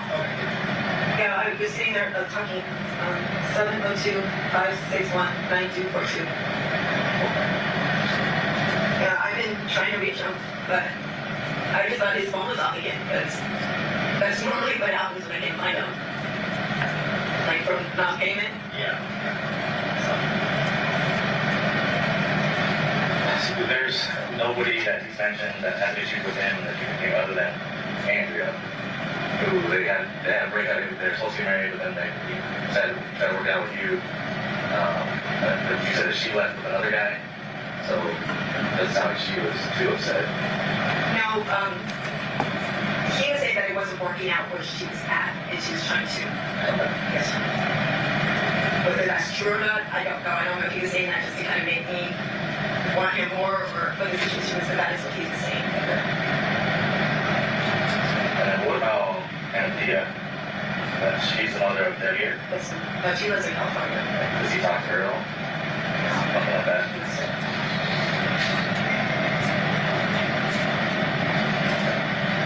So, you guys, when did you guys start talking back?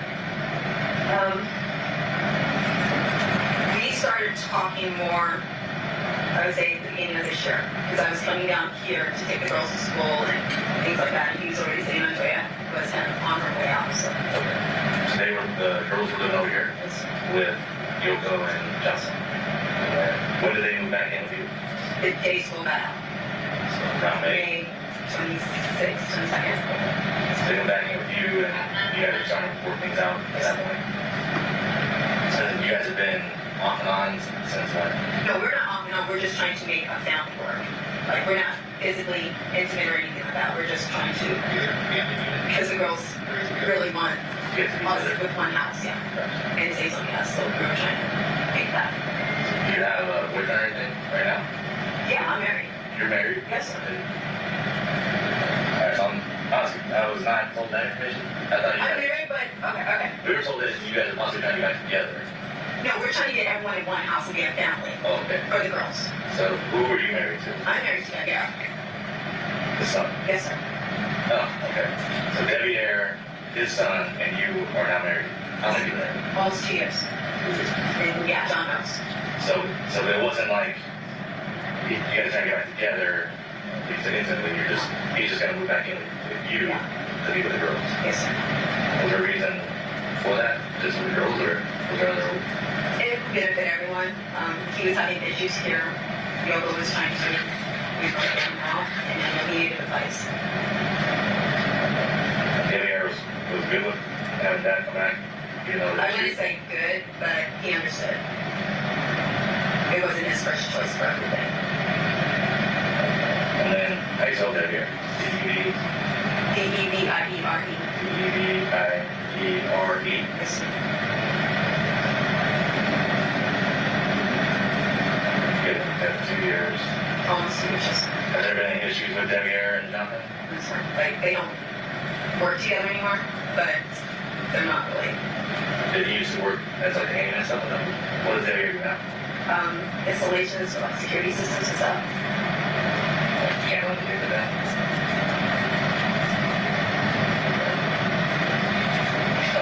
Just taking the cameras down. Who did? John and I, we had just taken the cameras down. We're at my house. The ones they were cameras on the house. Where did those go down? Last night, you just brought him over. Or just in one last night? Yes, sir. There's no cameras left on it all.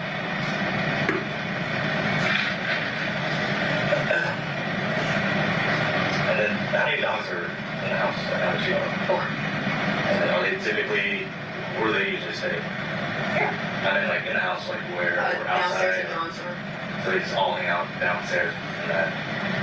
Is that considered a room? Like you walk down and there? That's where he sleeps. That's where he stays? Yeah. And they usually just stay out in there. Does he walk outside at all ever? Or? Yeah. Yeah, he goes outside. There's a patio door thing. So yeah. Oh, the patio door? Yes, sir. Does that ever get locked or do you just leave them outside? No, he gets locked sometimes. Like when he's trying to eat and he doesn't want them. Okay, no.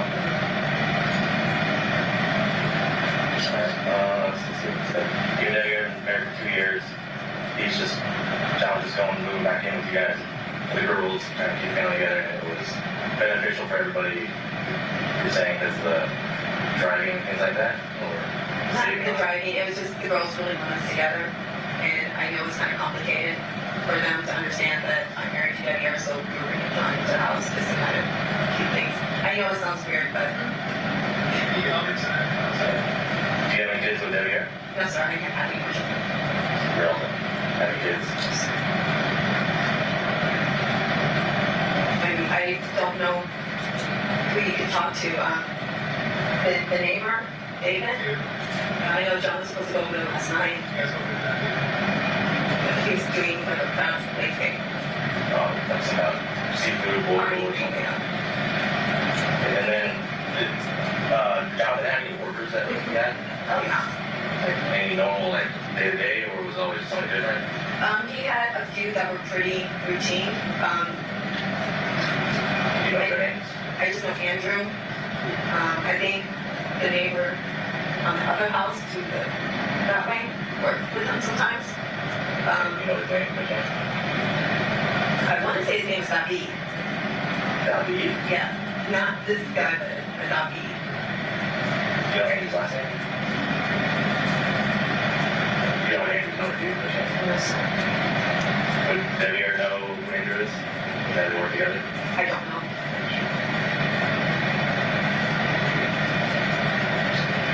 Because like when John texts me, it's usually, hey, I got this job, it's this, and this. So I have those. But they don't really have names on them or anything like that. When John goes to bed, is there like normal clothing that he wears, like pajamas? Like when he sleep, there's just like shorts on, no shirt, or just like underwear, boxers. The last time John and I shared a room, my daughter was 3 days old, my oldest daughter. So he used to wear boxers to bed. That's it? Yes, sir. So, that sucks. I know it was a long time ago, but sometimes that stuff changes, you know? I know he used to wear boxers. I don't really. That's all he just do the boxers, no shirt, and that's it. Yes, sir. When I left, he was wearing boxers. He had on, I want to say like black boxers. Boxer briefs. Does John have any tattoos? Yes. You know where and what? On his arm, I don't know which one is which, but it says Oriental John. And then anywhere else? Do you know? On his left arm? One on each arm. I don't know which one. Oriental John. Yeah. But he's had those as long as I've known him. So you guys been moving this stuff out of here, or was it the girl stuff? Oh, we brought all the girls' clothes and like the majority of his stuff last night. And how long have you guys been moving stuff out of the house? Last night. That's it? Yes, sir. He loaded everything up that he could and we just brought it over. But he made it as quick as possible.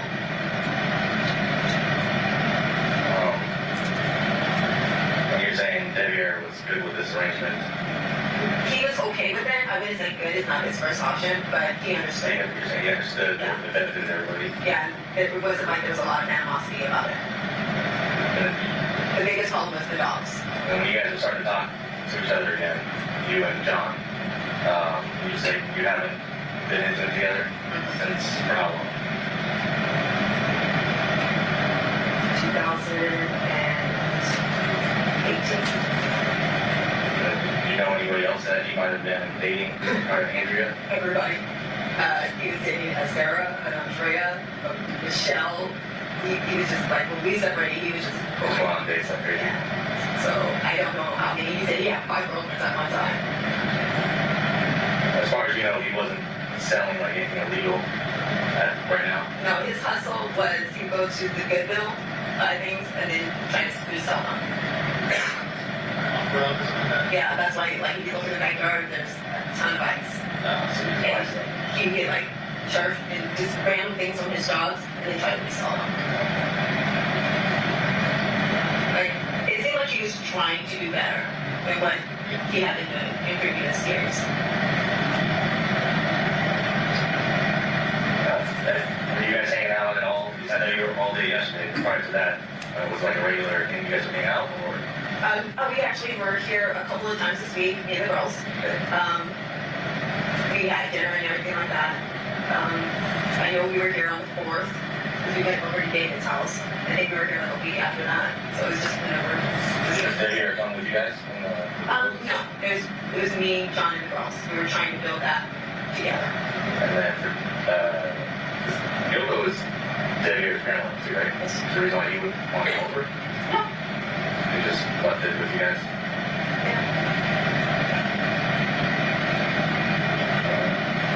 Any additional questions for the same practice? Okay. Well, we have your phone number, so if there's anything extra that we need to talk to you about, we'll give you a phone. Okay? Only thing I said, actually 12:43, and that's it. Shall I keep going? Okay, Councilor Burch.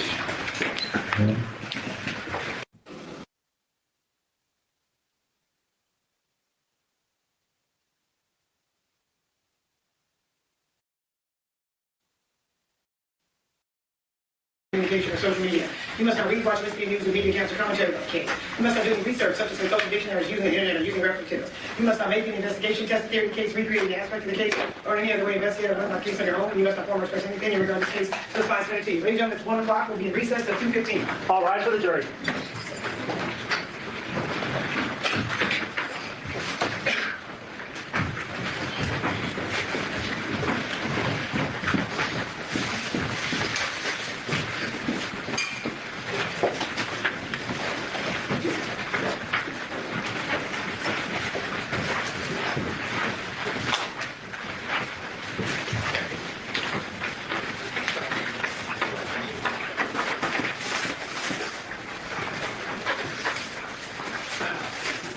Sir, you are excused. Just remind you that you are under oath and you're not allowed to discuss your testimony with anybody, and that you could be back at 2 so we can run this down. Okay, thank you.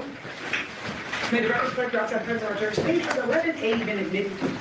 You showed it, but apparently we don't have it. It's actually been admitted. It was in the stack. I may have not said 11A, but sweet. There was no. To 11A. There was no objection. Okay, 11A is next. All right. Anything we need to do outside the presence? No, no. All right, we'll be back to the case.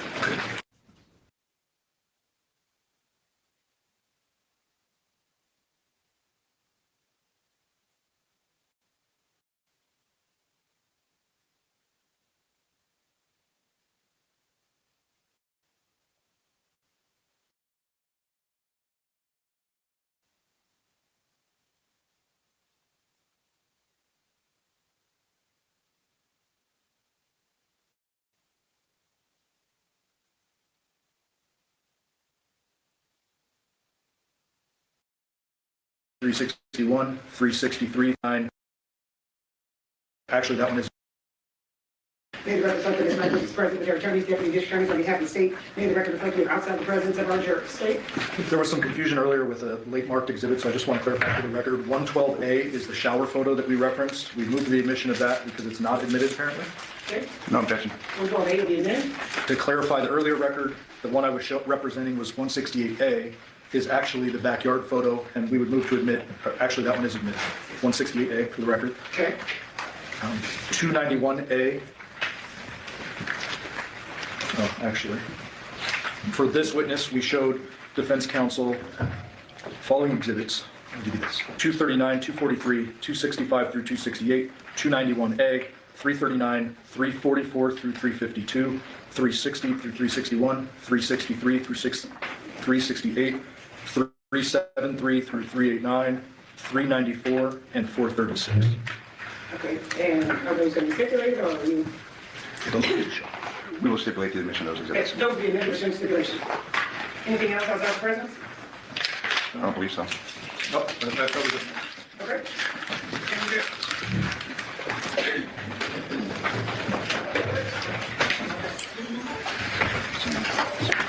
All rise for the jury.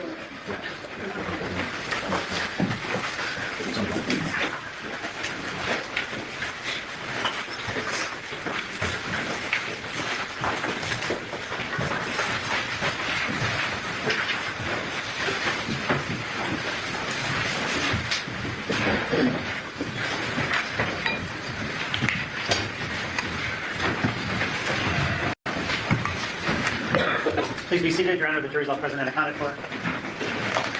We are going to go back on the record and see 377-239 State of Nevada versus Devin Michaels. The record reflects that Ms. Michaels, President Attorney, Deputy Attorney on behalf of the state. You both are stated in the presence of our jury. Yes, Your Honor. Yes, Your Honor. Okay, and also I just remind you, you are still under oath. Statement under oath. Thank you, Your Honor. Detective, we left off hearing that recording of the first interview conducted with the defendant, Devin Michaels, correct? Correct. If you recall, when that interview was conducted, had you and your team executed the search warrant on the Palladino home yet? Not yet. Okay. So did you have a general understanding of what you had in your seat?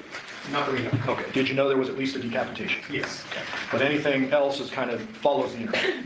Yes. You then enter after a search warrant is authorized by a judge? Yes. And do you go into the scene itself? I do. Do you stay downstairs, upstairs, go through the whole thing? I was in charge of searching a few different locations. One was the upstairs master bedroom, one was the kitchen, another was that kind of middle room, dining room area, as well as like a converted living room section that was more of a bedroom. And is the converted room where John's body was found? That is correct. Okay. So let's start with upstairs. Was there anything of evidentiary value found upstairs? No. Anything of potential evidentiary value found in the kitchen area? No. Anything found in that level where the kitchen is? No. And then let's focus in on the converted room, John's room, I'm gonna call it. When you went into John's room, did you get an overall perspective of the scene? I did. Did you go kind of look around and search different various items? Yes. Did you make any observations of the body itself? I did. And what were those? That the body was laying, across the bed with obviously decapitated. Did you notice a substantial amount of blood under his head? Or where his head should be, I'm sorry? There's blood on the mattress, I believe, as well as on the floor. Okay. Did you observe any blood on the ceiling, on the walls, or anything like that? I did not notice anything else going on. And correct me if I'm wrong, but you've been in homicide about 2 years now, correct?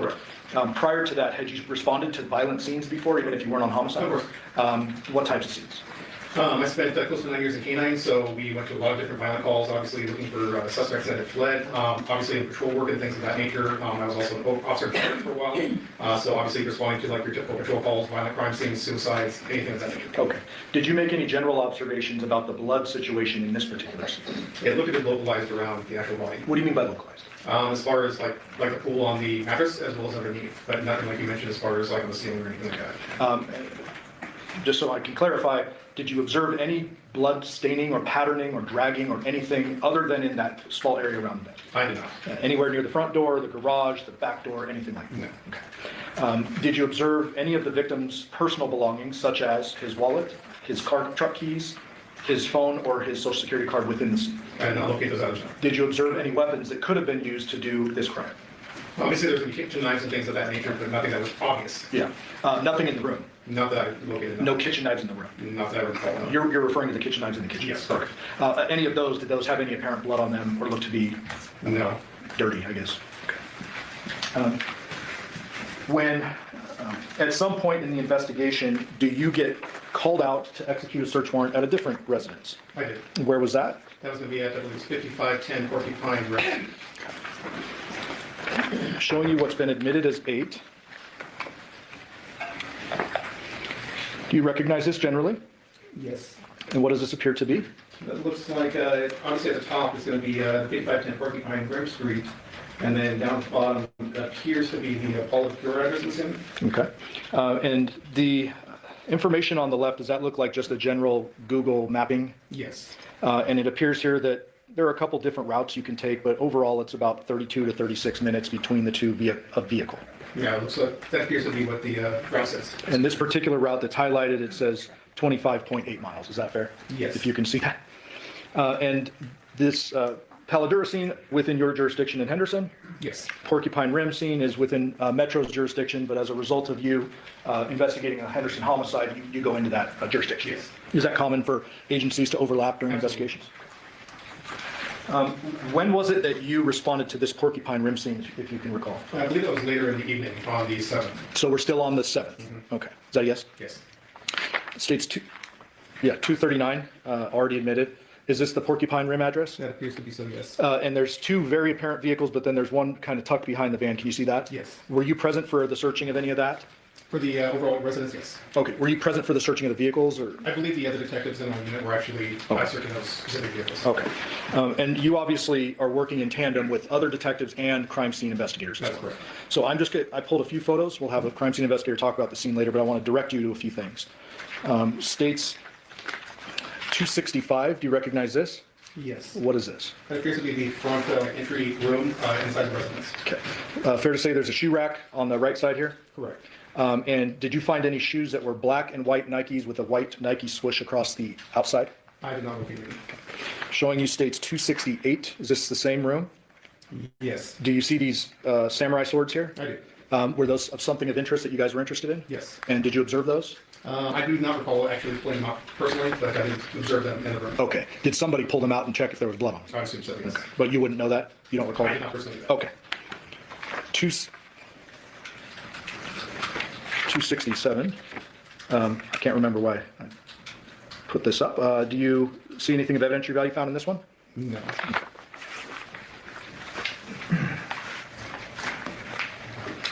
$291A.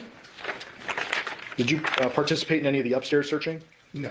Oh, okay. Do you recall ever having found you or anyone on your team black and white female-sized Nike shoes with a white swoosh along the side? No, no.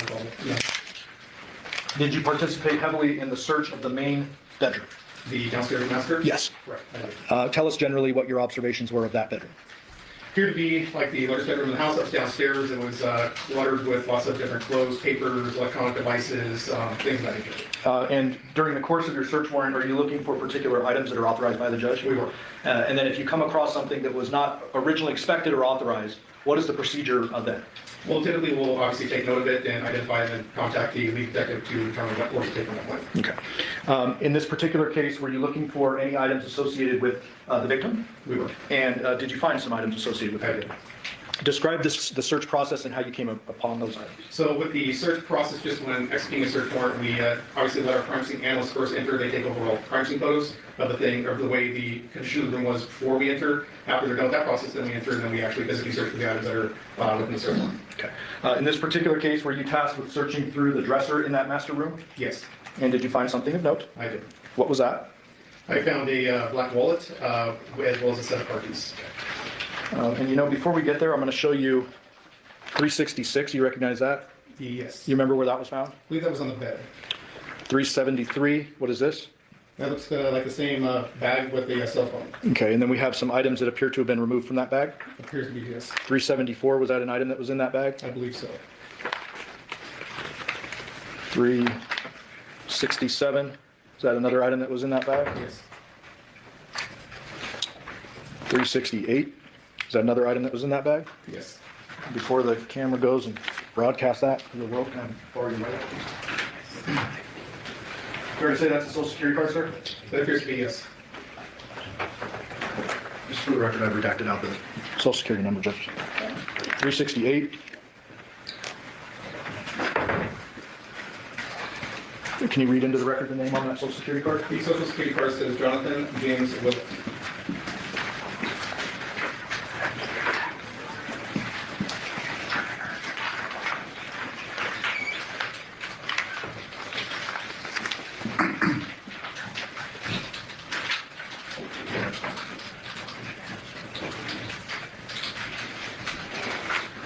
$394. Is that the contents of that wallet? It appears to be. $395. The rear side of the contents? It can be around a little bit. Oh, sorry. Yes.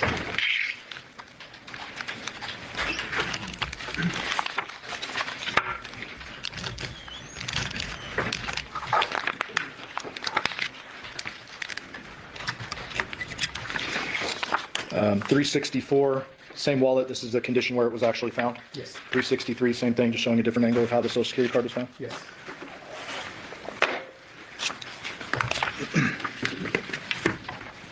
You mentioned searching the dresser. I did.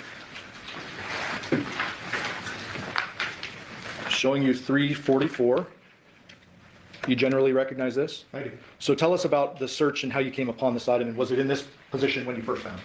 So when I first found it, it was actually in the top left drawer of the dresser in the back right corner, buried under like women's lingerie, underwear, things of that nature. The items which were actually the wallet as well as the Chevrolet keys were in a series of packs. So like Walton keys were in one bag, and that was tied off, and then that was in another bag, and so forth. I believe for 26 packs. Ultimately, do you document, you and other people document the process of unraveling those bags to see what's inside? 345, unraveling the bags? Yes. 346, unraveling the bags? Yes. 347, is this the innermost bag? I believe so. And I note the person holding it is wearing gloves. Yes. Is that you, do you know? More than likely, I believe it is. Okay, anyone who touched this bag within the scene, would they have been wearing gloves? Yes. And what's the purpose of that? Just basically prevent contamination of the crime scene as much as possible. Okay. Ultimately, is that last bag opened? I believe so. There could be one more I don't.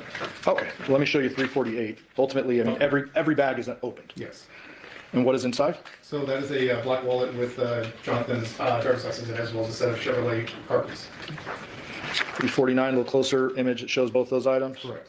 350, there's the truck keys in there. Yes. 351, just a different angle of both items. Correct. And 352, that's the outside of the wallet. Yes. Ultimately, 436, that's photographed later, correct? I believe that was taken by a crime scene analyst somewhere else. 360, what are we looking at here? That would be the bed in that same bedroom. And what is this item here? That is a blue striped dress. 361, same dress? Correct. Appears there's a notebook next to it? Yes. Did that notebook contain anything? I don't know if it was that specific notebook, but there were various, I believe, notebooks in the area. Were there various notebooks and writings in the area? I believe so, yes. 335, does that show some of those writings? Yes.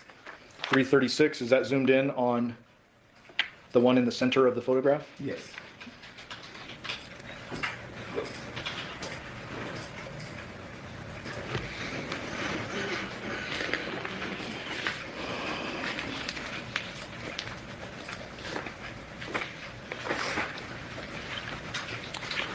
.338, is that another one of those writings? This one like crumpled up? Yes.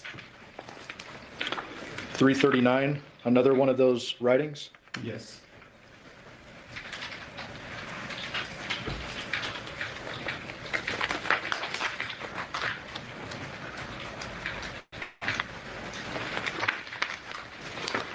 .337, another one of those writings? Yes.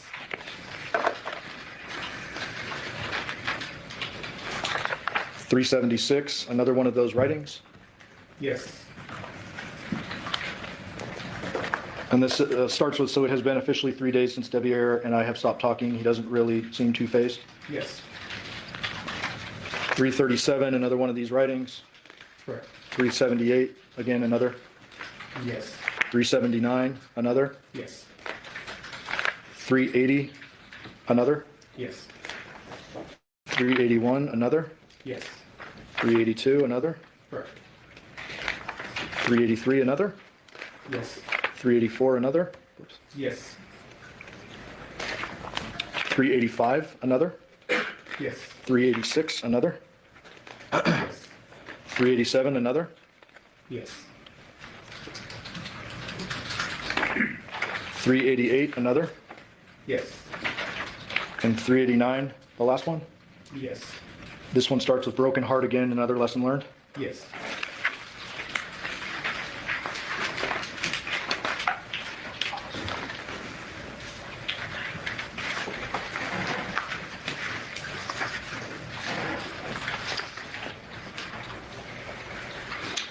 The following day, did you participate in writing a search warrant for some call detail records? I did. Do you remember which call detail records you were searching for? That would have been the Devin's phone number, which was the 702-677-4430 number. Okay, and call detail records come from the cell phone company, right? Right, and in that case, I believe it was AT&T. And other detectives will be better suited to talk about the contents of those, not yourself. Correct. You helped obtain them? Yes. Okay, I'll pass the witness.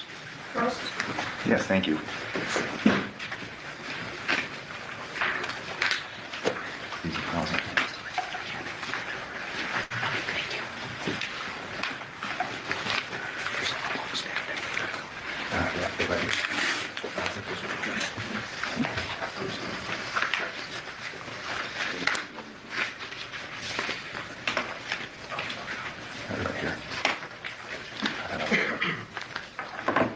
Detective, in reference to the writings that I'm gathering here from counsel's desk, you would testify that these were recovered at the Porcupine residence? Were those ones that we were just going over? Correct. Several of them, correct? Correct. You reviewed these in preparation for your testimony today? I did.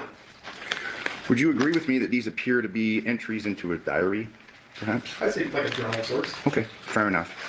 And did these writings contain dates that you I recall? don't recall seeing dates. Okay. So in reference to the contents of these, you can't give us any indication as to when they were written?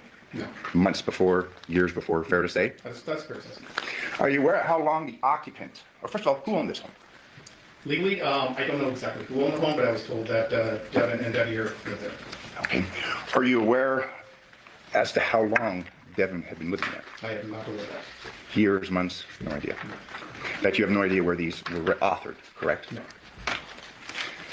Were you aware of what was going on between the two houses, the Palmadura house and the Porcupine house? Occupants, what was going on, a move? Were you aware of what was going on? Yes.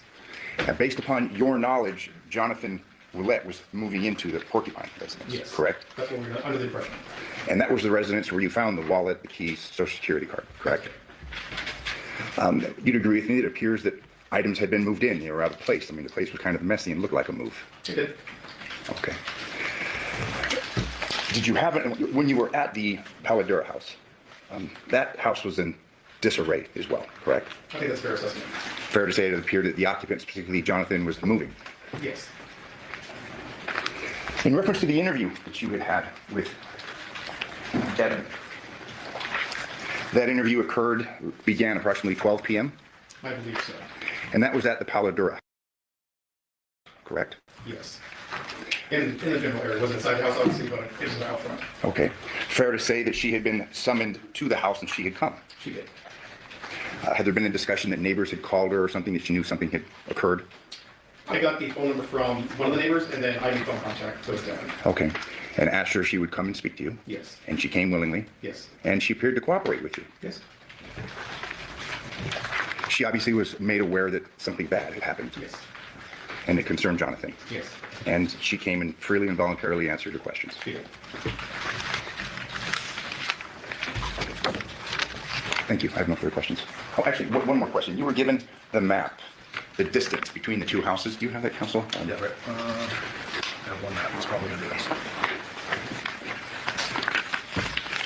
Do you recall that it was a Google map in the distance? Some type of internet map, yes.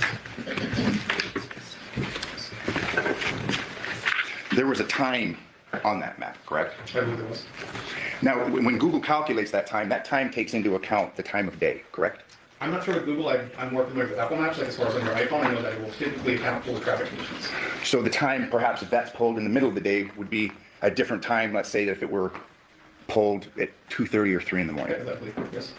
I mean, fair to say that those distances and that, well, the distance remain the same, but the time to go from point A to point B would presumably be less in the middle of the night versus in the middle of the day. And when you pulled that, or when that was prepared, are you aware of what time of day that was? I'm not. Thank you. I have no further questions. No, thank you. Does ladies and gentlemen of the jury have any questions for this room? Okay, seeing no response, thank you, Your Honor. Thank you very much for your testimony here today.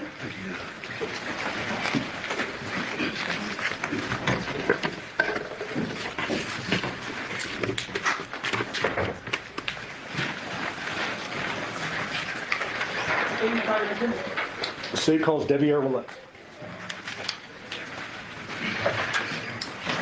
Here.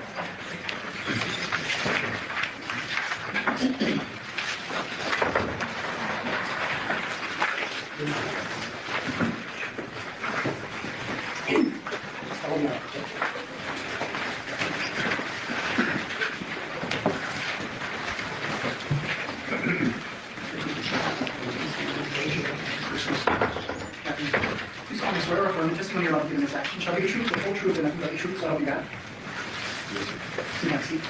Sir, if you please state your full name and then spell it for the record. Now, this the good part right here. This the good part. BEBIEWILLETT.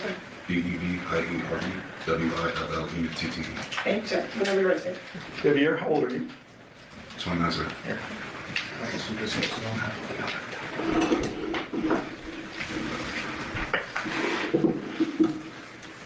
What is your birthday? March 1st, 1996. What was your relationship to Jonathan Willett? I was his son. Do you have siblings? I have 2 younger sisters. And what's your mom's name? Arminthia Simmons. Do you remember or know when your dad and Arminthia split? I was probably 1 years old. When they split, you were 9 years old. Where were you guys living generally? Was it here in Vegas? I don't remember. Did you go back and forth between Vegas and California? Yes, sir. Quite a bit in your life? Never son. Okay. Did there come a point in time where your dad moved here and stayed in Vegas pretty much permanently until his death? Yes, sir. And where was he living in the latter years of his life? On Ball River. Is that with your grandma? Yes, sir. Is that Yoko? Yes, sir. Did there come a point in time when you were introduced to a woman by the name of Nikki? Yes, sir. And ultimately, you end up getting married to Nikki. And we have a lot to unpack here. I'm sorry to air your dirty laundry, but we have to ask a lot of questions about this, okay? When you first met Nikki, was she dating or in a relationship with your dad? They were dating at the time. They were dating at the time? Yes, sir. Where were they living at the time, if you know?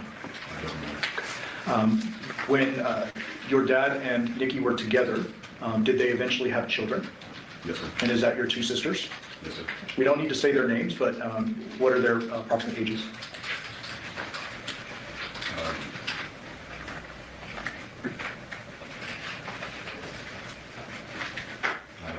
Okay, that's okay. I just need an approximate. So are they right now under the age of 13? Yes, sir. Okay. So were you in kind of living with Dad or anything like that when he was with Nikki? Yes, sir. And when they had the children together, were they living together? Yes, sir. Do you remember where that was? Not the numbers, but it was on Blue Magic Street. Blue Magic? Is that here in Vegas? Yes, sir. Before the girls were born, did there come a point in time where you and Nikki became intimate? Or was it after? It was after. Okay. So girls are born. Do Nikki and your dad stay together after the girls are born? Yes, sir. And for how long did they stay together before they split?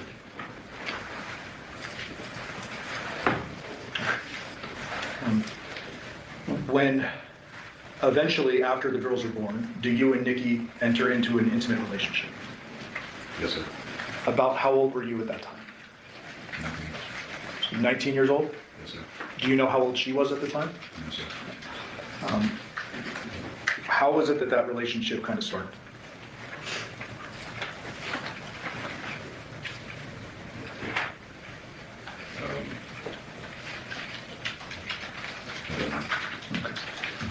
Do you remember who kind of, I don't mean to be crass, but like who made the first move or any of that? Okay, it was a long time ago, right? Yes, sir. While you were intimate with Nikki initially, was she still dating your dad? Or in a relationship with your dad? Yes, sir. Does it embarrass you to admit that in front of a bunch of strangers? Yes, sir. Did you continue being intimate with Nikki for an extended period of time? Yes, sir. Do you know if your dad found out about the intimate part of your relationship? No, sir. And I'm not going to say it a bunch of times, but when I say intimate, I mean sexual. We agree there? Yes, sir. Okay. Did there come a point in time where you all 3 lived under the same roof? Yes, sir. And was that the Magic House? Yes, sir. And is that when the relationship, intimate relationship started out? Yes, sir. Okay. Now, tell me if you can remember, when is it that any of you 3 move out of Blue Magic? Like, we need to get a sequence of events. Did you move out first? Did they split and move in different places? Or can you remember that for me? I moved out first. And where did you move to? I moved back to California. And where did you stay in California, if you remember? 27 Pond Circle. Was that with other family? Yes, sir. Okay. Eventually, do you move back to Vegas? Yes, sir. Do you remember what year that was? No, sir. Okay. When you do move back to Vegas, after moving to Cali, you move back to Vegas, do you move in with Yoko at the Paladura address? No, sir. Where did you move that time? Back to the Blue Magic House. Okay. Did you then leave back to California for a second time? Yes, sir. Okay. And I stepped one step too far ahead. When you moved back to Vegas the first time, you moved into Blue Magic. Who was living in Blue Magic? My father, Nikki, and engineer. The two girls? Yes, sir. Okay. Was there some kind of discussion with Nikki at that time about being pregnant? Yes, sir. Describe that for the jury. I moved back to California, and I was told that she was pregnant with my child, and if I didn't move back, she was going to have that child. So she tells you this? She told me that. So you had gotten out of the situation back in Cali, and you, I presume, talked to her over the phone or something? Yes, sir. She tells you she's pregnant, it's yours, and unless you come back, she is going to have the child. Yes, sir. What did you do in response to that? Did you witness her go to a doctor?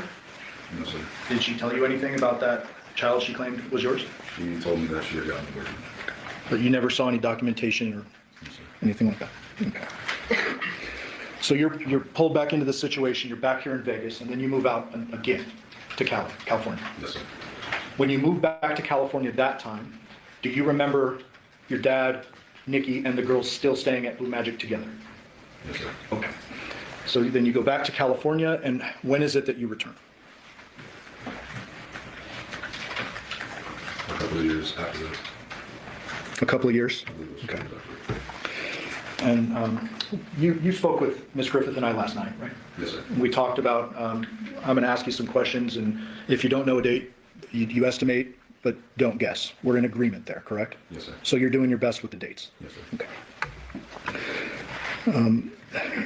When you moved back this time, were the girls living with Nikki and just Nikki? Yes, sir. Where was your dad living? Hollywood Drive. Where did you move to? Hollywood Drive. So you lived with your dad? Yes, sir. Who else lived in the home? Yoko and Yoshida. Is Yoshida Yoko's partner, friend, boyfriend? Yes, sir. They're elderly folks? Yes, sir. When you lived with your dad, how was your relationship at that time? It was fine. I worked with him. You worked with him too? Yes, sir. Doing what?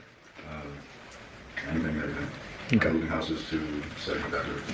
Moving houses, setting up backyards? Okay. So let me ask you kind of a general question before we move on. Is it fair for me to say that your dad was in and out of your life growing up? Yes, sir. Did you have a strong relationship with your dad as you're getting into your late teens, early 20s, or was it just kind of a, that's my dad and you don't see him too often, or what? No, I love my father, so we have a strong relationship. Okay. Did there come a point in time when you're living with him at Palo Duro and working that you guys have some disagreements about work and other stuff? Yes, sir. Would you consider your dad to have been a hard-headed person? Yes, sir. Okay. Was he an opinionated guy? Yes, sir. Okay. Did you ever tell your dad that you had been having a sexual relationship with the father of his other children? The mother, you mean? The mother. Jesus, I said father. Yeah. No, sir. I apologize. Knowing your dad as you did, if he had known you were having a sexual relationship with his mother of his children, is he the type of guy that would have just said nothing and let it go?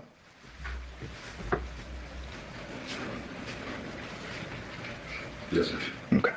So you never tell him. I don't want to ask an obvious question, but why not? I couldn't go with the courage to do it. Okay. Eventually, do you move out of the Palo Duro? You can't hear him? Okay. And I'm sorry, sir.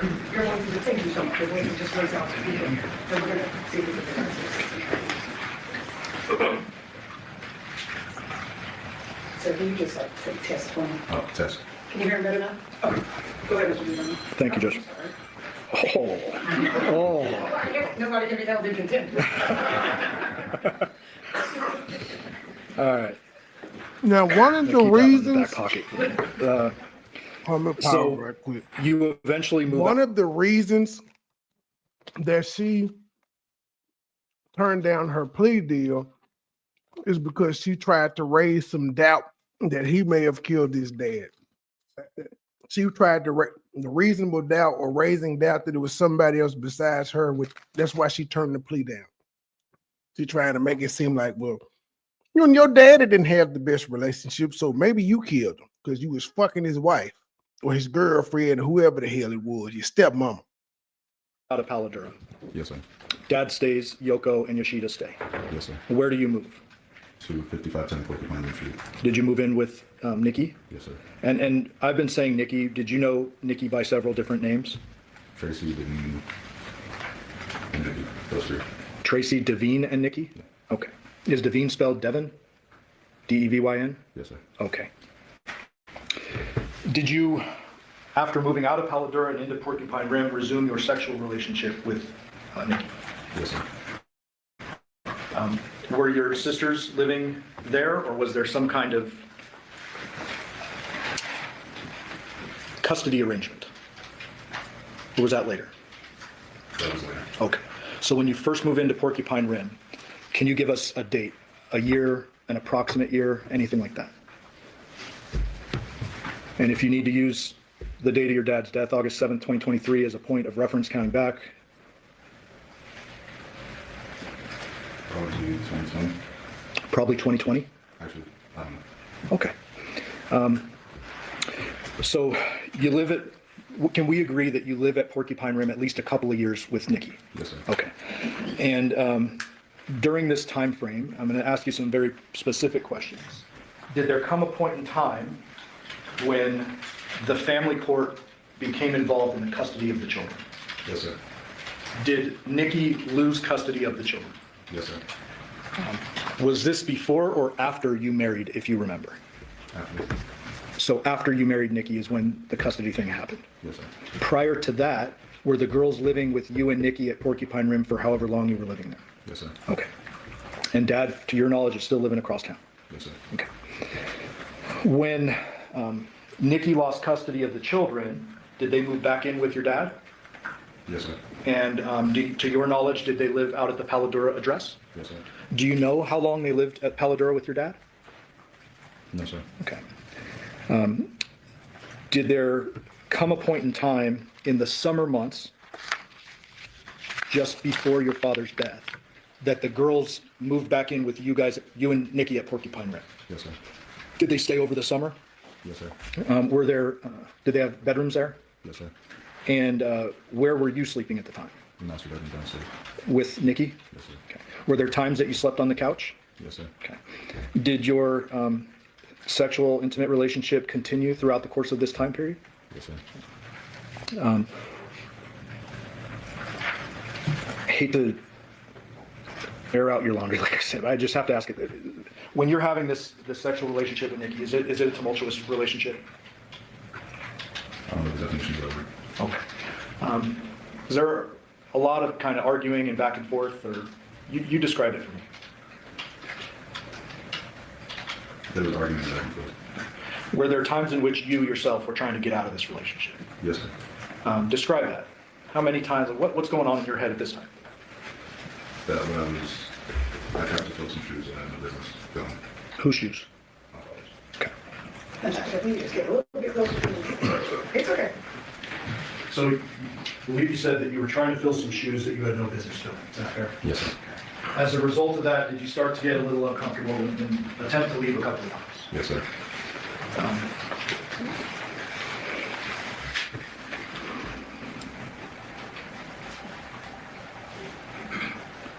Did there ever come a point in time, and I want to be precise here, prior to you learning of your dad's death, that you learned he was going to move in to the Porcupine Rim address? Prior, no, sir. So you didn't know he was going to move in prior? No, sir. Okay. Did you learn that at some point after? I learned after the death when my grandmother was telling me about it. Okay. Did you talk to your grandma like on the 7th? The day after, yes, sir. Yeah. Okay. So I want to now bring you to August 6th, okay, 2023. On that date, were you living at the Porcupine Rim address? Yes, sir. Were the girls living there? Yes, sir. Was Nikki living there? Yes, sir. Do you know or remember what you did during the day on August 6th? I woke up and went to work, and I got a phone call from my grandfather saying that my dad was critically injured, and Okay, let me clarify here. I'm talking about the day before you were notified. Oh, I went to work. Okay, so you work on the 6th. Yes, sir. Do you know what Nikki and the girls were doing that day? No, sir. Did there come a point in time after you get home from, oh, and I should ask you, did you drive a work van? Yes, sir. Is that the white one that was parked in front of the home? Yes, sir. Okay. There's another vehicle out front of the home. Whose was that? Not the Nissan Armada, but the little sedan. Oh, that was my vehicle, sir. Was that operable at the time? Yes, sir. And did you drive it? Yes, sir. Okay.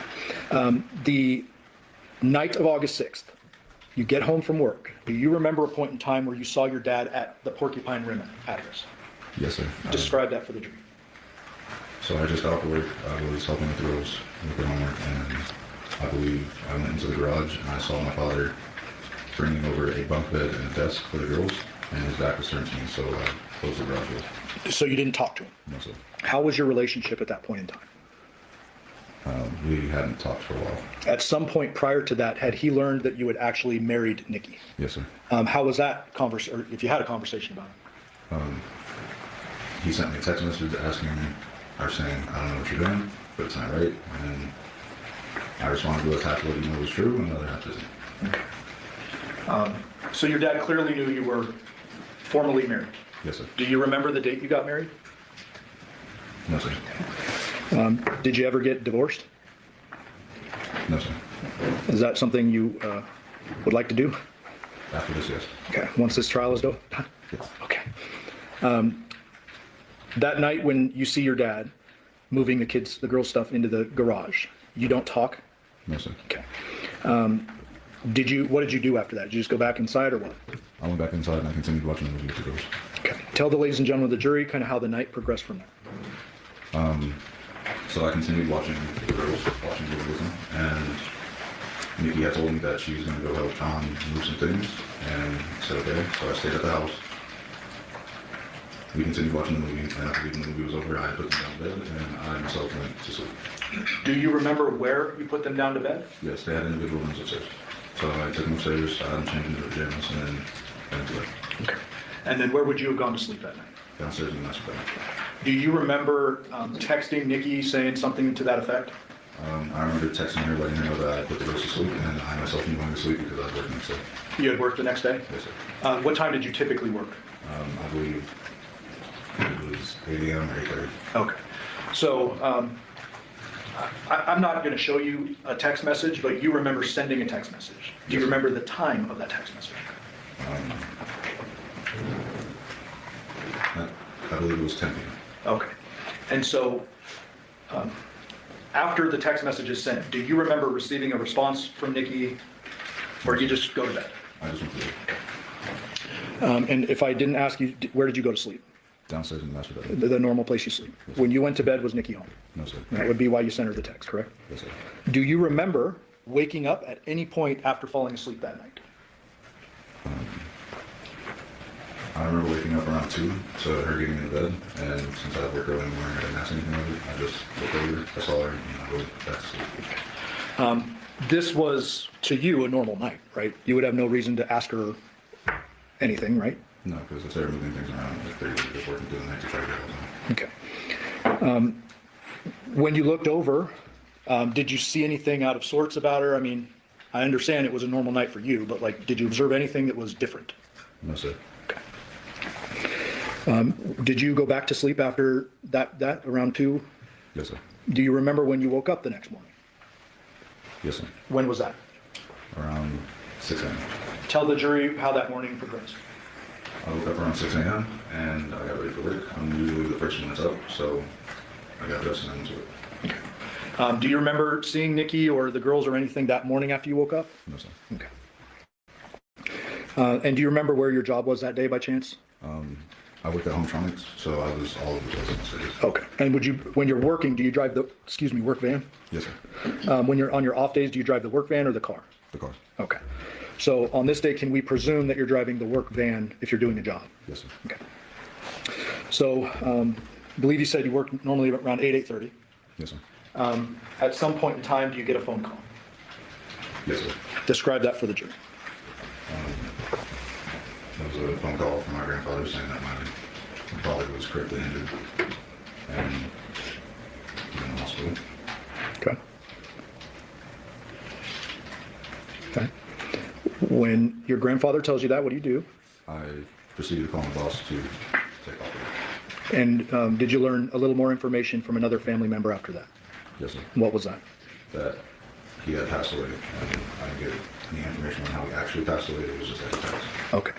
So initially, the first call, critically injured, but you tell your work, hey, I got to go. You learn after that he's passed. Yes, sir. Well, I guess where do you go from work? Straight. What do you do when you go home? Started drinking. Okay. Did you drink back then? Yes, sir.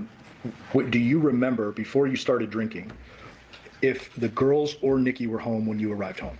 No, sir. You don't remember, or they were not? They weren't home. They were not home? No. Okay.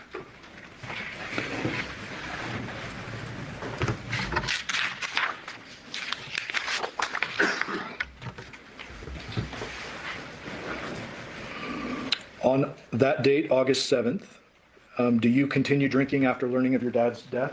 Yes, sir. Do you remember the next time you saw Nikki? I don't. I drank myself to sleep for the next couple of days. Okay. So is it fair to say those couple days, after learning that on August 7th and maybe into the 8th, maybe the 9th, you're drinking pretty consistently? Yes, sir. Is it a bit of a blur for you? Yes, sir. Okay. At some point in time, do you remember police coming to the Porcupine Rim home? Yes, sir. And did they come inside and they do a full search and everything? Yes, sir. Do you remember what day that was? No, sir. Okay. I want to ask you some questions about items in your home.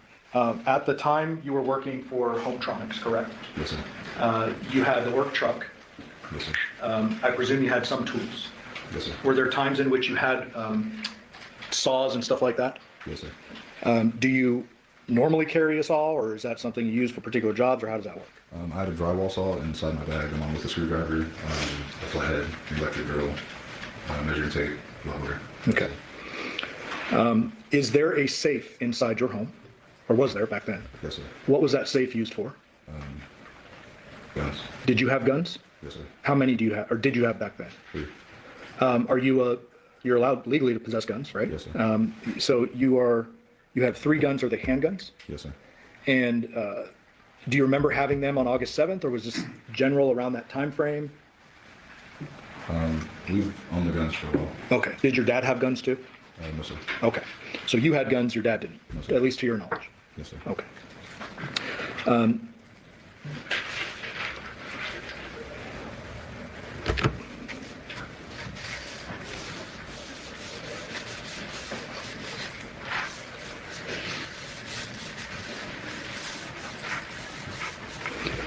So try to give us any memory you have, but you don't remember the next time you saw Nikki, but you did see Nikki back at the home, right?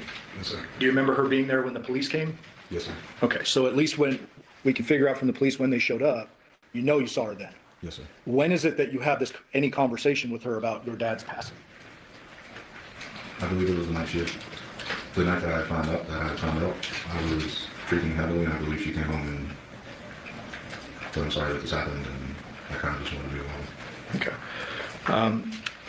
You eventually, during the course of that search of your home, you're interviewed by police, correct? Yes, sir. And you understand that was recorded. Yes, sir. At some point in time, you give a lengthier interview, correct? An interview. Oh, yes, sir. And with that, you understand that was recorded as well. Yes, sir. You ultimately learn that Nikki is arrested, correct? Yes, sir.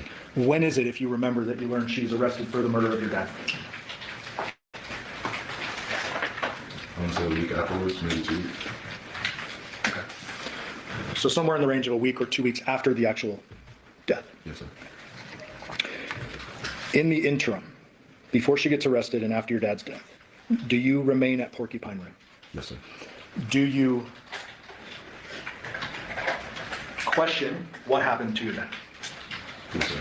Are there a lot of kind of unanswered questions you have during that time frame? Yes, sir. Did there come a point in time after her arrest that she contacted you from the detention center? Yes, sir. And Judge, we would move to admit 631, which is a recording of that contact. No objection. Thank you. 31 of the amendment.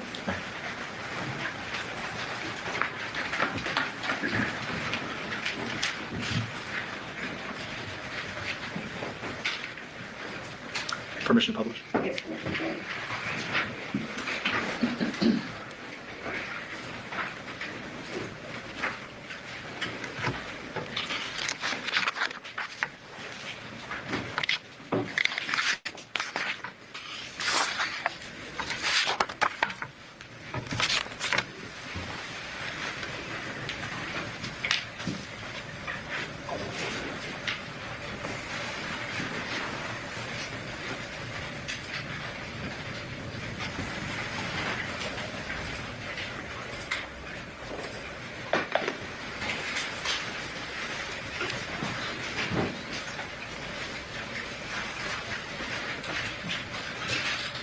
Free call from. An incarcerated individual has entered detention sentence. This call is not private. It will be recorded and may be monitored. If you believe this should be a private call, please hang up and follow facility instructions to register this number as a private number. Hello?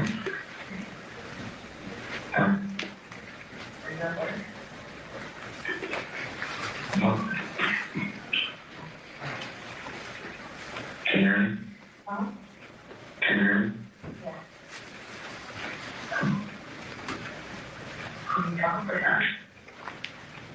What is it?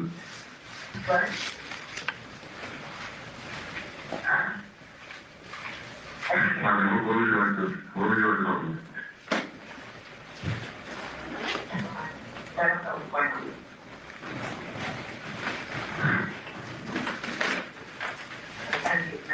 They won't tell me anything. Very soon, without you, and they're not very pleasant. Because they're holding me here while they look for evidence. Because they don't have any evidence.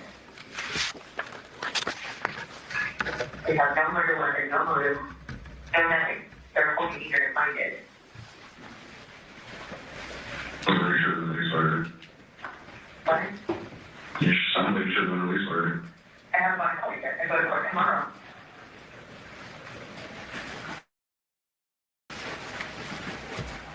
Okay, well, I'm not doing that for you. See you guys at the girls. With my grandfather. Are you getting fingerprints so they can go with him? And might go with you right here.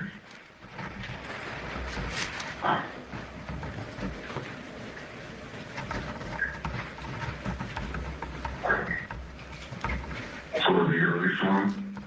I should.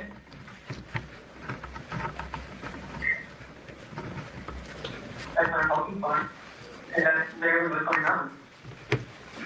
They have absolutely, yes, they have absolutely nothing on me. They showed me a picture of a bottle of stock for cleaning detergent. And they said, you have one in your house. And I'm like, okay.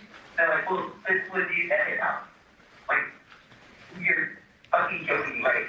Like, that's literally what they showed me.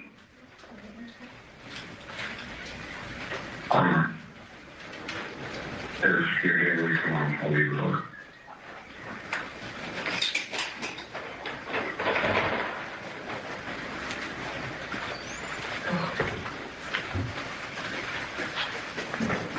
So, I hear you, can you go to California?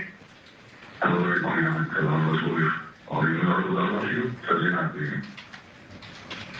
Oh, what? And one of the articles about you, what happened. News article? Yes. Okay. Well, I don't know if you get released. I still don't know what you leave. I'm sorry. But, yes, I'm going to have one. And if you are getting released tomorrow, I'll leave it over. If not, then I have to do something with them.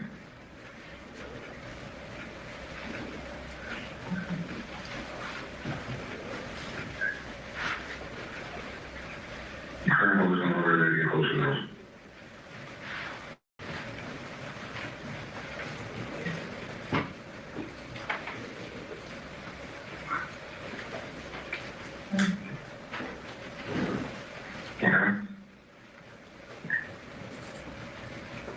you just started making movies or news articles about me and have literally nothing. Was so bad and points that he did it. The second one was very graphic and still points that he did it. Like I said, if you go in court and they release you, I still don't know what to believe and I can't be here.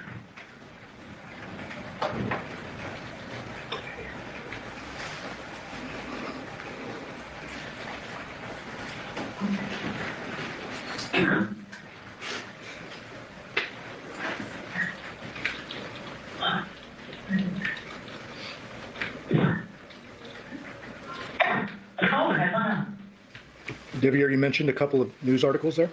Yes, sir. When was it that you first learned of the graphic nature of what happened to your dad after his death? I believe it was a day prior to the phone call that I was sent an article from the Las Vegas News explaining what happened to my father and that she was involved in that. At the end of that phone call, somebody hung up. Who did that? She did.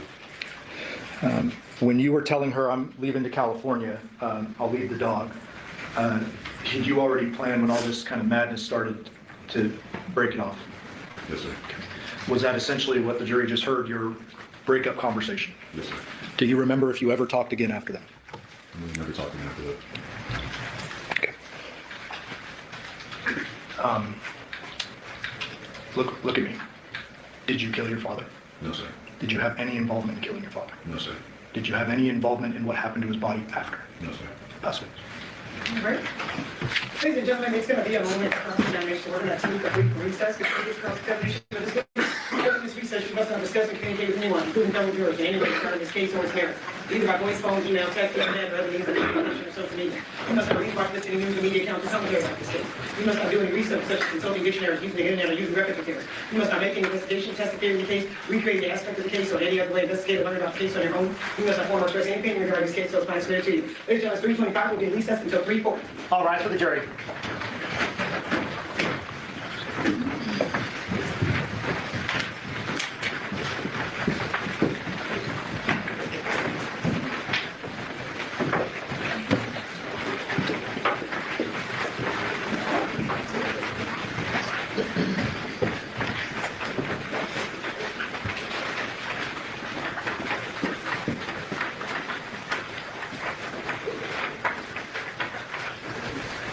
For the record, reflect that we are outside the presence of our judge. Sir, you are excused during this recess. I just remind you that you are still under oath, so you are not allowed to discuss your testimony with anyone, and so we'll have you back at 3:40. Okay, thank you.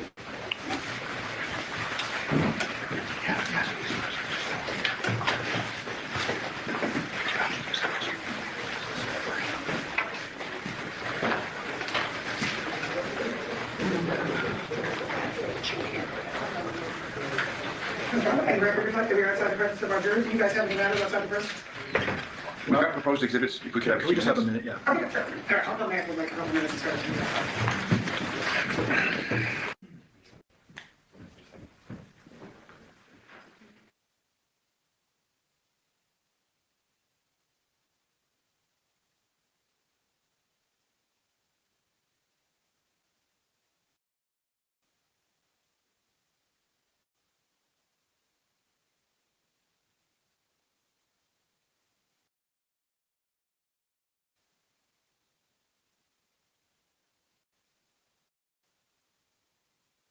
Yeah, so I'm getting sleepy.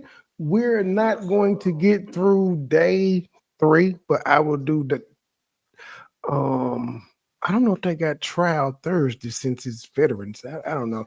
But we'll get through 3 and 4 tomorrow. I got a doctor's appointment with Grayson at 9:20. I think I should be back by 10:30 or 11.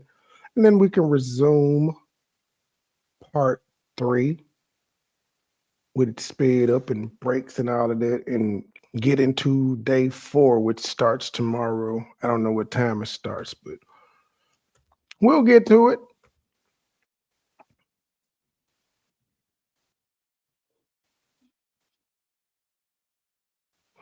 Shout out to this judge, though. She ain't taking a lot of breaks.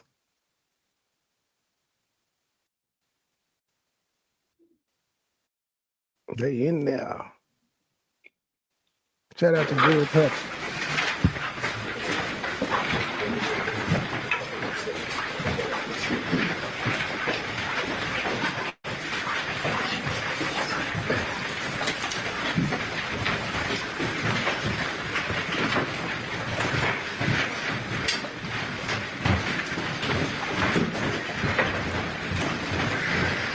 Please be seated, Your Honor. The jury is all present and accounted for. We are going to go back on the record and see 377-289, State Matter versus Devin Michaels. Please record Devin Michaels, President of Attorney, Deputy District Attorney of the United States, and vote on the 50 in presence of our jury. Yes, Your Honor. All right, and sir, I'll just remind you that you are still under oath. Okay, Mr. Dustin, are you ready? Mr. Blunt, my name is Robert Draskovich. My partner, Mike Horvath, and I represent your wife. You and I have never spoken, have we? No, sir. You've never spoken with my investigator, Ken Hardy, have you? Investigator? No. So this is the first time that we're actually having an opportunity to communicate, correct? Yes, sir. I'm sorry, sir, if you just get a little closer on the microphone. Thank you. You had testified today, fair to say, for the first time, that you had a relationship with your wife that went years back. Yes, sir. You've been asked that by a lot of people, correct? Yes, sir. You've been asked that before under oath, correct? Yes, sir. But you didn't tell the truth, did you?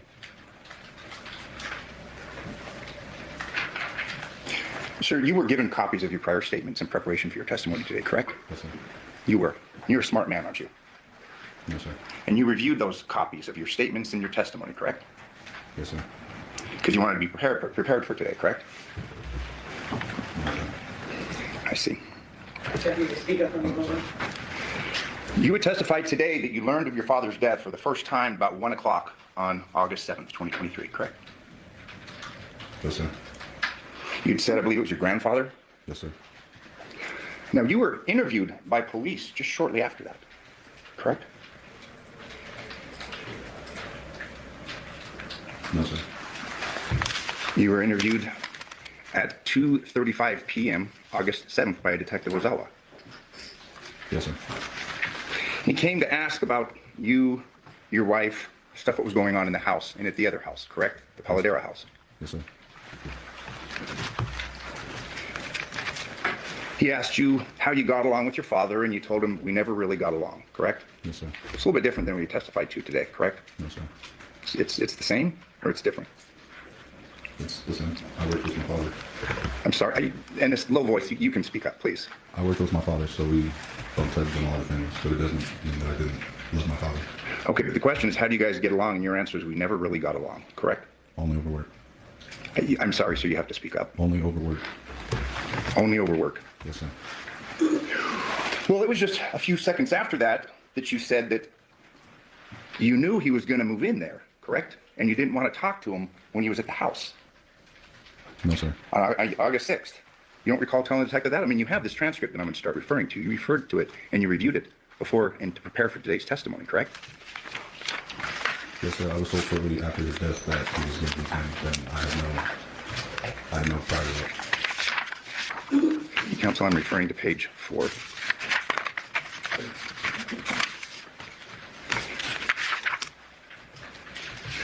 I'm sorry, I'll start on page 3.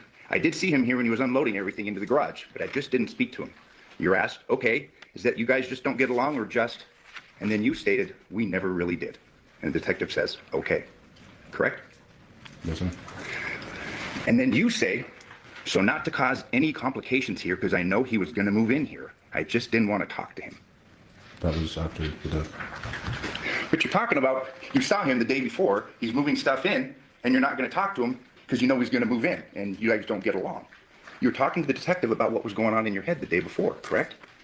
No, sir. I was told that they were moving the desk and like that into the house for this. So you're telling the detective on August 6th, I didn't go and talk to him because I never really got along with him, and I didn't want to cause any complications here because I know he was going to move in here. I just didn't want to talk to him. You're now under oath saying that meant something else? No, sir. I'm answering the question. I was told after my father's death that he was going to move into the house, but I had no idea prior to that. That's because you read your grand jury testimony, correct? No, sir. A little bit further down, same page. He wasn't really there for me, correct? I mean, you had resentment for your father, fair to say? No, sir. And then kind of realized who he was as a person. And when you were talking about moving out of Yoko's house, you said I got out as soon as I could, correct? Yes, sir.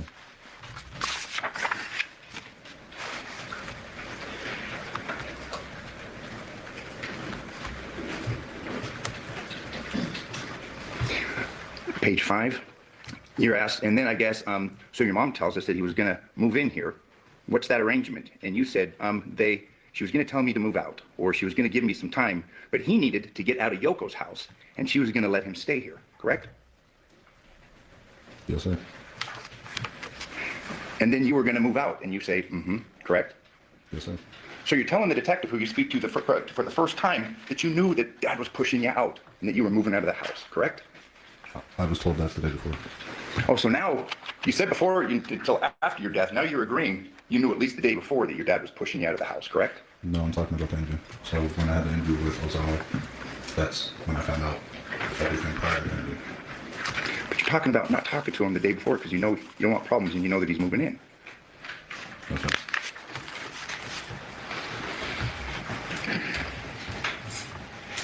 Page 6. So we don't get along. So she was giving me the heads up so I can move out, correct? No, sir. You're saying no?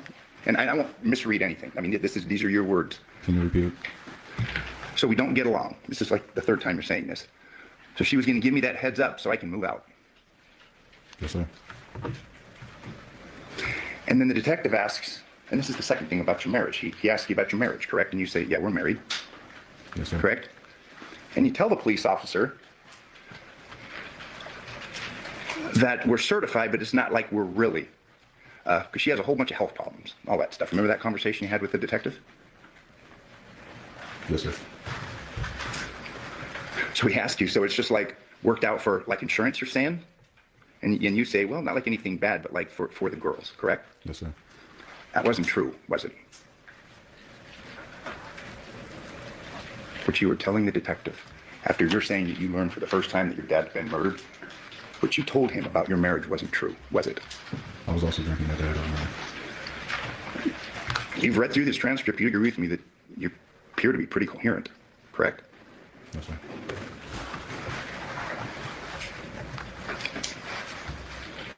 And you agree with me that the detective was kind of confused, and he's saying, well, wait a minute. She had kids with him, but you're his son, correct? Yes, sir. And it did clear Yoko didn't know, correct? Yes, sir.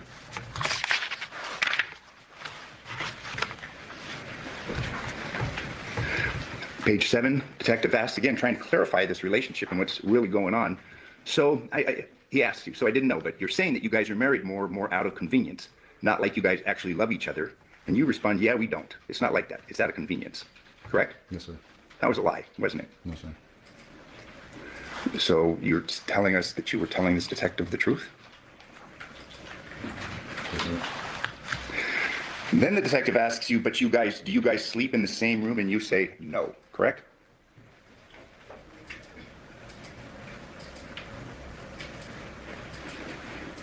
Yes, sir. You guys actually did sleep in the same room. You slept in the same bed, didn't you? Yes, sir. But when he asked if you two slept in the same room, you said no, correct? Yes, sir.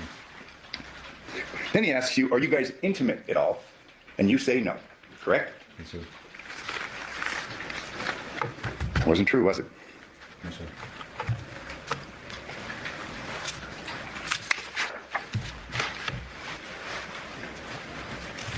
Fair to say that you were downplaying your feelings for your wife when this detective came to ask you about the murder of your father.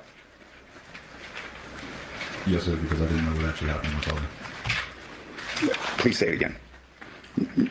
Yes, sir, because I didn't actually know what happened to my father. Okay. But you're lying to the police officer about your relationship with your wife, correct? Yes, sir. So, the detective, page 8. Okay, so then you knew he was moving in, and she told you that you were going to have to move out. And your response recently, yes. It was kind of a short notice, but yeah. And I mean, I know the person he is, so I was like, okay, whatever, I'll deal with it. That's what you said to the detective, correct? Yes, sir. And the detective follows up. Okay, and that's you were going to move out. He knew that you lived here, or didn't know that you lived here? And you respond, no, he knows I live here, correct? My father? Yeah. Yeah. No, that lived in that house. The detective asked you, does he know that you live here? And you say, yeah, he knows I live here. Correct? Yes, sir.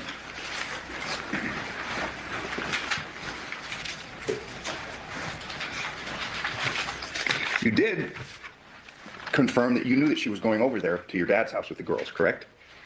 Yes, sir. That was the joint custody that they had. Yeah. And the detective, confirming that you know that he's moving in and that you're going out, asks, why was he moving out of the other house? And you said, because they all they do is scream and yell. When I was over there, my grandma would go downstairs at 6 in the morning yelling at him for the car payment, correct? Yes, sir. And you also say, I think my grandma was kicking him out, correct? Yes, sir. It's true. And trust me, I'm not going to tell you anything you didn't say, okay? I'm not trying to trick you.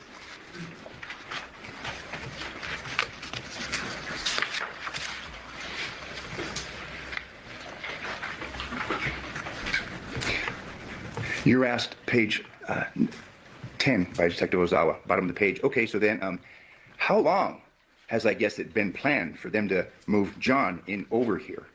Your response, I have no idea. Like, it was ran by me that, because we all know how he is. And it's like, okay, if he's moving in here, and if he's going to be homeless, I get it. I can move out and go somewhere, because I have a legitimate job, correct? Yes, sir. So this isn't some one-off. You repeatedly confirmed to Detective Ozawa that your dad was moving in and that you were moving out, correct? Yes, sir. But you had the legitimate job, correct? We both had legitimate jobs. You had a good job. His job was better than me. He was a mover, part-time, correct? He did everything. Your grandmother was always angry at him because she owed him money, fair? Fair. But you had a steady job at Hometronics, correct? Yes, sir. So you had the good legitimate job that you were the one getting kicked out, correct? Yes, sir.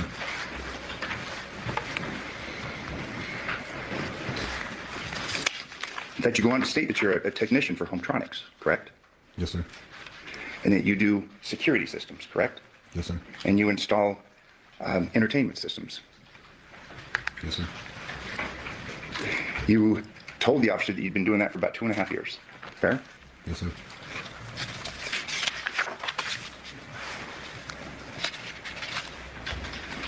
You were asked again by Detective Ozai, well, since you knew you were moving out, where are you going to move into? Where are you going to move to? And you tell him, and this is page 12, counsel, yeah, like I have some friends down the street that I could roommate with, correct?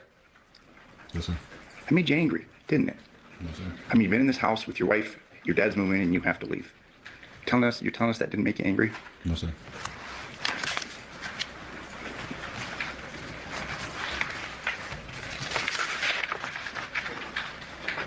Now, today you testified that you worked the day before, August 6th, correct? Yes, sir. But you were actually off the day before, correct? You didn't work on August 6th. I was drinking water, don't know.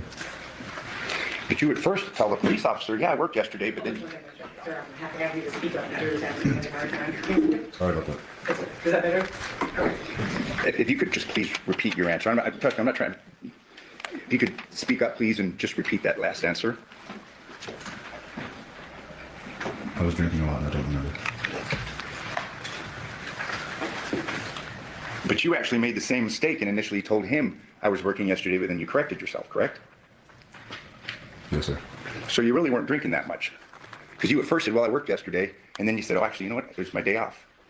Correct? Sundays are your days off. That was 10 years ago and I was drinking very heavily from my father's death. So I don't. Okay. But sir, this conversation occurred August 7th, 2023. All right? Sorry. Or, I mean, you do... Fair to say, it hasn't been that long, has it? Not 10 years.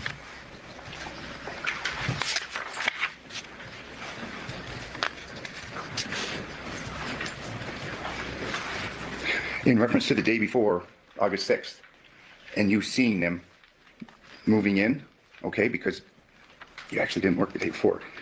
You said, I heard the door open. I thought one of the girls opened the door, so I came down and looked out and saw him unloading stuff. And I was like, oh, all right, whatever. So I closed the door, just didn't hear it, correct? Yes, sir. And at this point in time, you tell the detective that you actually don't have a room in the house, correct? Yes, sir. But that wasn't true. I mean, you were sleeping with your wife in the same bed, correct? Yes, sir.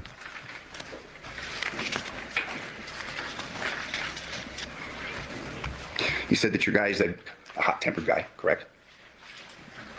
That's who it is? His father. Okay, you said your guy.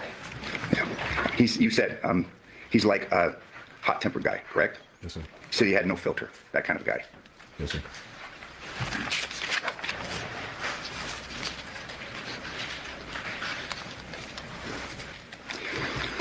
You were asked, okay, so when you left Yoko's house, and that was a couple of years before, correct? Yes, sir. How often do you talk to him? And your answer was not at all, correct? Yes, sir. And the detective says, oh, and you say nothing. I mean, you say nothing, correct? Meaning you guys don't talk. After he found out that we were married, we didn't talk after that. Detective asks you, he didn't call you or nothing, and you said no, correct? Yes, sir. No text, nothing like that, and you said no, correct? Yes, sir.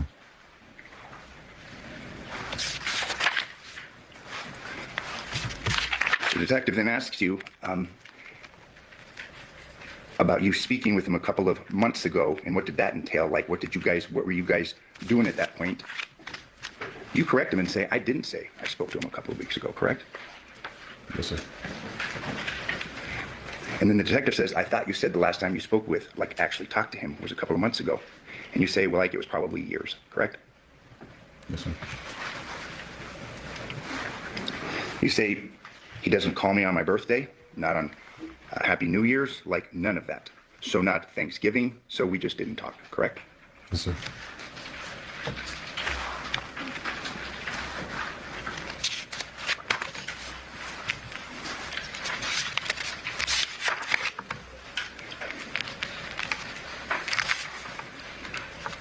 And then you're asked by the detective, counsel, this on page 18, is there anything you can think of that you haven't told me that you think might be important for us to know? And you say, correct?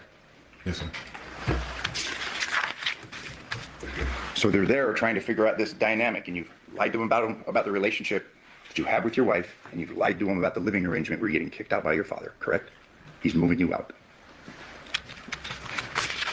Yes, sir, because I didn't know what exactly happened. You did say that it was kind of a shit show at the other house, correct? Yes, sir.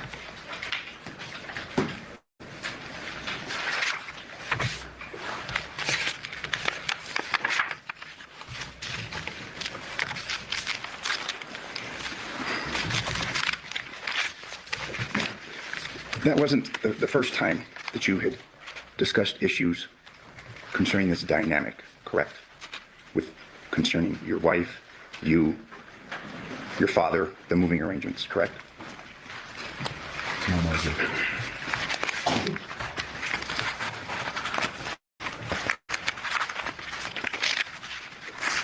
You were interviewed another time, correct? By another officer. And you reviewed that in preparation, the transcript, in preparation for your testimony today. Yes, sir. That interview occurred September 12th, 2023, correct? Yes, sir. And this detective now, after speaking to you, and it's a little bit into the interview, tells you, well, you know, you weren't the main suspect. You know what I mean? This is, meaning the situation is a little different than hers. We're here to, you didn't do it, to clear you, correct? You recall that conversation? I'm sorry? When did this conversation happen again? September 12th, 2023. Yes, sir. Remember that? I mean, you're there being interviewed concerning being a potential suspect, and you remember the date, correct? Yes, sir. And you're being told now that we're working to clear you, correct? Yes, sir. You were relieved, fair to say? Yes, sir. The detective asks you, does that make sense? And you say it does, correct? Yes, sir. And then the detective says, and while the chances of you even being there are so slim that it's just, there's, you know, that's not even on the radar, correct? Yes, sir.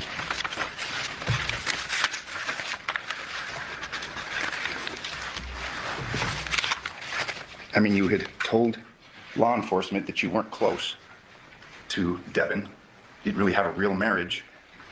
And things aren't that bad with your dad, and you're basically being told, hey, it's good, you're good, correct? Yes, sir.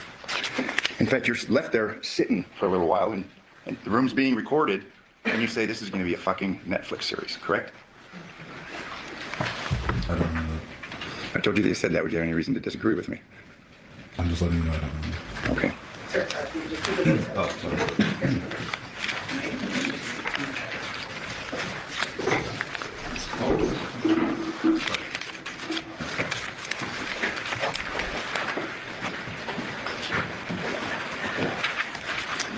And before I forget, I'm sorry for going back, but there was some discussion with Detective Ozawa about the problem the morning, August 7th, about your wife trying to register the girls. Your dad was supposed to register them, correct? Yes, sir. That's because they were moving into the house, and the girls were starting at that school, correct? Yes, sir. So that's, again, a confirmation that you knew. You knew that they were moving into the house, correct? Yes, sir.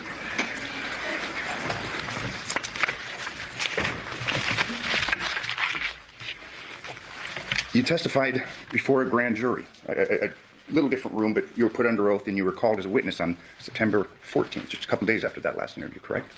Yes, sir. And under oath, you testified, like you did initially today, that you were unaware that your father was moving into the house, correct? Yes, sir. And that it was something that you had learned after your father's death, correct? Yes, sir. And that there were no discussions about you potentially moving out, correct? Yes, sir. In fact, that's exactly what you said, no, sir. There was never a discussion and you said no, sir, but there were multiple discussions, correct? So what I can remember, yes.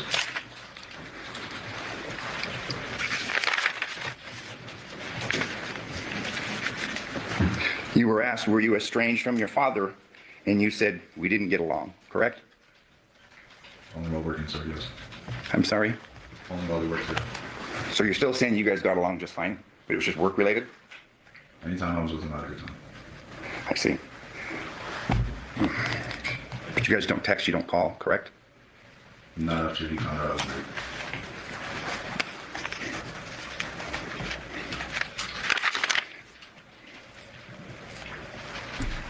Today, now that she's on trial, you testified that you woke up at 2 o'clock on the morning of the 7th and she was in bed, correct? Yes, sir. But when you testified to the grand jury, you testified that you never woke up at all, correct? And I'm referring to page 17, 18. Yes, sir. So your testimony is different again today on that point, correct? Yes, sir. Because obviously you waking up is kind of a big deal, correct? Yes, sir. In fact, you were actually awake at 2 a.m. on the 7th, weren't you? I woke up to her getting in bed, and I looked over at her and saw that she got in bed, and I rolled back over and went to sleep. You had been calling her that night from the home phone, correct? While she's with your dad.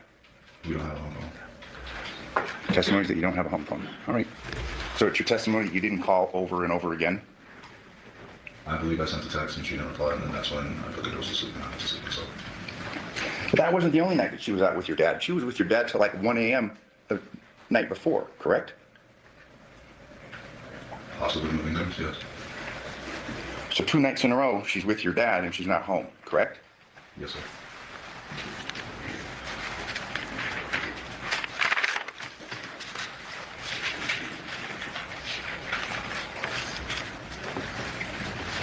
In fact, through the course of your grand jury testimony, you are asked by a grand juror, because unlike this, I mean, grand jurors can ask you questions, correct? I mean, that was your understanding. They spoke to you. Yes, sir.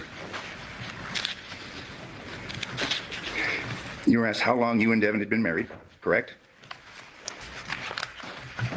Yes, sir. And you answered 3 years. Yes, sir. And then there's some follow-up questions. Just like to ask you a couple more questions about that. Did you and Devin... I'm sorry, page 35. Did you and Devin get married in the traditional sense? And you answered yes. It was more of me helping out with the girls when she couldn't find a babysitter. So I figured, well, we both kind of sat and talked about it. When she has to go to work and can't find a babysitter, I could be there. She also had a whole bunch of medical problems, and it was very expensive to keep the girls at daycare, and she's sitting in the hospital, so I would normally be there to watch them. And then there's a question, okay, and I'm sorry to ask, was it an intimate relationship that you were in with Devin at some point? And your testimony under oath to this grand jury on this day was, yes, after the first year it started to get intimate, correct? Yes, sir. After the first year of marriage it started to get intimate, correct? It does not say that. Context of the question, I read it, it speaks for itself. Okay, so ladies and gentlemen, I'm here to determine what the context is. You just need to read it verbatim. So that's yes or no, be suspended. And if I may just read in for the record, I mean, this is prior testimony. This is from the grand jury? Correct. What page are you on? Page 35, I'll start at line 15, page 35, by juror. How long have you and Devin been married? Answer, 3 years. Question. If I could ask you just a couple more questions about that, did you and Devin get married in the traditional sense? Yes. Answer. But it was more of me helping out with the girls when she couldn't find a babysitter. So I figured, well, we both kind of sat and talked about it. When she has to go to work and can't find a babysitter, I could be there. She also had a whole bunch of medical problems, and it's very expensive to keep the girls at a daycare when she's sitting in the hospital, so I would normally be there to watch them. Question. Okay, and I'm sorry to ask, was an intimate relationship that you were in with Devin at some point? Yes. After the first year, it started to get intimate. Next question. Did it remain intimate up until the time of your father's death? Yes.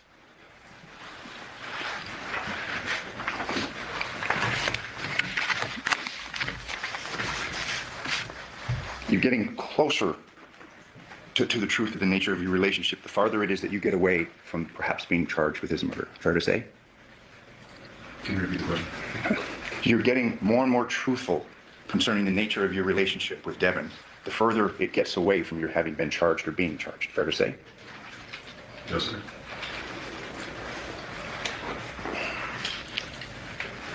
You testified today that you didn't remember the date that you married her, correct?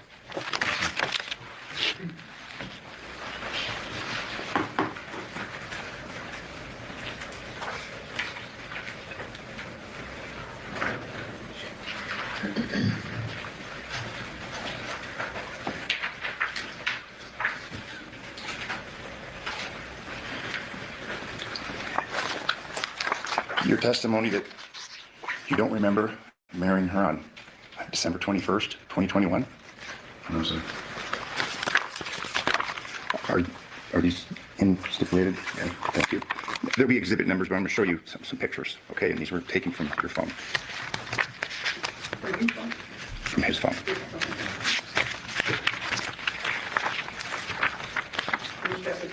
Are those stipulated too? Yeah, we have no objection. We just want a copy because Absolutely. we just seen them. Okay. I think we do for, Objecting to this fact? correct. I think, Okay, well, let's just make it record. Yes. Yes, put them on. This is L3. It's been marked by your clerk. He was ahead of me, so thank you. Right, but I think she can tell me what it is, so we put it on record. Okay. L3. It's L3? Yeah, is that L3? Okay. So L3, well, Mr. Justin, what's it, if the whole packet's being stipulated to, let's just admit the packet now, and then you Okay. can show any ones you want. Okay. So L3 to what? Hang on just a second.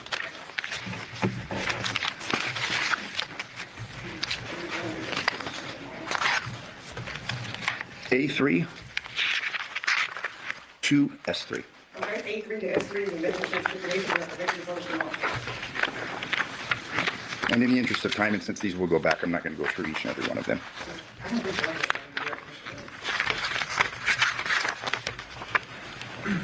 If we could please- In the front. Right here? Yeah.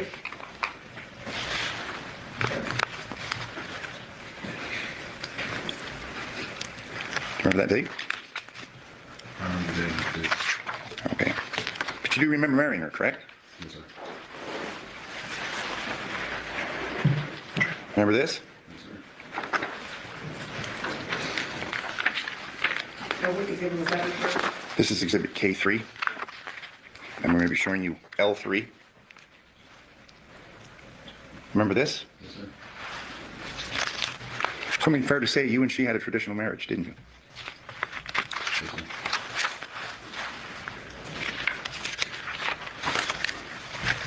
I mean, obviously it was a fairly passionate relationship, wasn't it? You got rid of it, yeah. I mean, for good and bad, correct? Yes, sir.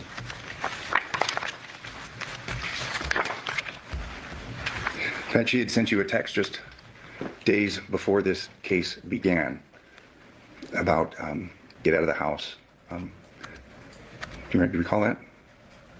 Get your stuff. Don't think of coming back. I want a divorce. I don't remember anything like that.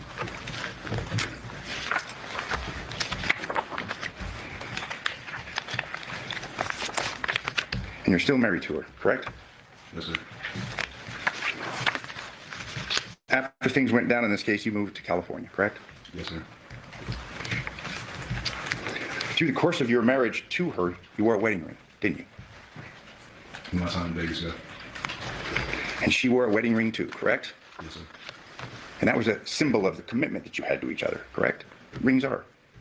Yes, sir. I'm showing you what's been admitted, Defense Exhibit B3. That was the ring that she wore, correct? Yes, sir.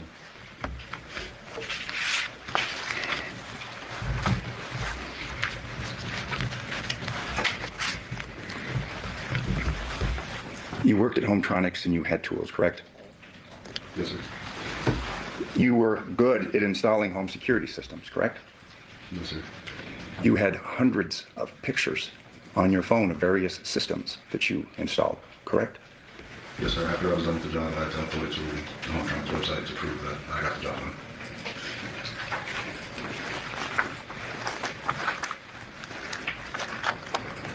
And Your Honor, this is Defense Exhibit. It's like B1 through V2. We're moving through the admission. These are just images of security systems. B1 through B2. I'm sorry. B1 through B1 through V2.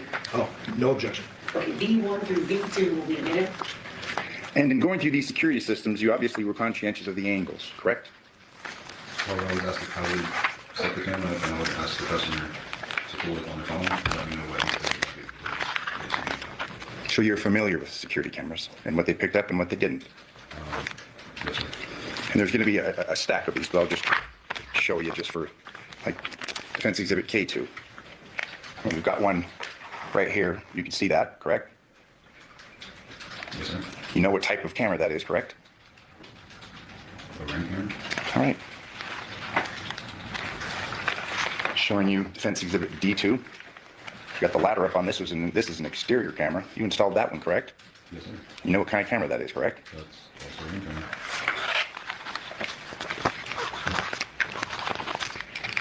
I mean, you were good at what you did, correct? Yes, sir. And installing the home entertainment systems, I mean, you just saw us all. You cut through 2x4s, you cut through drywall, things like that, correct? Not 2x4s, it was just rubber. Okay. But you had tools, you had saws, you had electric powered saws, correct? No, just a drywall saw. That was another. Okay. For doing in-wall kits for TVs. All right. And it's your testimony, Mr. Giordani asked you, it's your testimony that you didn't kill your father, is that correct? I did not kill my father. You left your home that night, didn't you? Objection, what night? The night of the 7th. Early morning hours of August 7th, correct? 2023. 2023. To go to work? No. You left the house in the dark at 2 a.m., correct? No, sir. You'd been on your phone. You were looking at pictures of you and Devin, correct? I don't remember.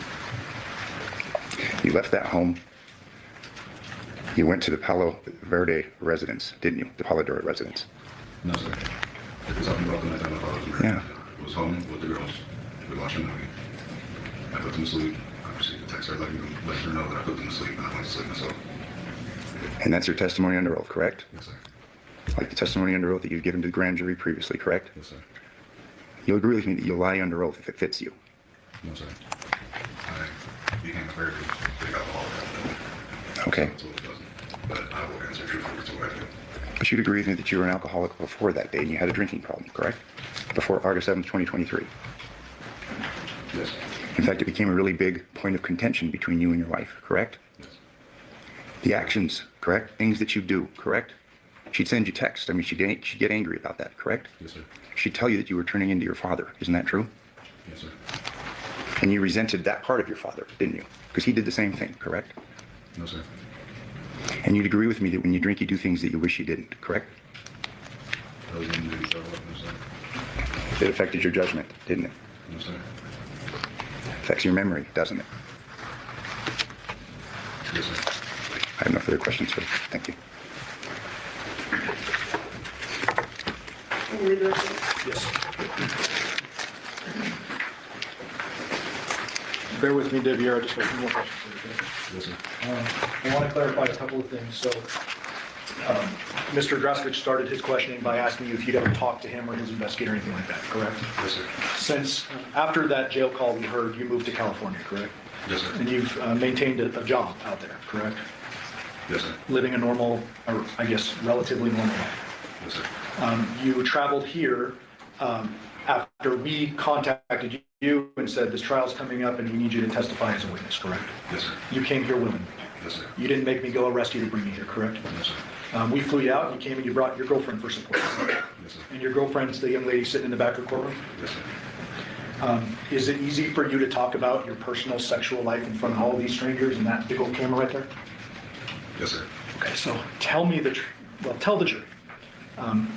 Was this a dynamic, untraditional relationship?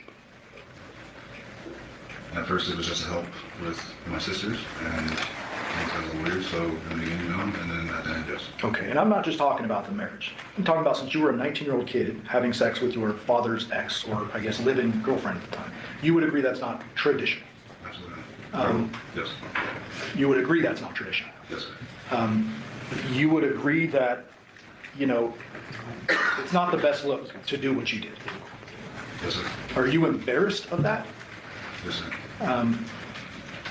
But it happened, and you're acknowledging that, correct? Yes, sir. And that sexual relationship went on for an extended period. Yes, sir. Without going through all these exhibits, you would acknowledge and you understand that the detectives took your phone and took a whole bunch of other phones, correct? Yes, sir. And before you even took the stand in front of these people today, you know that we, all these lawyers, have access to your most personal, intimate conversations. Yes, sir. Okay. Are you doing your best to recall 2 years ago, back to 8 years ago, in front of this jury? Yes, sir. Okay. So when you say, sitting on the stand today, you say, I believe I worked on August 6th. Is that what you believe? Yes, sir. Okay. So, Mr. Draskovich made a big point of this, and I want to address it real quickly. Page 13 of the voluntary statement, counsel.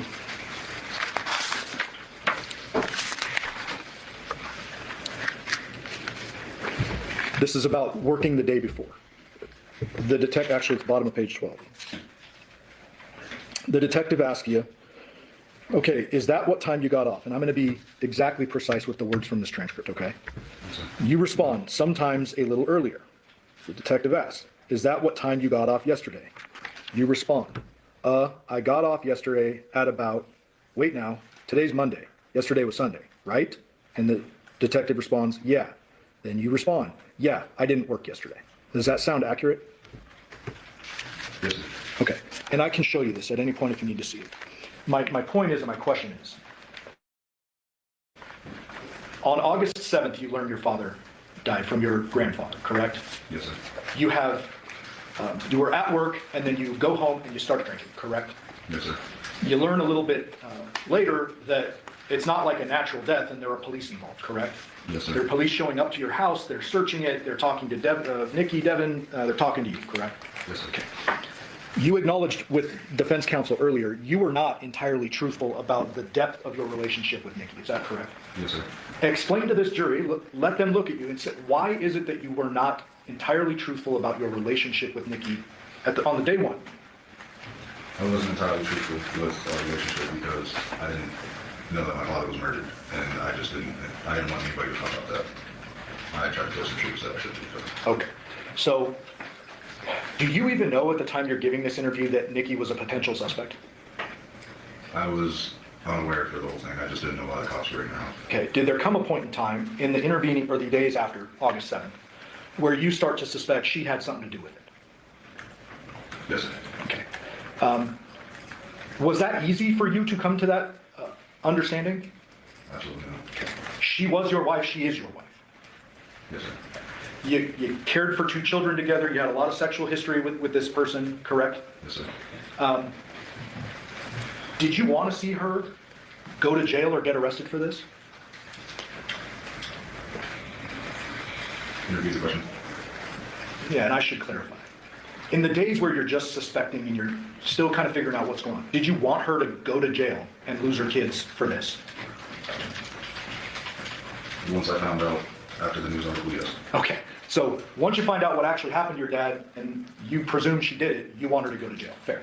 Yes, sir. But before that, you're not in any of this interviews blaming it on her, correct? We agree there. Yes, sir. You're not saying she must have done it, you're just giving history.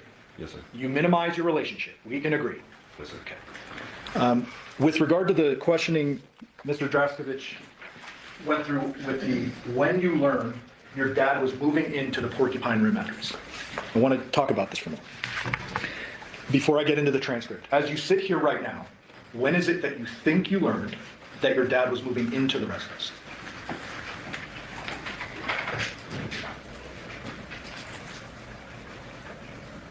It was talked about before. I drank a lot. According to the paper, I did know about it apparently, but okay. I didn't think it was actually going to happen. Okay. So, and bottom of page 8. I'm going to read verbatim. You are asked about line 300, counsel. Okay, so then you knew he was moving in and she told you that you were going to have to move out, period. You respond, recently, yes. It was kind of a short notice, but yeah, period. And, period, I mean, period, I know the person he is, so I was like, okay, whatever, I'll deal with it, period. They then ask, okay, and you were going to move out. Did he knew that you lived here or didn't know that you lived here? You responded, no, he knew I lived there. Detective says, and then, ... and you continue and you say, but since I didn't talk to him and she was going over there for the girls and him, I kind of stayed away. I guess they would talk about it and she ran it by me. I drink a lot, so she ran it by me apparently, and I was gonna move out for a short period of time until he got on his feet and I was gonna come back. Does that sound accurate? Do you dispute what is in the statement? Does it sound accurate? Yes, sir. You're not disputing what's in the statement. No, sir. So even back then, you're telling them like, I drink a lot. She apparently told me this. Yes, sir. As you sit here right now, do you 100% remember when you learned your dad was gonna move in? No, sir. Okay. Had you known beforehand, before his death, would that have caused you to fight him, hurt him, kill him? No, sir. Would you have had any reason to kill him? No, sir. Did you want out of this relationship with Nikki at varying points of time? Yes, sir. And so had your dad moved in and you've been told you gotta go stay at a buddy's house and move out or whatever, would that have been a big deal for you at the time? Absolutely.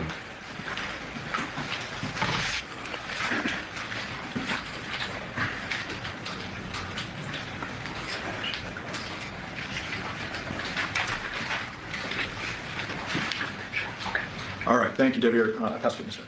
Can you agree, Council Director? Yes.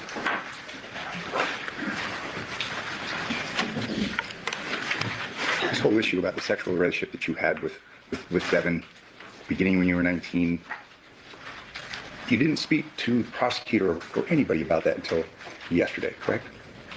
Yes, sir. You watched this opening statement, didn't you?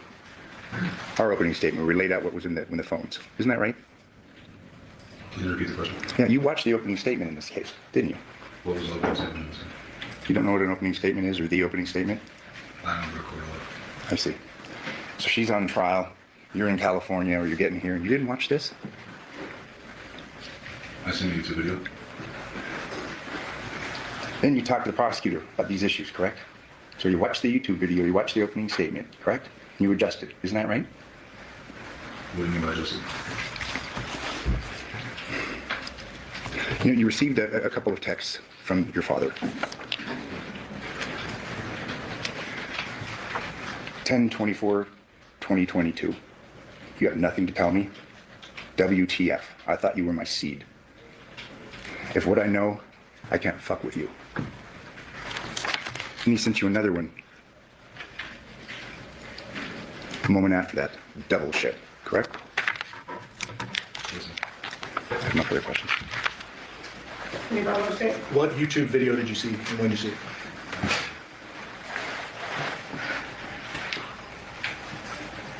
It was earlier in the year. I think it was about the custody case. It wasn't about this one. Okay, so that line of questioning just now was a bit misleading, so let me clarify something. I'd object. That question was clear. It's whether his answer, I think, is misleading. So. Mr. Giordani's objection, Mr. Giordani's characterization is going to be sustained. Mr. Giordani, if you think something needs to be clarified for this jury, you can ask the clarifying question. Okay, so the way, maybe I mischaracterized or misunderstood the question. I thought the question was, did you watch a YouTube video last night of the opening statement that happened in this trial? No, sir, I'm sorry. The video that I had witnessed was over the custody case, I believe. Yeah, like months ago, correct? Yeah, earlier this year. Did you watch any footage from this trial before hitting the sand? No, sir. Okay. So what you're testifying to is not based on something Mr. Draskovich said yesterday or the day before? Because you wouldn't know what he said, correct? Yes, sir. And when we met last night, I told you, I'm not going to tell you what anybody said in court. I want to hear the truth, correct? Yes, sir. And I said the most important thing is to tell the truth, correct? Yes, sir. Are you doing that? Yes, sir. Pass witness. Any follow-up, Mr. Justice? You're capable of not quite telling the truth when it's to your benefit. Fair to say? I just didn't understand the question. I'm sorry. I see.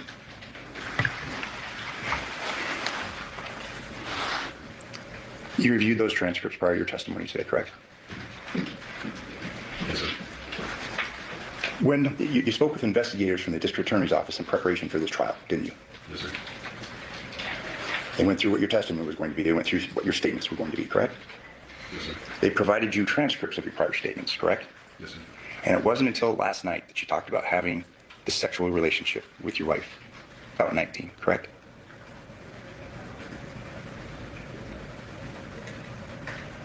Yes, sir. And just last night's the first time you talked about it, just so we're clear, correct? Talk to what? To the prosecutor about this relationship that you had with Debbie Ayer. Last night was the first time, correct? Well, he is Debbie. Yeah, no, I'm sorry. It's been a long day with Debbie Ayer. You spoke with Mr. Giordani last night for the first time, correct? About your relationship with Devin Michaels. Going back to 19, correct? Yes, sir. I think you have no further questions. Yeah, I'm sorry. I just got to clarify. So everyone understands, you testified at a prior proceeding where I questioned you, the grand jury thing that we were talking about earlier. Yes, sir. And you talked about the relationship and you said it was sexual after the first year and it went up and until your dad's death. Yes, sir. That's back in September of 23. Yes, sir. Last night, you flew in out of state, you came with your girl, and you met with us with a witness present, a guy with a badge. Do you remember that? Yes, sir. Okay. And I don't know if it was meant to be suggested this way, but what I heard was they told you what to say or something like that? I object. I know I didn't. That wasn't my question, so that was okay. Okay. So we asked you questions, correct? Yes. And I told you I can't tell you anything that's happened in court. That would be unethical, correct? Yes, sir. Okay. I told you to tell the truth. Yes, sir. Pass witness. Just so we're clear, I'm not accusing him of any wrongdoing. I'm just saying yesterday was the first time that you had a discussion about having a relationship with your wife, a sexual relationship, from the time you were 19, correct? No, sir. It sounds like I was already interviewed about it when I talked about it. I read your grand jury transcript. No, that was in the context of your marriage. You never testified before the grand jury about having a sexual relationship with your wife that began when you were 19, correct? Yes, sir. I have no further questions. No, thank you. Ladies and gentlemen, the jury have any questions for this witness? Seeing no response, sir, you are excused. Thank you very much for your testimony here today. You can have it. Counsel, good approach.